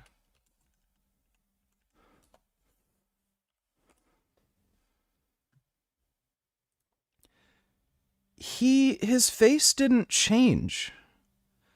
Like this bullshit that I've been hearing of Levin having acromegaly. He's just fatter. He doesn't have like a massive brow ridge or acromegaly from growth hormone.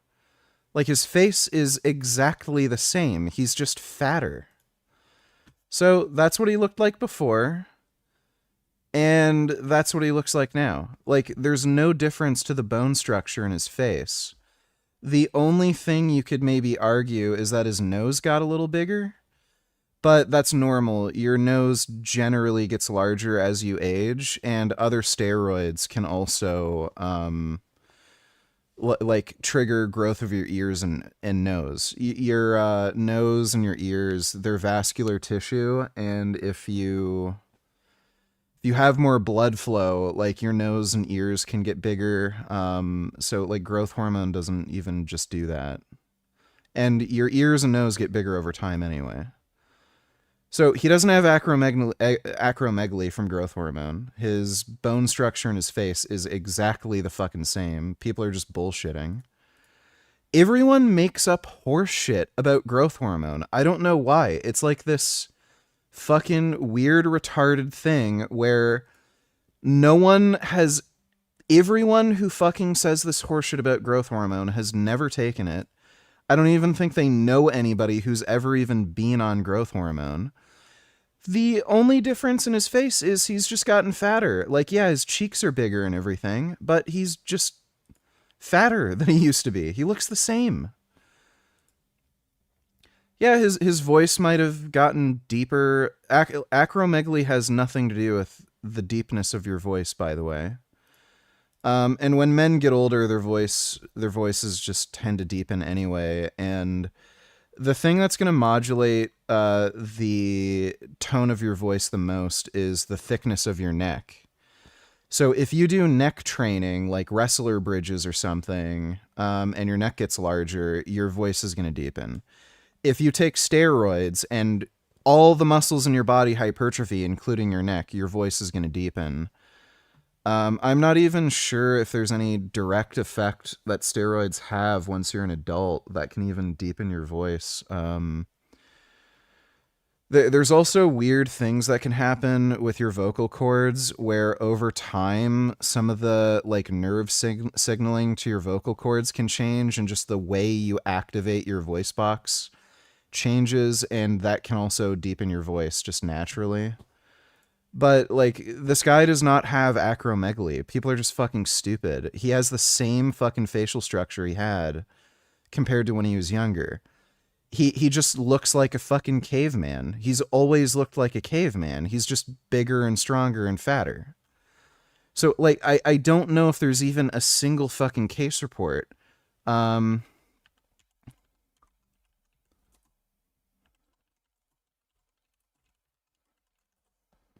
have no idea if there's even a single fucking case report.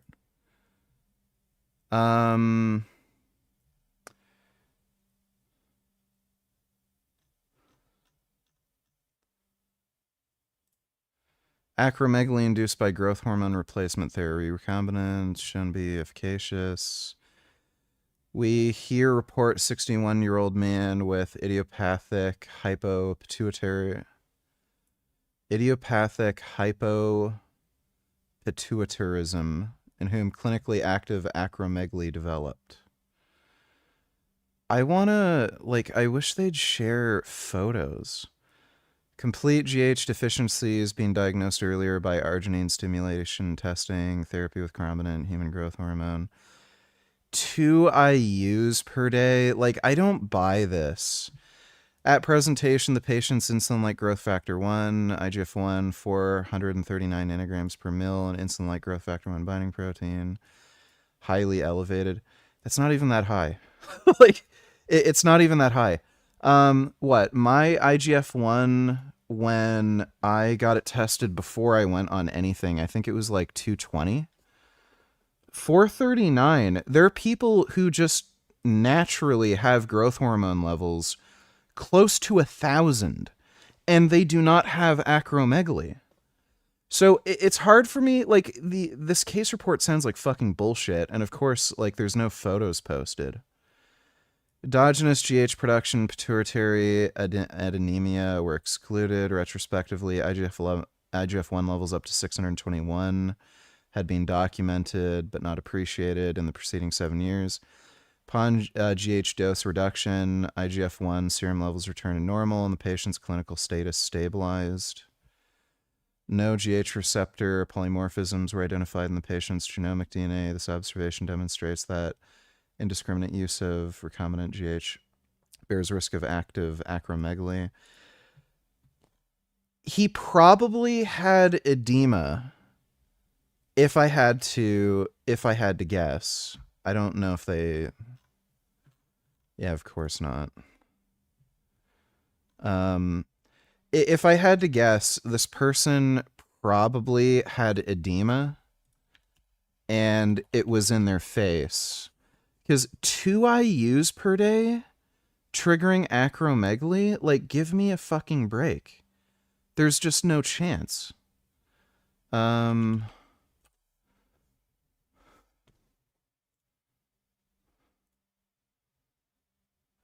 I don't know if this... No. What the fuck happened to Sci-Hub?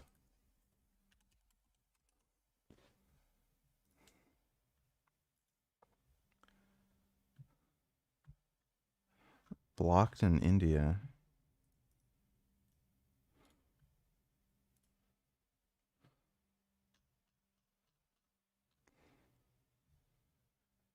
Are you fucking kidding me? Okay. What? Yeah. Okay, so they're fucking retarded. He didn't have acromegaly. So, you guys can see this just fine, right? They're claiming this guy had acromegaly.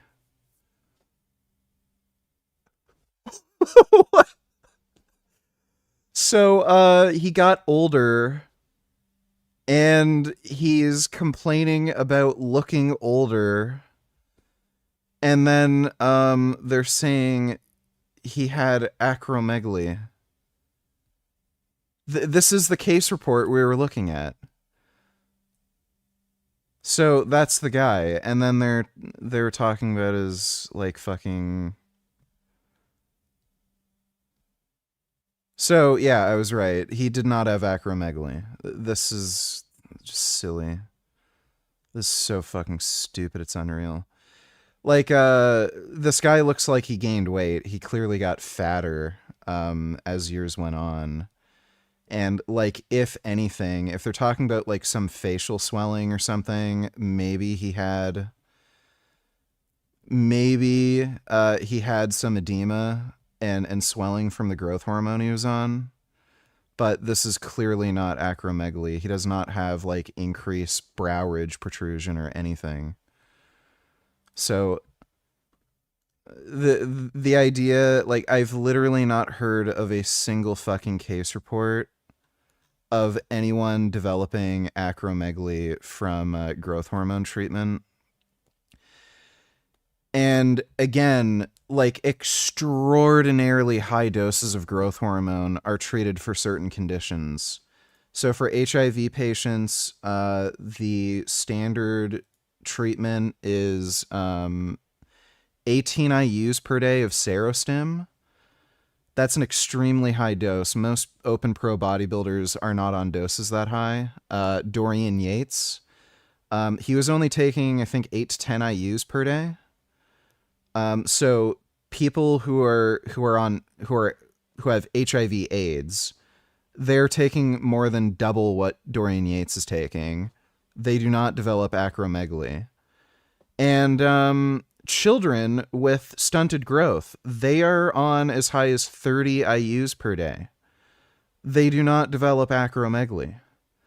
So, and again, the stupid fucking case report we looked at, yeah, sure enough, when you look at the photos, he didn't have fucking acromegaly. The guy just got fatter, and maybe he had a little bit of facial swelling. And, like, for whatever fucking reason, the psycho fucking complained to his doctor, I think the growth hormone's doing something to my face, when he's just getting older and fatter. And then they bothered making a case report out of it. Like, it's just silly. So I've literally never seen, like, if you're going to claim growth hormone injections cause acromegaly, show me one single fucking case report of it ever happening. And there has to be photos in the case report, because I've literally never once in my entire life ever seen that happen. Minority. And so in as much as a religion animated the West, you know, we used to call the West Christendom. So it's obviously Christianity, and that is derivative of Judaism in as much as salvation comes through the Jews, you know, and our Lord is incarnate as a Jew in Bethlehem.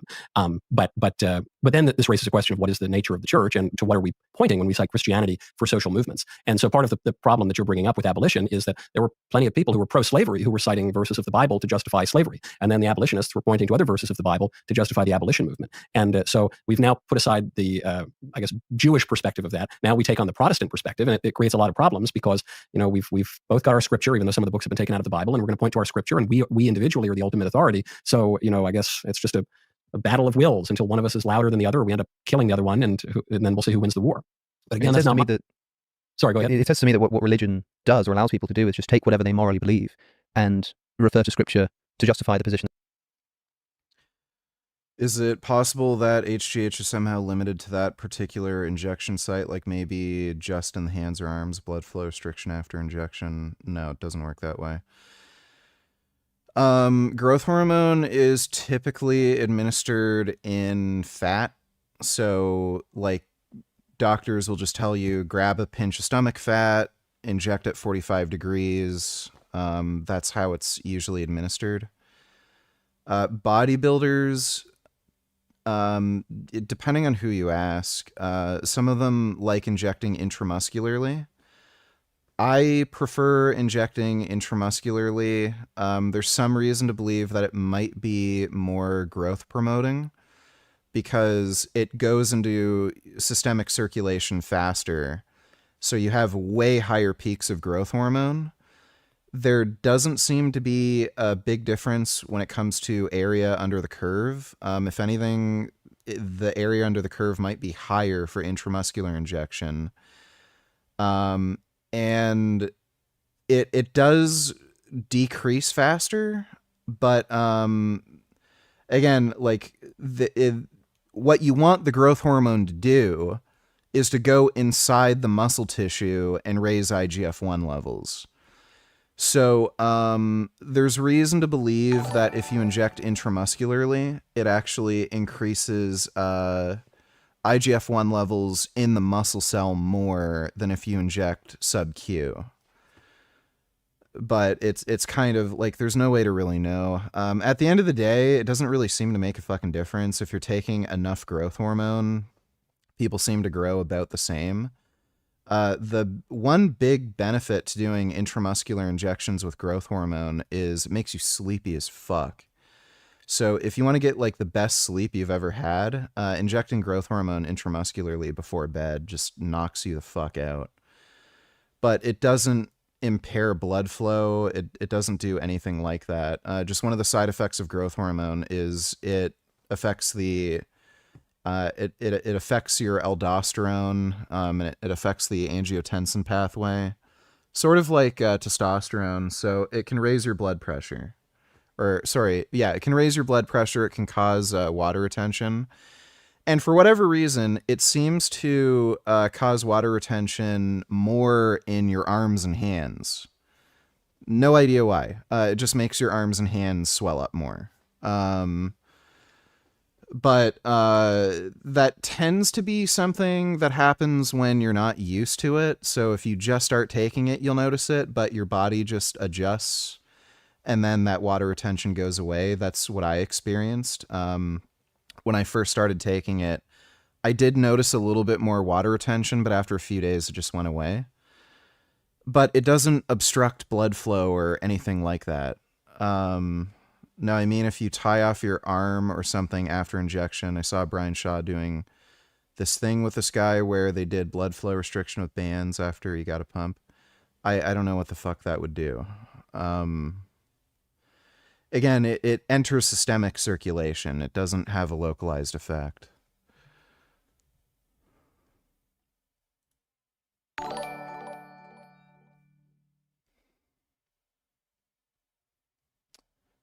Kid Boo donated $2. What percentile of the human population would you place yourself when it comes to intelligence? It's got to be at least top 10, like 10% at least. Like, most people are fucking retarded. Even when you find people who aren't retarded, they still, like, do dumb retarded shit. Like, you can find some of the smartest people, or, like, what are considered some of the smartest people. Then you'll tell them about veganism, and then, like, where do you get your protein? It's okay to kill mentally retarded people, so it's okay to kill animals, Like... So, I don't know. It's got to be at least top 10%. Like, I'm not a super genius or anything. I'm not that great at math, but it's got to be at least top 10%.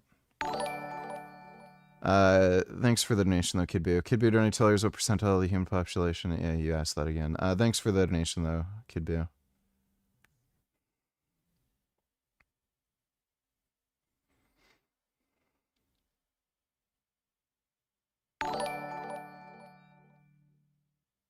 Newsflash: Michael, the Bible does justify slavery. Quit trying to deny it.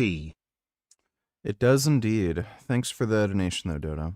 That they already hold. Well, my religion does not allow me to do that, because I am neither Jewish nor Protestant. I'm a mackerel-snapping papist, which, again, in the context of America, I think that necessarily Catholicism has shaped the country. I mentioned earlier, and I'm only 1 or 2% joking, that the view of government articulated by St. Thomas Aquinas is the view of government that we ended up getting, basically, in the United States. The coincidences are a bit eerie. But it shouldn't be that eerie, because there was one Holy Catholic and Apostolic Church, more or less universally accepted in the West, for 1,500 years. So, the building up of the civilization occurred in the conditions of Christian unity. And then you see a breaking apart of that unity in the early 16th century. And then, once that monopoly on truth and power has been cracked, then you see all sorts of schisms and different sects and denominations crop up. So that's how you get to this idea that I'll point to my scripture and you point to your scripture, and that's what we have. But in my view, I don't just point to my scripture. There is an ultimate authority that I have to defer to, and that authority will be the deposit of faith. That will be the magisterium. That will be the sacred tradition. That will, of course, be inerrant scripture, but it's not only up to my individual conscience. So then when we turn to the mackerel-snapping papists on this question, we see consistency going back not only to the earliest days of colonization in the Western Hemisphere, but actually even earlier than that. So I think it's Pope Eugenius IV. You can check me on which Eugenius. Yeah, this sounds like the sort of horseshit that, what's his name? The Crucible guy, Andrew Wilson, comes up with, where if you can point to something like crazy and insane in scripture, he'll say, oh, but all the people who communicate with God say this, you know. Yes, it was, had a papal bull, which was Sicut Dudum in 1435, which told Christians who run a colonial project in the Canary Islands to quit enslaving the natives and to free the slaves within 15 days or they would incur an automatic excommunication. And you see this kind of statement in the form of papal bulls and encyclicals all the way down the line, up until the present day, against slavery. So much so that actually in the Spanish New World, some of the governors would prohibit papal bulls from being read because they kept saying, stop enslaving people and free your slaves. So again, you know, the Pope didn't have all that much influence in the United States, especially in the 19th century. But, you know, if we're talking about consistency on the matter of slavery, certainly the Catholic Church has had it. Yeah, I suppose I think that the link between Thomas Aquinas and the system of government established in Philadelphia is probably more tenuous than the link between. No, I don't know. I mean, we joke about it because, you know, we struggle to imagine that John Adams was there reading the Summa Theologiae or something like that. I guess he wasn't. Who knows? These guys had pretty big libraries, so perhaps they came across it. But even so, what I'm really talking about. But the influence of the thought, right? It's the influence of the thought that is being mediated actually by the very Enlightenment philosophers that these guys are reading. Yeah, I suppose I have no problem with that, and I don't want to comment on the history of the Catholic Church, except insofar as I'm familiar with the episodes that you're talking about. But it does seem to me that if you were to step into a time machine and go back to antebellum America, or you know, the heyday of Christian Europe, and find yourself on a plantation surrounded by slaves, and you try to speak to the master of the house and try to convince him that it's immoral to do so, where is the first place that he would turn, and plausibly so, in order to justify slavery as an institution? Of course, if he's making a moral or religious argument, he'd turn to his moral and religious beliefs, which in the case that you're pointing out, those particular sects would allow you to separate scripture from sacred tradition or from the authority of a bishop or a pontiff. So they according to their religious views, they would have a credible claim to do it. But this gets to something, a word that has fallen out of fashion, but it's an important word, which is heresy. You know, heresy is not just someone spouting off a bunch of ridiculous nonsense. That's usually what it amounts to ultimately. But heresy just means choosing. You know, heresy is just when you choose one thing but not the other. And so one could take a line or two out of context from scripture or from any other text and make basically any point that one would wish to. So this gets to a much deeper problem in the sects of religion that these guys might have been identifying with. But it's no knock on them. It's not a knock on Christianity. I suppose the question is who's the one taking things out of context here. In that, I did a debate recently about this kind of subject area, and somebody, my opponent in the debate said, yes, some people may distort Christianity. Some people may do this. And my question was, well, who's distorting here? Is the distortion of Christianity the one that says, look at the text? I don't think I'm taking it out of context to say that the Old Testament certainly in numerous places endorses and legislates and gives precise instructions about how to sometimes just take and steal, sometimes seemingly as sexual property, other human beings as private property. And then you get some people saying, but don't you know that Paul writes in Galatians that there's neither slave nor free? My question is, who's the one taking things out of context here? An interesting thing about that, I mean, I'm sure you've heard people refer to that particular verse in Galatians to talk about the New Testament not endorsing slavery. Paul says that there's neither slave nor free. We're all one in Christ. I mean, Paul says in the very next words, neither is there male nor female, but I don't see many modern Christians making a biblical case for gender abolitionism on the basis of that verse. Clearly, he was still recognizing the establishment of slavery on earth. In other words, you said a moment ago, yeah, you could take some verses out of context. Is it the abolitionists or is it the pro-slavery crowd who were taking the verses out of context? Steroids and retailers. Another benefit of steroids, you'll be too big to even lift in here to begin with and could never do something this stupid. Oh, yeah.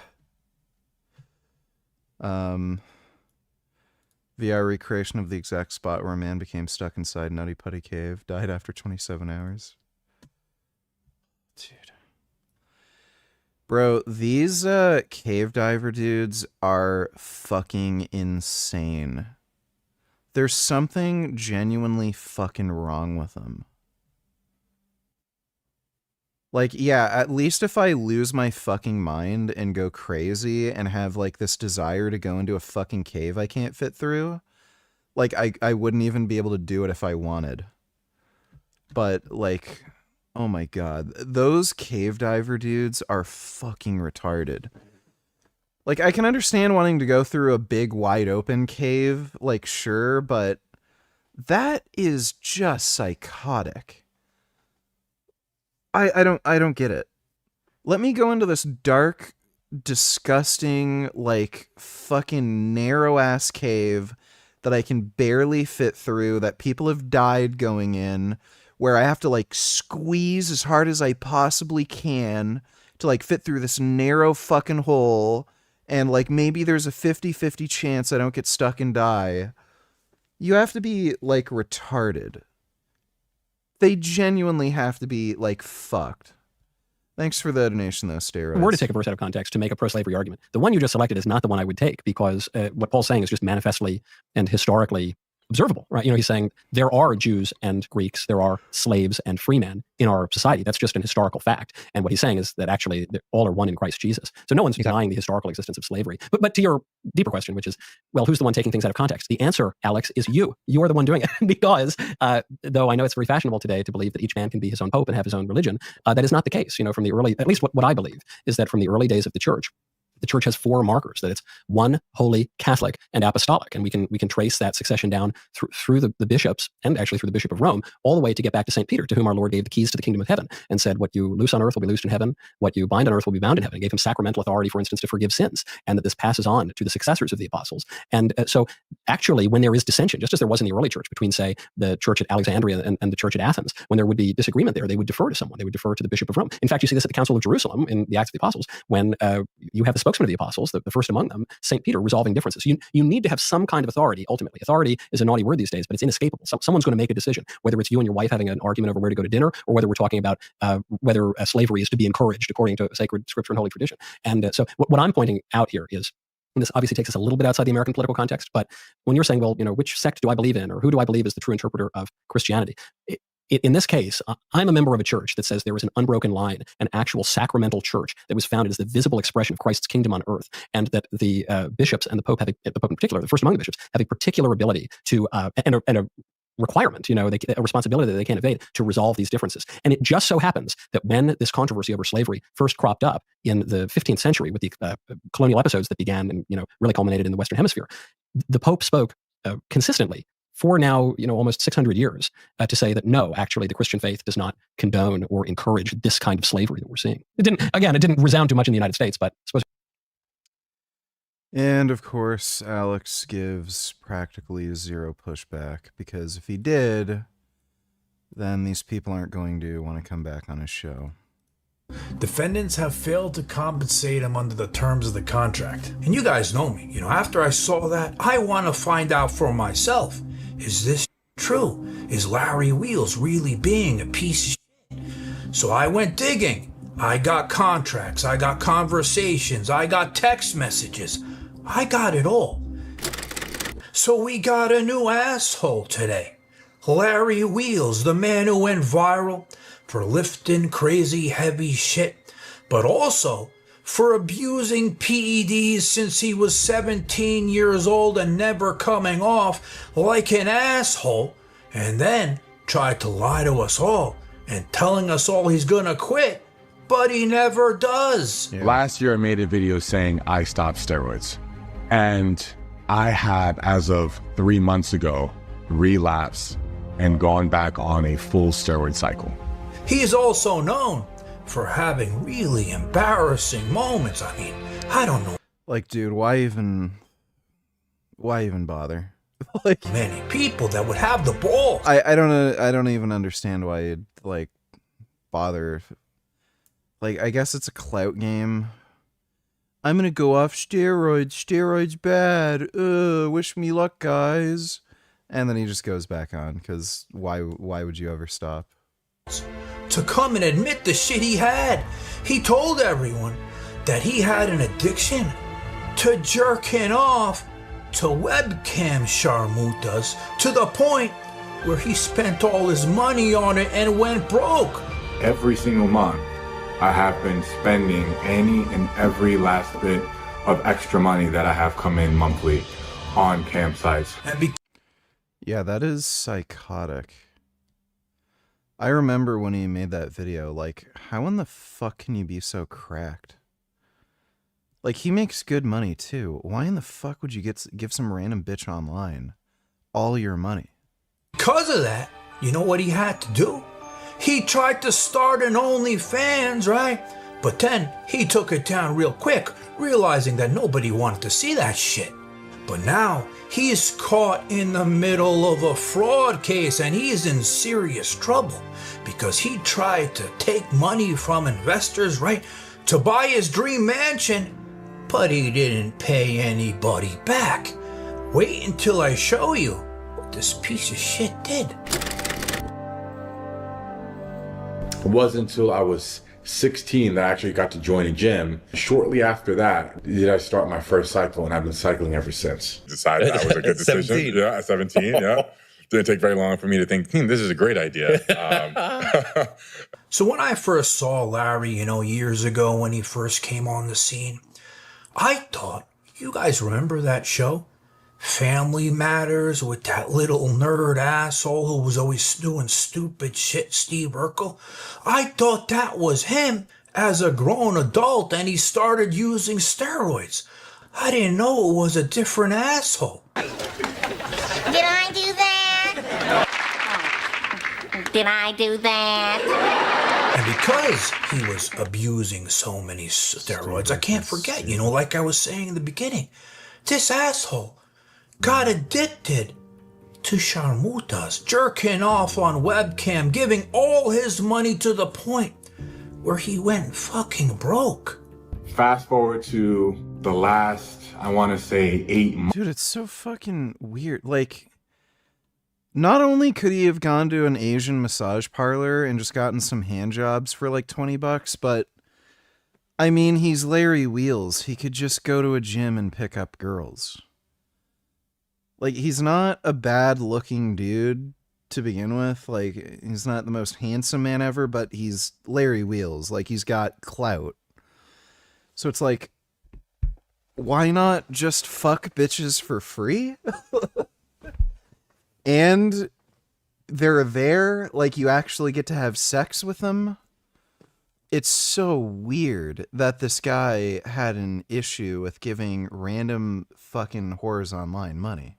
Months, every single month, I have been spending any and every last bit of extra money that I have come in monthly on campsites, leaving me with nothing every month. I had no savings, I had nothing for my future, and in the last 6 months, in a negative balance.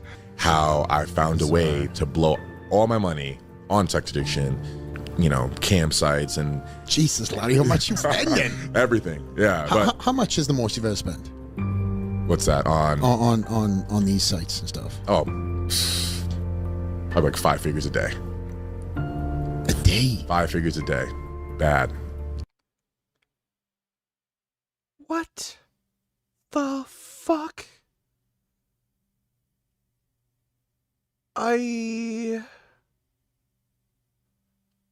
Just how? Why? What are you even getting out of it? Like, buddy, you can find some of the freakiest shit online for fucking free. You can find Asian girls vomiting into each other's mouths and watch that for free. What are you fucking getting giving a cam whore money? Like, this guy is fucking stupid. Wow, Larry. It was bad. What the fuck? It was very bad. But the thing that was funny about that I think most people don't know, the reason why he came online and told everybody, what he did, was because his girlfriend at the time told him, listen, I caught you doing this shit.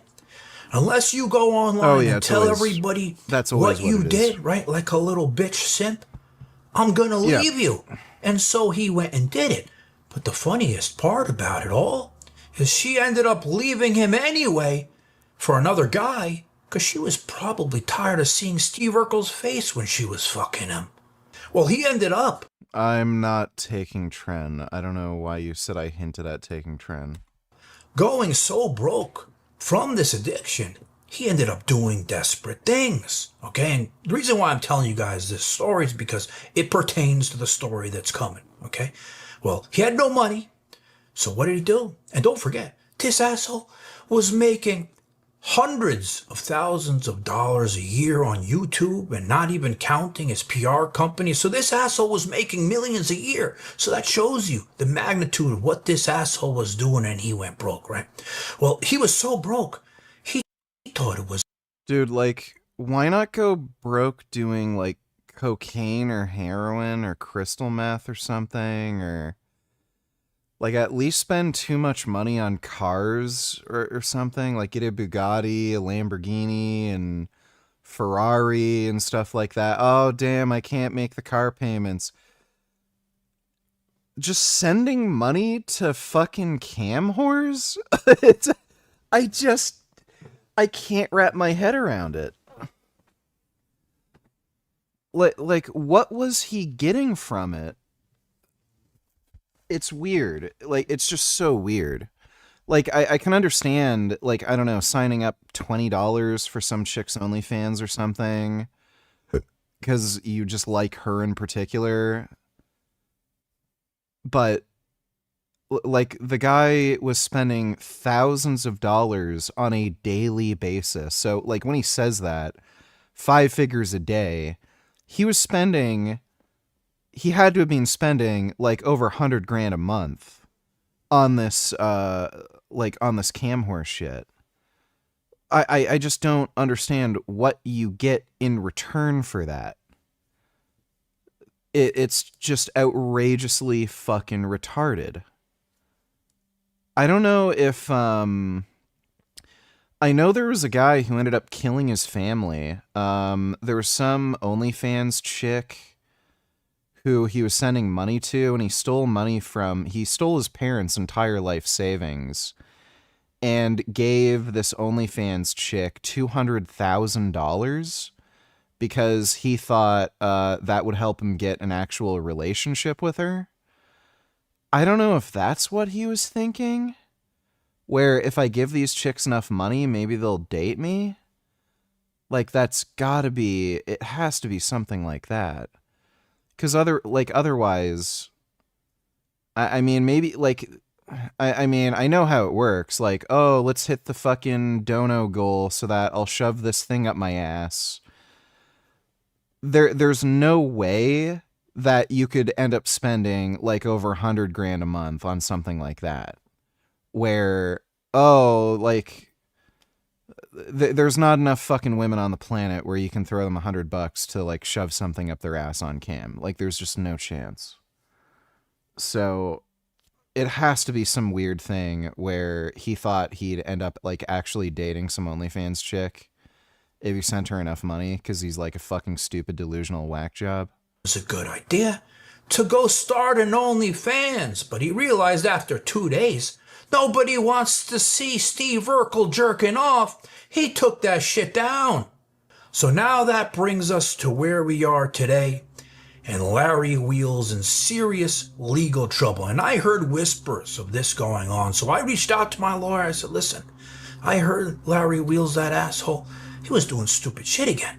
Can you get me the case file? And this is what it says. Plaintiff Daniel brings this action against Larry Williams and Larry Wheels LLC for damages arising from breaches of contract, breaches of implied covenant of good faith and fair dealing, unjust enrichment, fraud and deceit, conversion, breach of duty, accounting, and securities fraud. Plaintiff entered into contract with defendants where defendant promised 3% ownership of defendant's company in consideration of $50,000 from plaintiff. As more fully described below, defendants have failed to compensate him under the terms of the contract. And you guys know me, after I saw that, I want to find out for myself. Is this shit true? Is Larry Wheels really being a piece of shit? So I went in.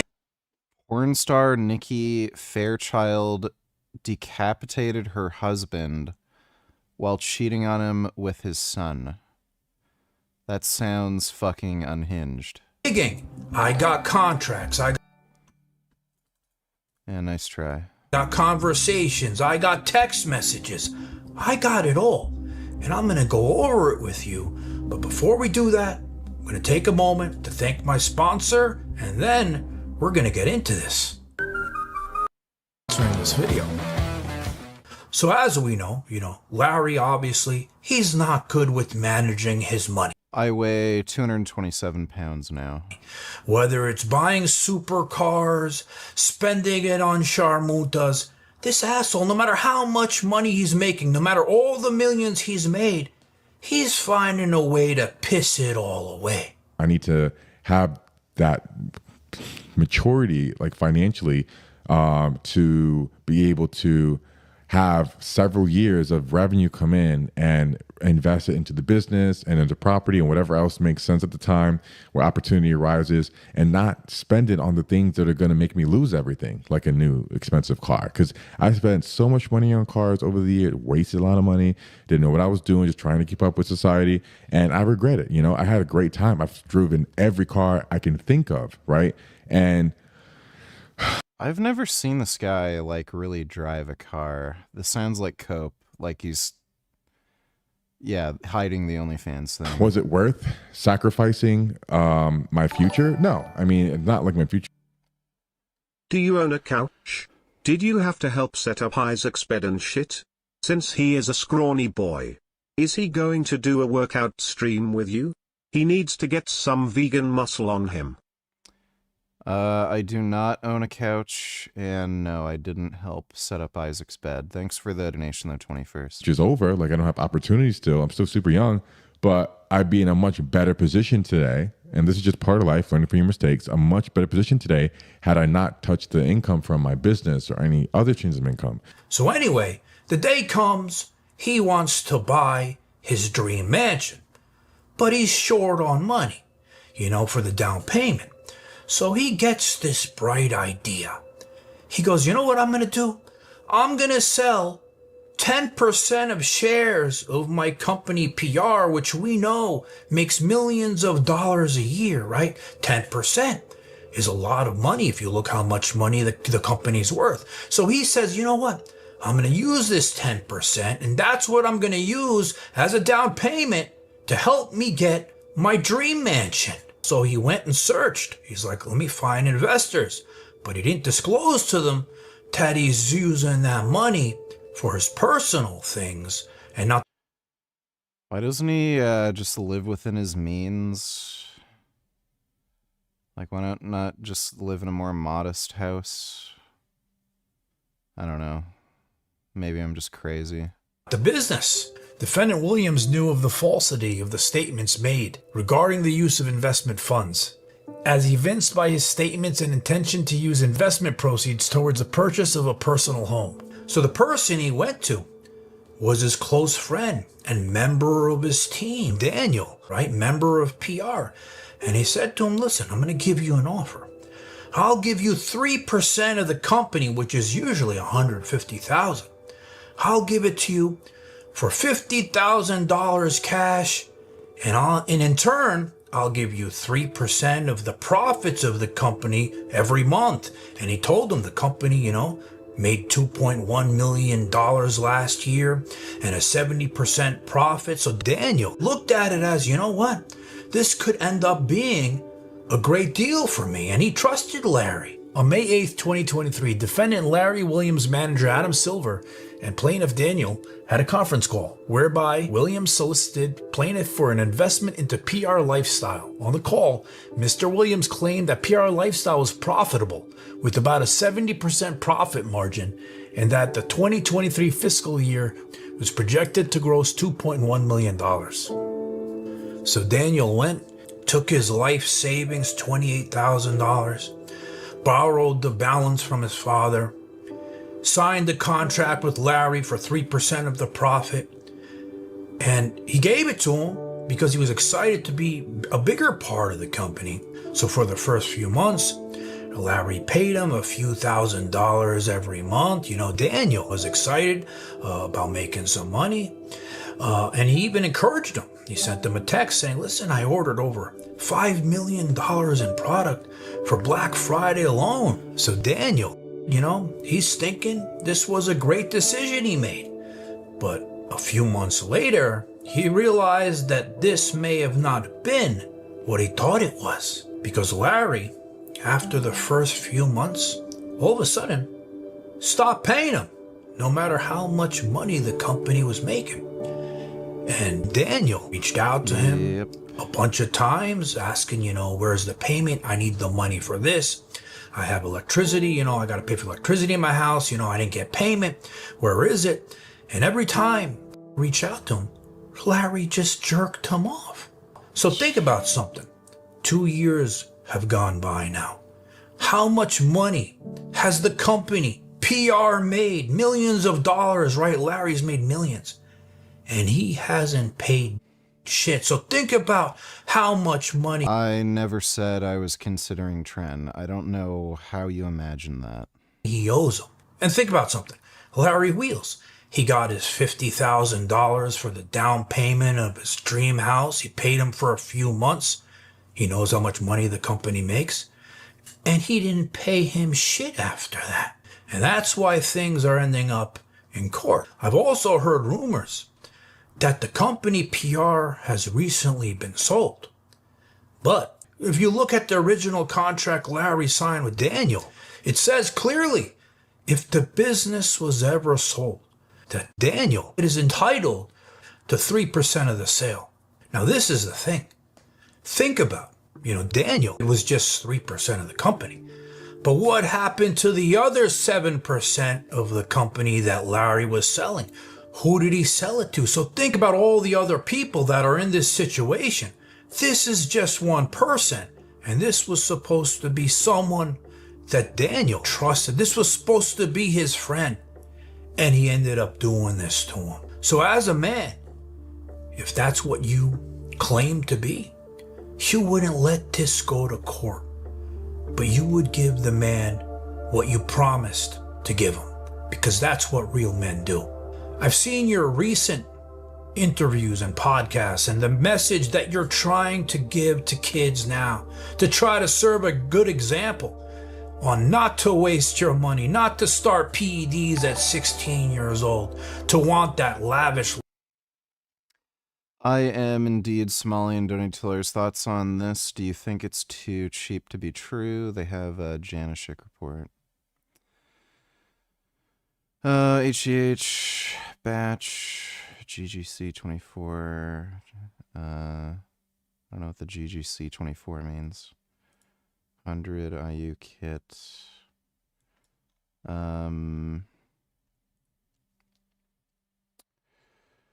Janishik. Oh, is that like the batch? That's how they do the batch number?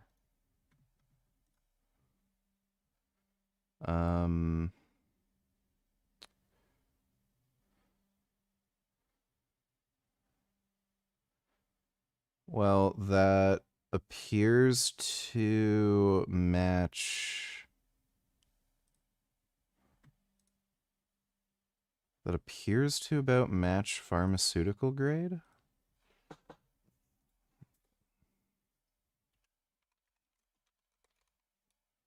Yeah, that would about match pharmaceutical grade. Or actually, technically, it's that it surpasses the minimum for pharmaceutical grade with the Janishik batch or the testing. Let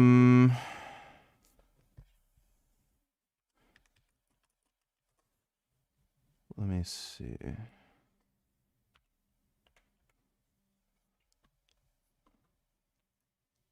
That's a pretty decent deal. That's about...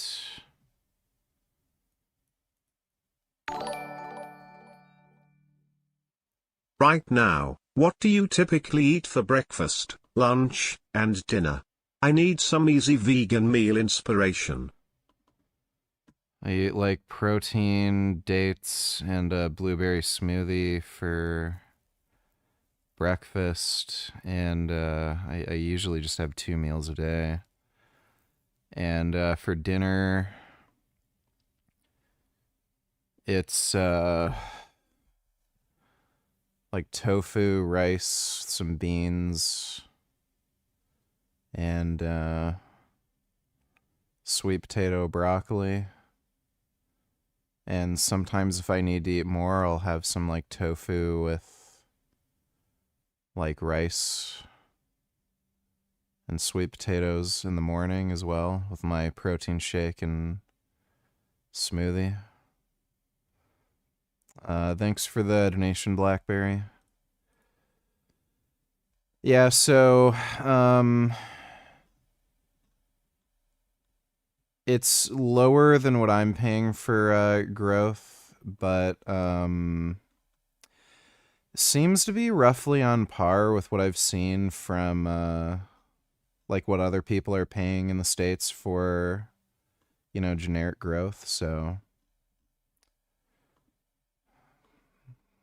seems about right. There's a very easy way to tell if it's real growth. Like it's not that expensive for the kit. So what you can do is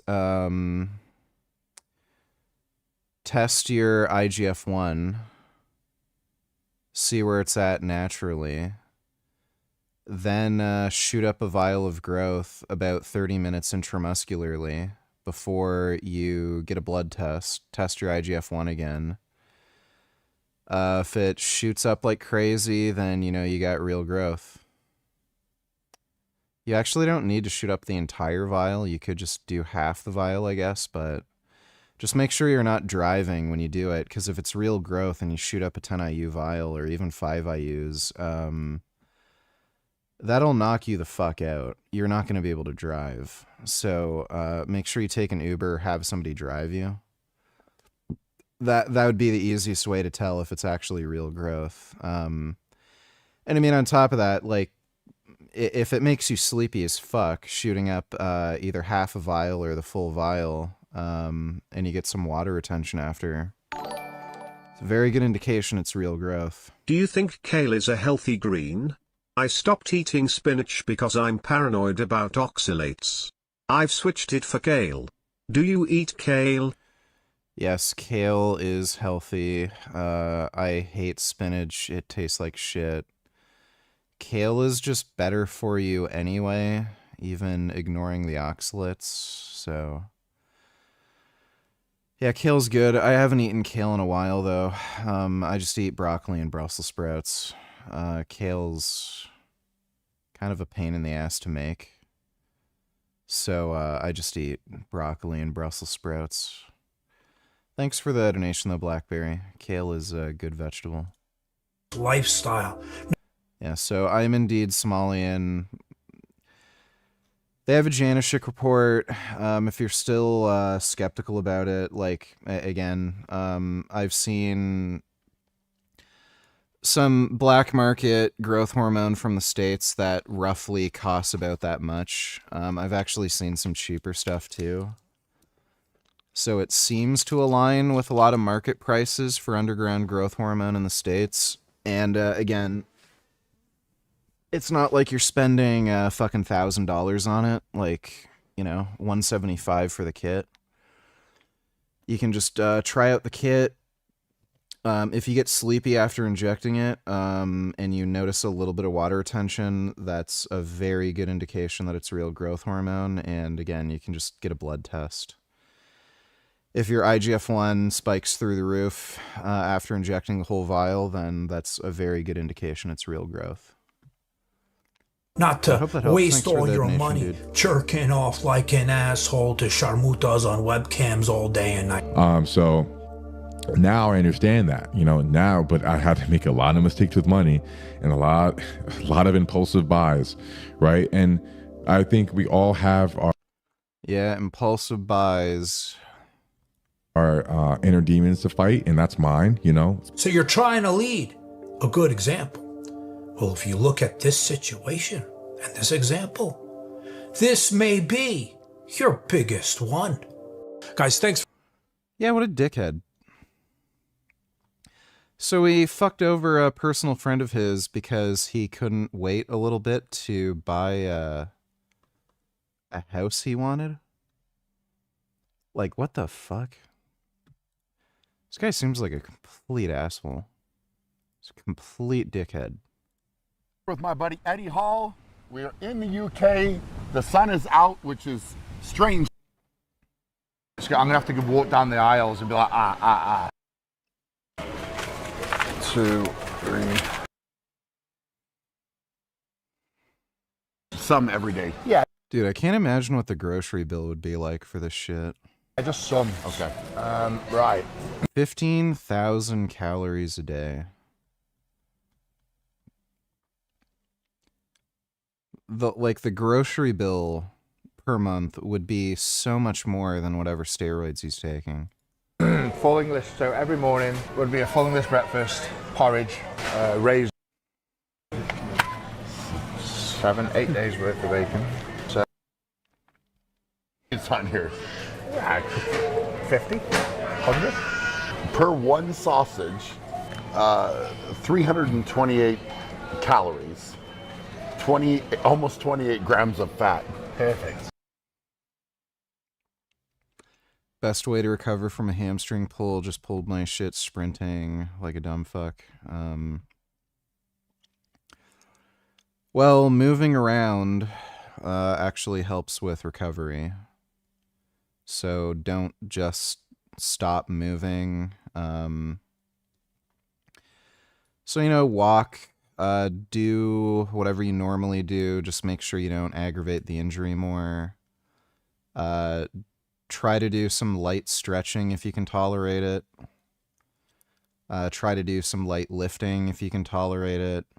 Other than that, make sure you stay very hydrated. Eat an adequate amount of protein and vitamin C. And it'll just work itself out. Per sausage. Perfect. Tell us about black pudding. So black pudding is, I'm not sure if it's more of like a Scottish thing, but it's essentially pig's blood mixed in with beef fat. And they usually put it in a big long... Yeah, that's disgusting and gross and stupid. Sort of pig's blood and beef fat. So I was always on a super high fat diet. I believe my body ran the best on high fats, like it does now. Some of the carnivore... Yeah, this guy's cholesterol's through the roof. His liver enzymes are fucked. His inflammation is super high. Diet now, and I just solely fuel my body on fats. Try and keep the carbs almost completely out. Or hash browns. Yeah. So when this guy dies of a heart attack or stroke, I'm gonna make a big "I told you so" video. we need snacks for the... All right. So, yeah. Would put it in the fat. Yeah, mop up the fat with it. Yeah, why not? Why More not? fat. What? Obviously, but... Oh, so it's a litre, so there's 750 calories. Just in one of those? Just in one of those, yeah. And you'd have one per day? One per day. That was usually after my training session. So we'll get 7 of those. Okay. 7. 7 gold top milk.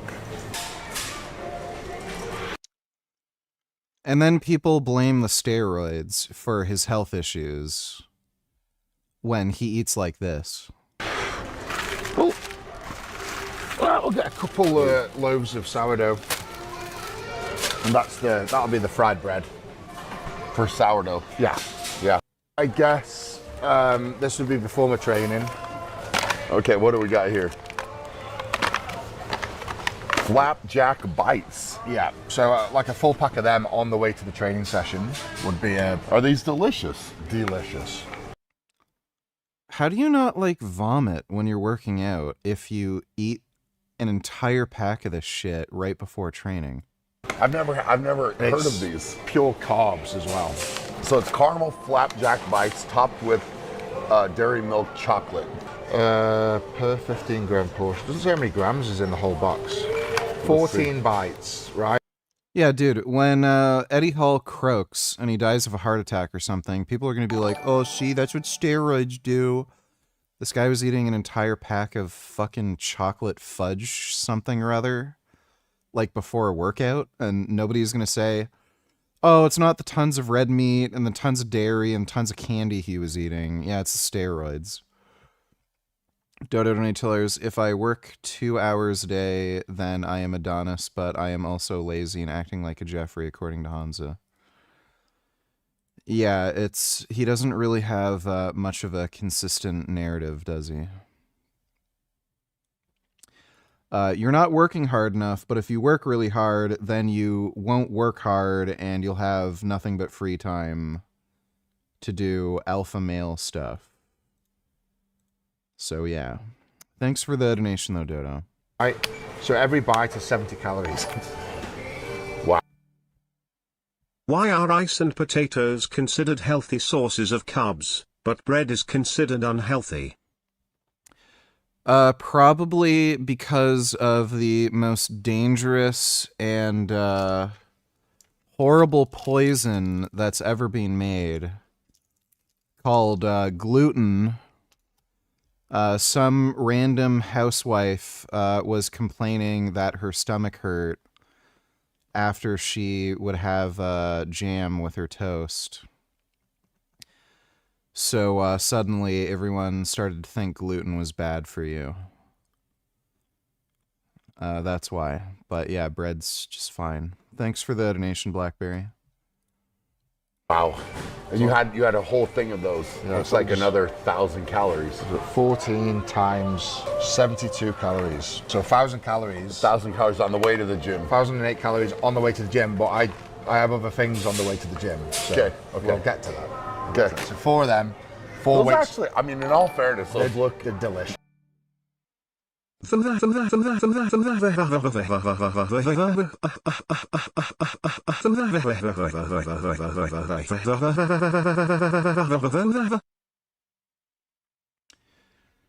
Well, thank you for that, 9014. Excellent spam as always. Appreciate the donation, dude.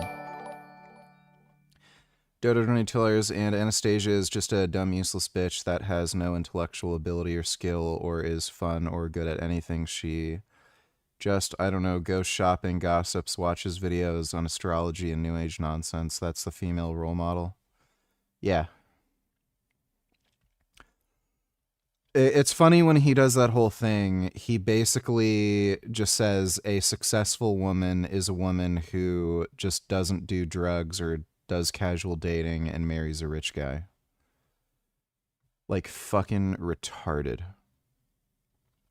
And then we're supposed to think that an extremely tall, handsome, successful man is going to stay in a monogamous relationship. Like, it's just fucking stupid. Thanks for the donation, though, Dodo. Okay, they look good. All right. Yeah, you can treat yourself later on. God, I'm literally already, I'm already sick. This is so bad. Okay, right. So with porridge, we'd get some. So porridge is like what we would consider oatmeal, yeah? Yes. Okay, and then you would dump a bunch of stuff into just it. like a pack of organic raisins, and I'd easily get through a. Yeah, I remember when I predicted Piana dying and I was dead on. Whole pack of that. Okay, so that's just like chuck in with the porridge, give it some substance. Yeah. Did you throw nuts in there too, or no?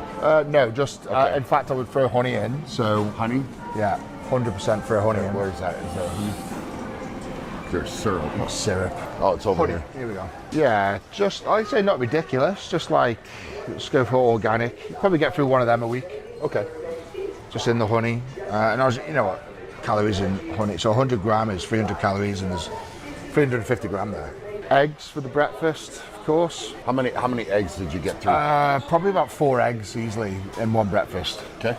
So we're talking. Plus all the meat and the black pudding. Yeah, for the week. I'm kind of surprised your egg consumption wasn't higher. Yeah. Yeah. I mean, 4 eggs a day is quite decent. Is it? Is it not? I mean, I kind of think those are rookie numbers. So I'd just have the steamed veg is always good. I'm using that. Okay.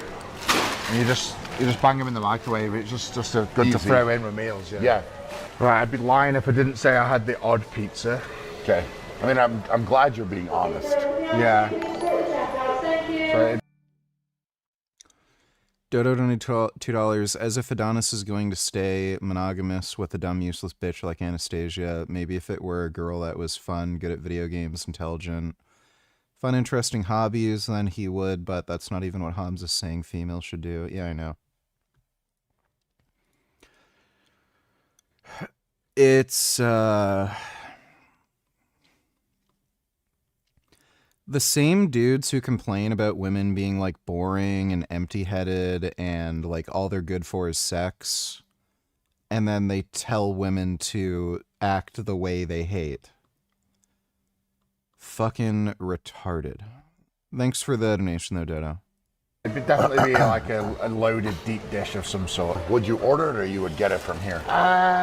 Hit and miss. If I had the time, I'd order it, but mainly I just bang something in the oven. So what was your go-to? Probably that's going to be like a Chicago town or something. Probably the closest thing to it. I'd have at least one a week anyway. So just for fun? Yeah, just change something up. Yeah, was that typically like the last meal at night, or? Yeah, like an evening. Like you're like, oh, evening meal. Chuck a pizza in. Yeah, okay. Exactly. Right, chocolate, a little bit of a tiny bit of a sweet tooth. Just tiny. So right. number one chocolate in the world is Whisper Gold, as we know. I don't know. It is literally the world's best chocolate. I don't know if I agree, but 100%. There's no arguments there, Brian. I'm sorry.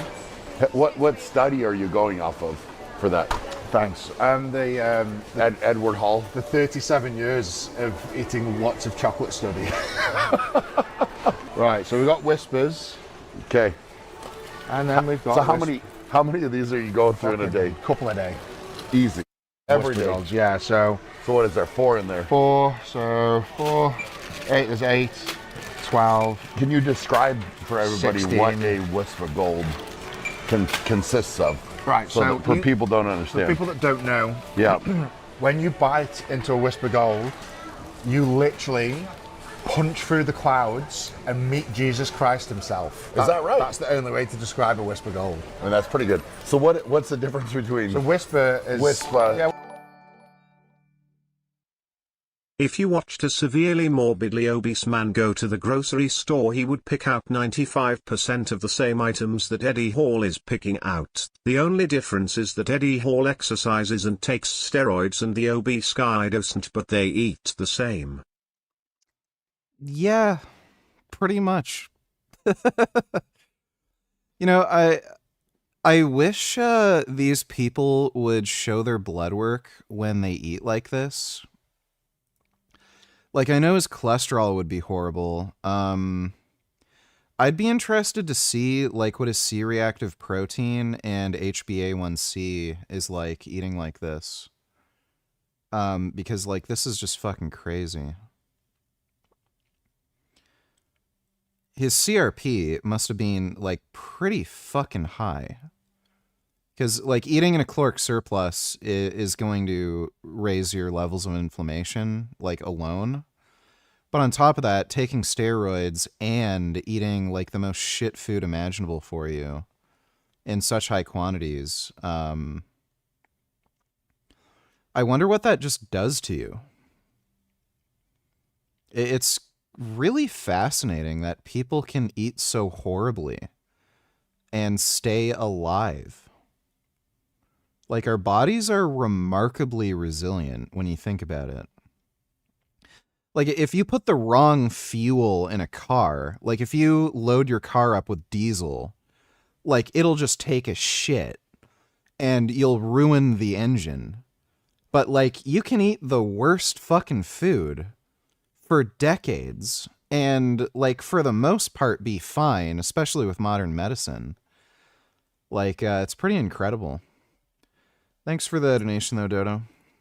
Yeah, Whispers are good, but it's got like a layer of caramel in it. Oh, the gold. Gold goodness. Right, ice cream, I would definitely do ice cream. It'd switch between cheesecake and ice cream.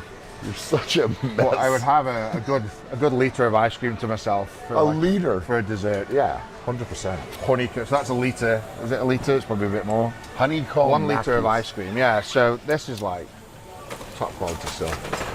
So how you had one of those a day? No, I'd say I'd sometimes switch it out for instead of the cheesecake. So okay. I'll get 4 of them. So they'd be like emergency and desserts. This was one serving. Yeah. Sorry, mate. Sounds horrible, but crisps. Yeah, some crisps. Just like the odd bag of crisps. Just get like a, what's that, 6-pack? If you told me this was Eddie Hall's diet, I would believe it, because yes, he does eat like a retarded child with no self-control and eats like shit. It makes you wonder if these people are just gluttons who exercise. 4 corn dogs dipped in nacho cheese and a full-size bag of potato chips. And you're right, she had a couple of strawberries. You got to get that fruit in there, right? Mm-hmm. And that held her till 11 o'clock. Now she had 3 sandwiches with ham, cheese, mayo, tomato, cucumber, avocados, croutons, bacon bits, and ranch dressing. And she said, this is where I get my vegetables. So she had tomatoes and avocado smeared in mayonnaise with croutons and bacon bits. Now we get to lunch. She has a large pepperoni. To be fair, usually bacon bits are actually made out of soy. They're fake bacon. Pizza. Then at 1 o'clock, she has snack number 3, 2 bowls of ice cream with caramel and whipped cream. And then she has a hand-sized bag of M&Ms. Then at 2, she had 2 bacon cheeseburgers, a box of mac and cheese, and 3 bananas. Where the fuck do people get the money to eat like this? This has to be like something that just isn't often talked about with these like monstrous fat fuck gluttons.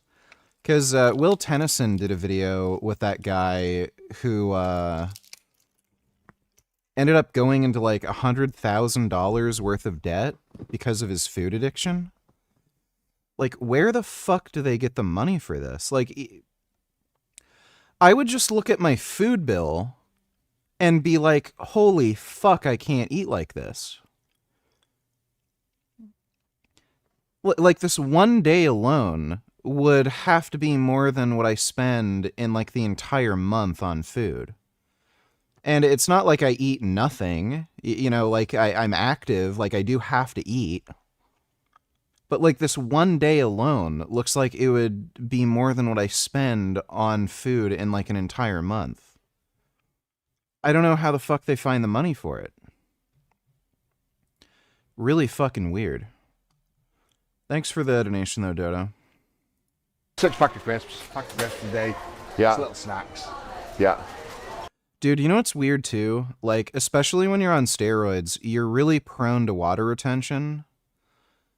I don't know how they must be taking ancillary medications for it. Like they have to be on an ARB, like in a pretty high dose. 'Cause,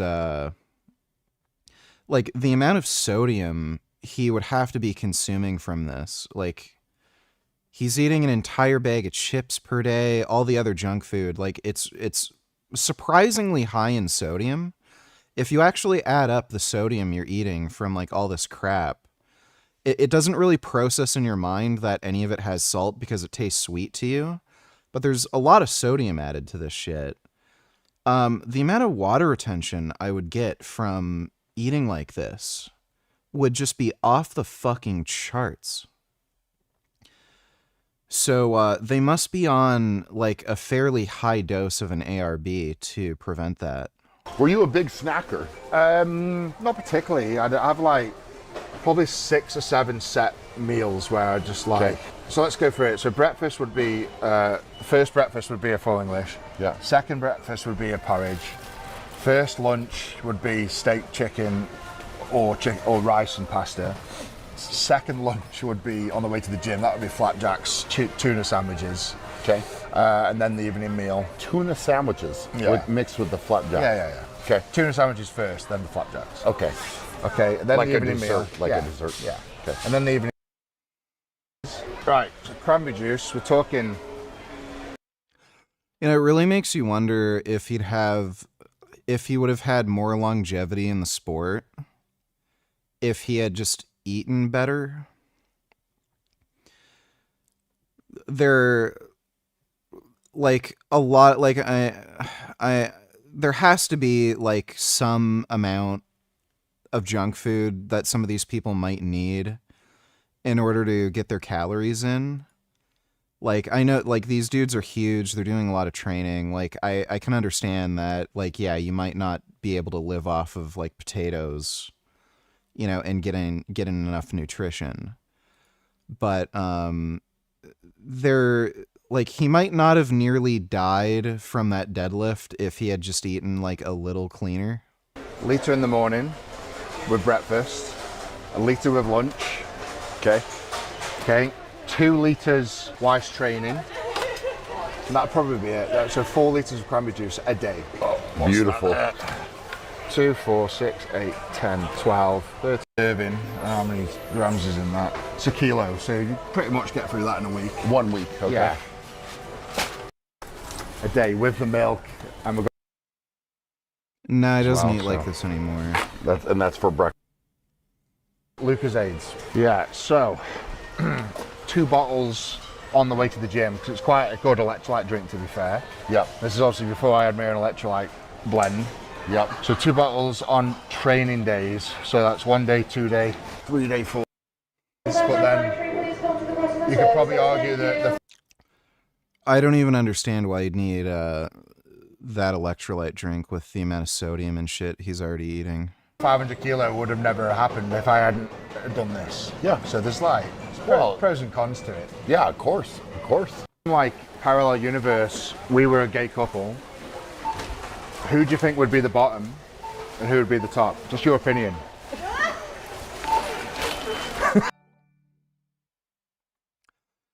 Fade, don't need chillers. You should totally get a fade, bro. You'd look sick. I have a funny feeling that there's going to be a penis that pops up in this video. Okay, no.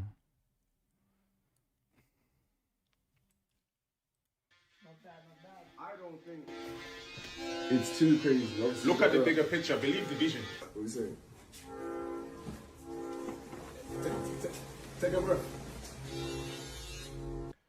His hairline's a little too far back. You wanted a high skin fade, innit?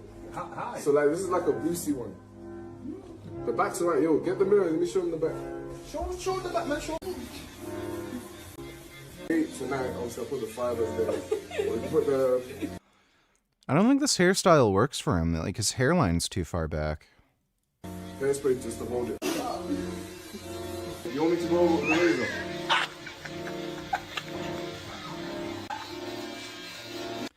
I haven't gotten a nice haircut in a very, very long time. Maybe in the summer I'll actually pay for a haircut. Thanks for the donation, Fid.